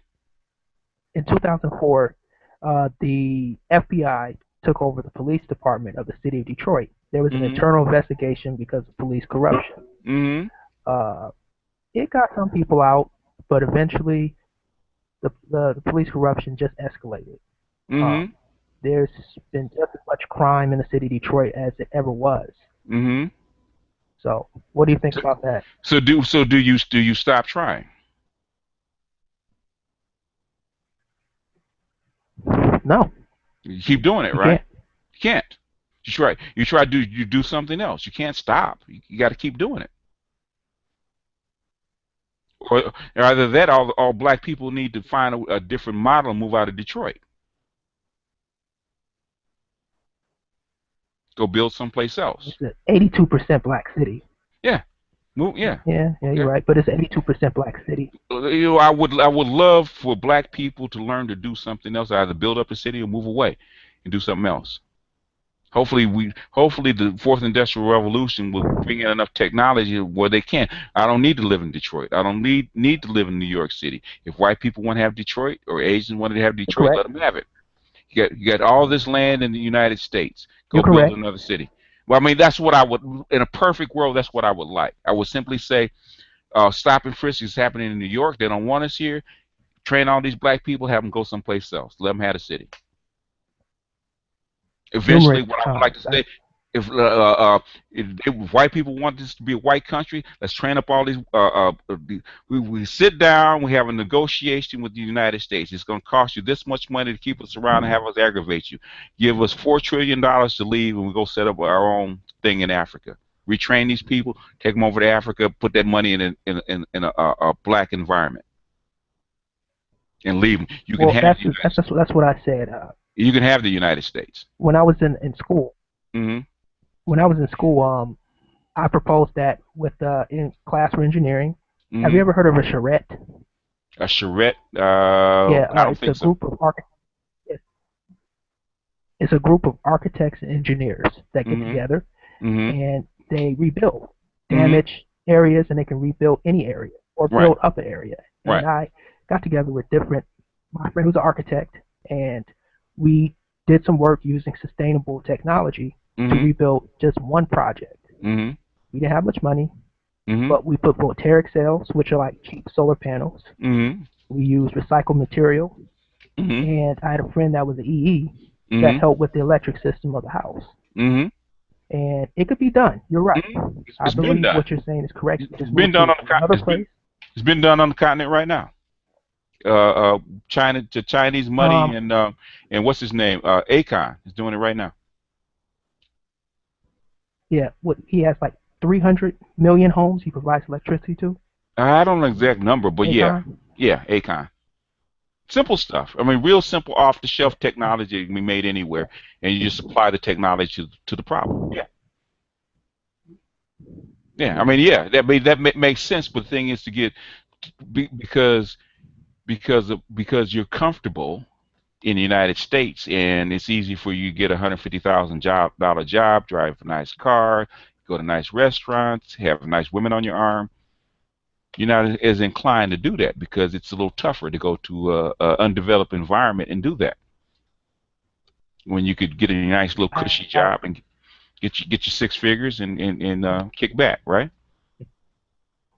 You, if you, they told me uh, tomorrow we'll give you $1 billion to go over to Africa to set up a community, I would gather other men that were just like me and go. I would not stay. yeah, I you have wouldn't no stay, but comfort living in a place. eh, I mean, it's because because I'm too radical. I'm too radical for the pro-black folks because they're talking about flying. I'm talking about a moonshot, right? And I'm too radical for them You because know, they how come you don't? I don't mean to cut you off, but how come you don't hear like your Sonettas, your Polites? They don't ever talk about leaving America. because of fear. Um, uh, There's two things. There's what I call the battered housewife because they want to make white people do right by them, and then again there's the fear because it takes a lot of courage to go to a new environment. It really does. It really does. It takes to start from scratch when you live it to go from the top of the hill to the bottom of the hill takes a lot of courage. Now I heard Sergeant Sarge. He said I think he did a video because he got into it with a brother. A brother was talking about, just uprooting and, going to Africa and abroad. And so it's like, well, we don't need to do that because if we ain't doing nothing here, we ain't gonna do nothing there. And the brother was like, well, we just need to give it a chance. And but Sawyer's thing was like again, if we ain't doing it here, we ain't gonna do it over there. That's not true. You have more opportunities to do it over there because it's freer. There's a lot of restrictions that you have here in the United States.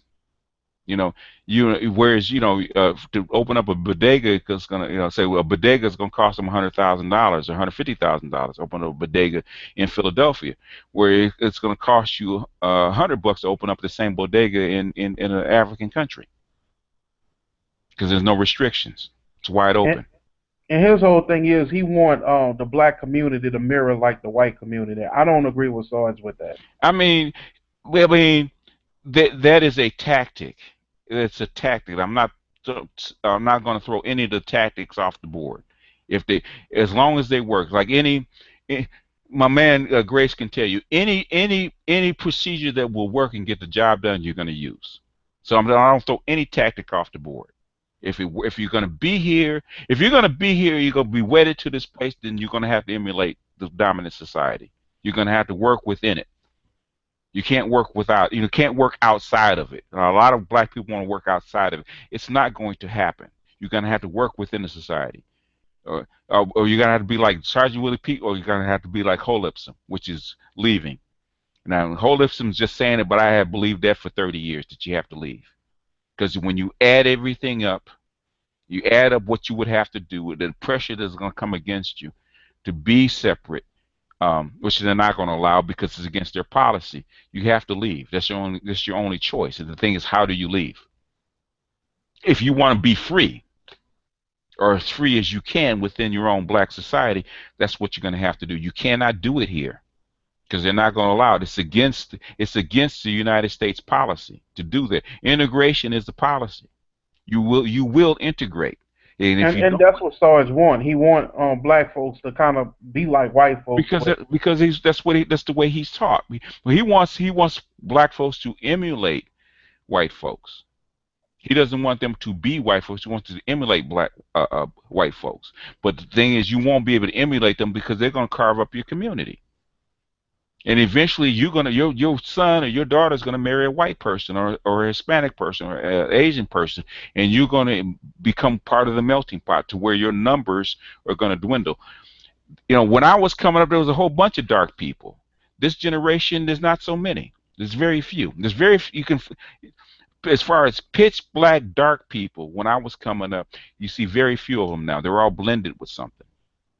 They're mm. all light skinned. They got different hair and stuff like that. So to find a real dark chocolate person is really rare now. You don't see them every day.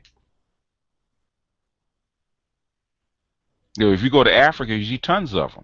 But you come here, even amongst the black community, they're slowly being genetically bred out because you have the minds of the women. They want to emulate the dominant society. So eventually, I think what they started in the 40s, 45, where they started integration, or 1940 started integration. Um, so if you add 140 years, what is that? 2080, they'll be done.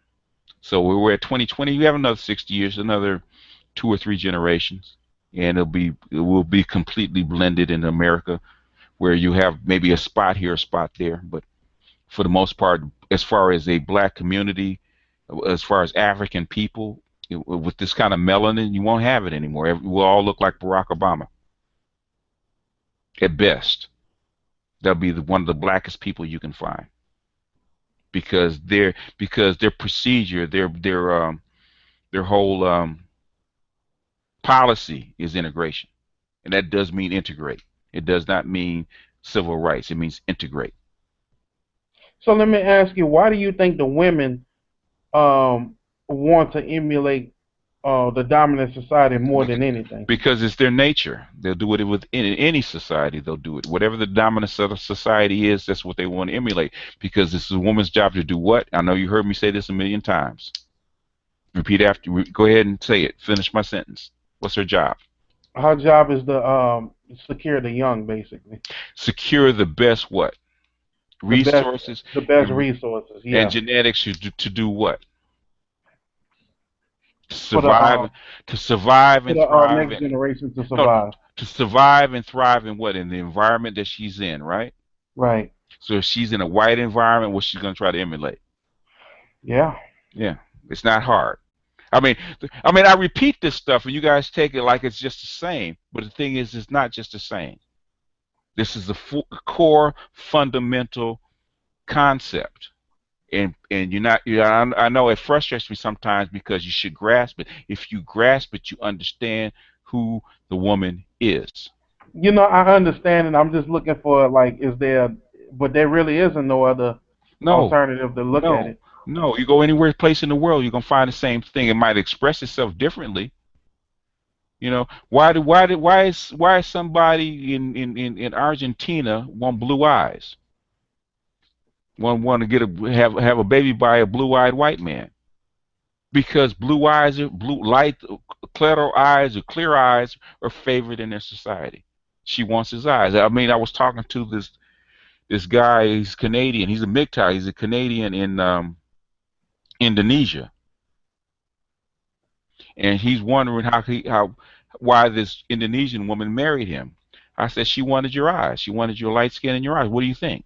She didn't want you. She wanted her kid to get those genetics in her line.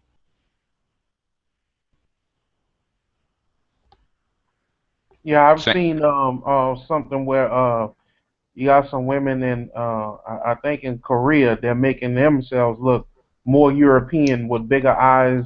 Mhm. They're going to get surgery. Instead of having the Mhm. slanted eyes, they're having more of the European features. You're Mhm. absolutely right. Mhm. the women are really doing And that. women are doing it. And the thing is, and it depends.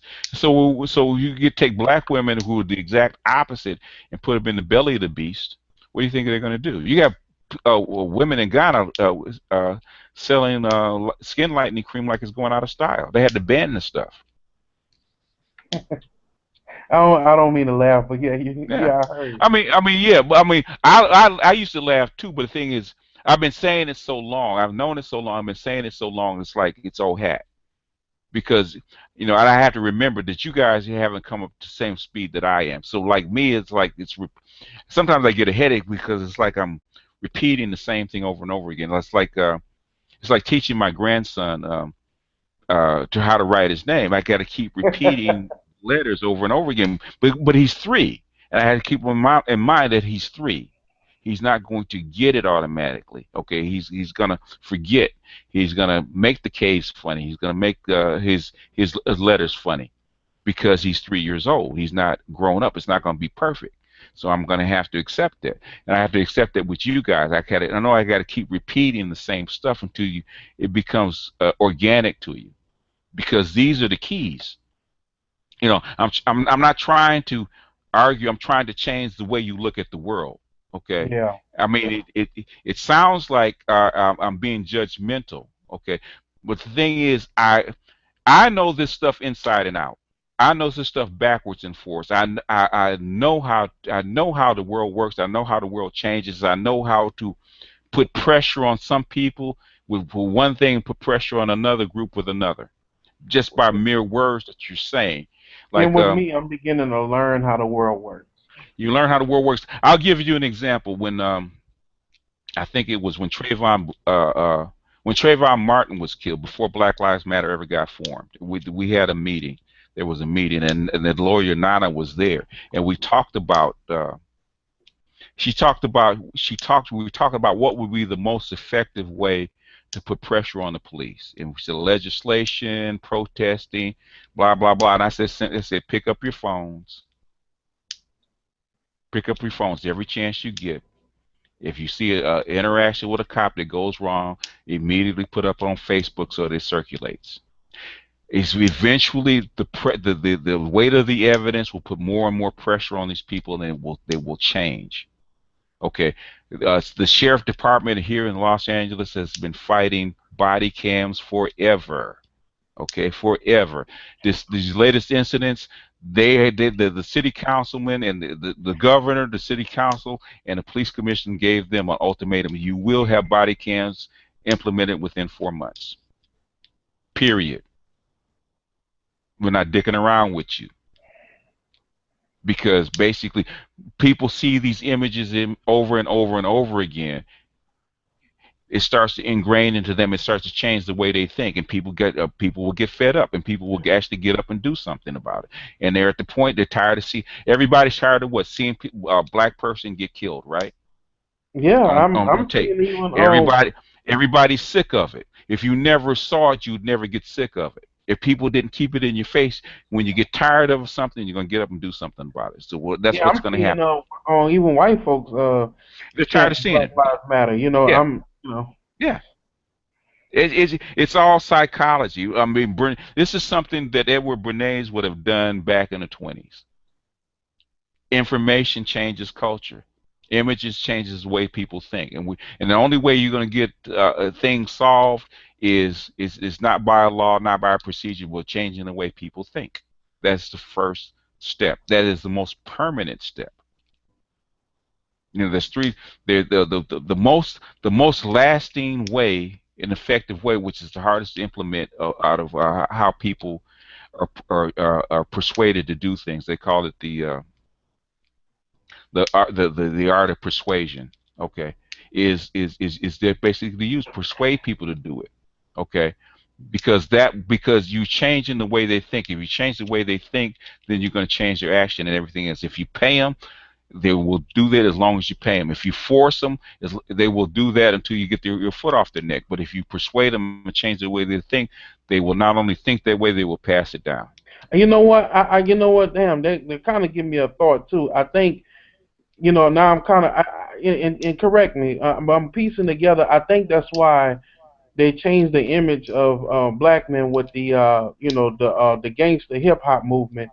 So when Hmm. police do come against us, people won't feel any kind of way because they'll look at it, well, they're thugs anyway. Yeah. I mean, cops have been killing black folks for years, but it just gives them more of an Right. excuse.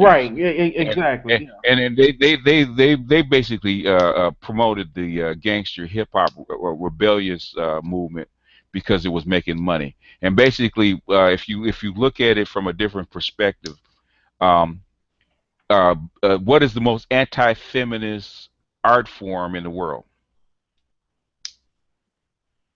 No, I have no idea. I haven't really think about it. Gangster rap is the most anti-feminist language. Oh yeah. Okay. I see what you mean. And basically, it not only resonated with black people, it resonated with white people, with white men, which was where the money came from. And that those are the people that pushed Ice T and Ice T and Ice Cube and NWA and promoted that music because they're making money off of it.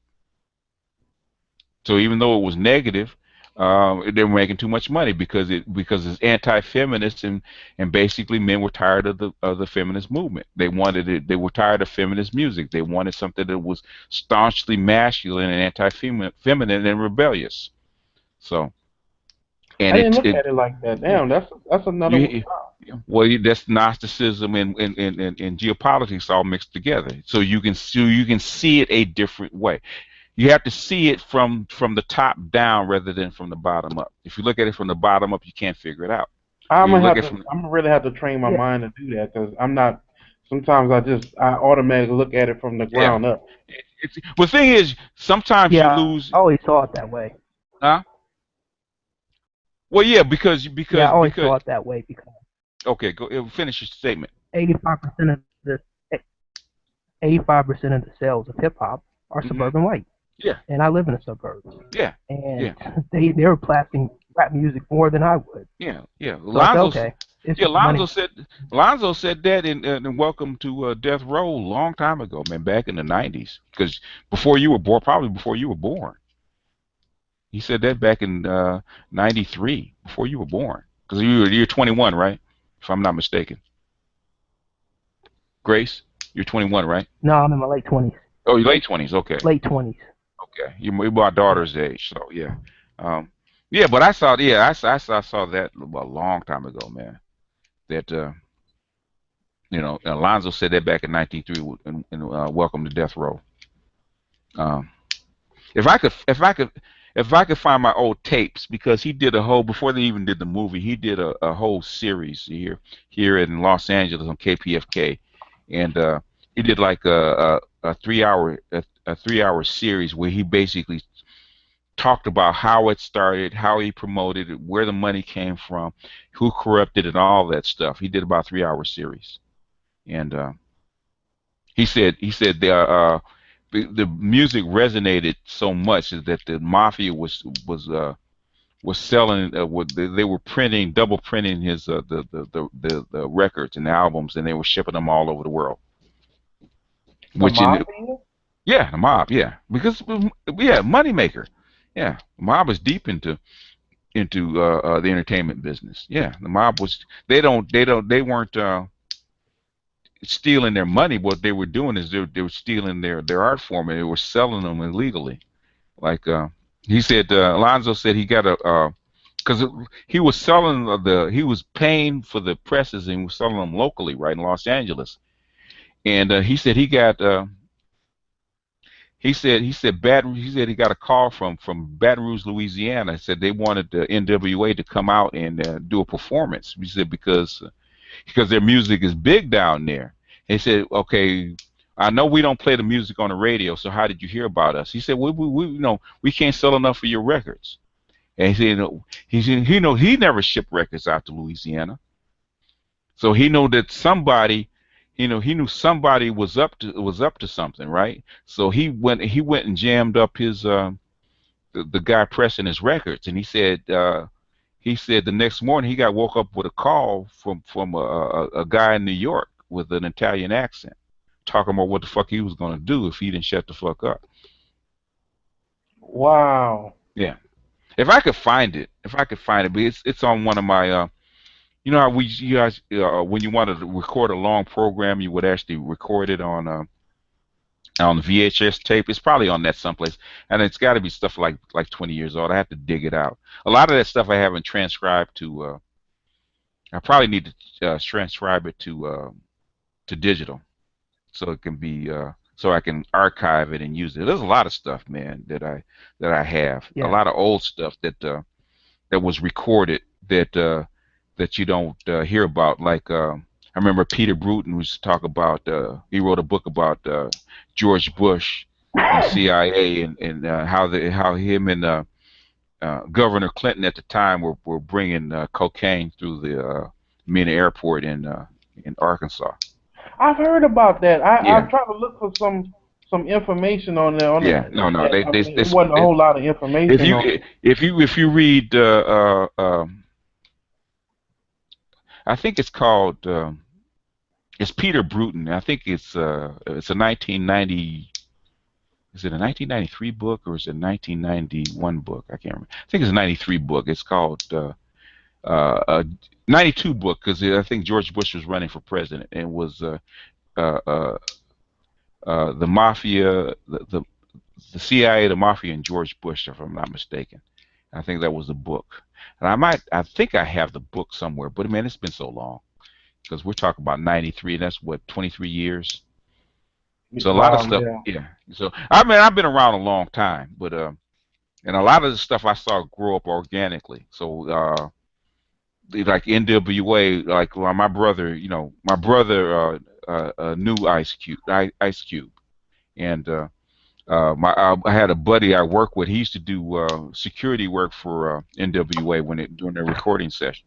So they're like local guys to me. And in fact, a friend of mine, she's the cousin to Snoop Dogg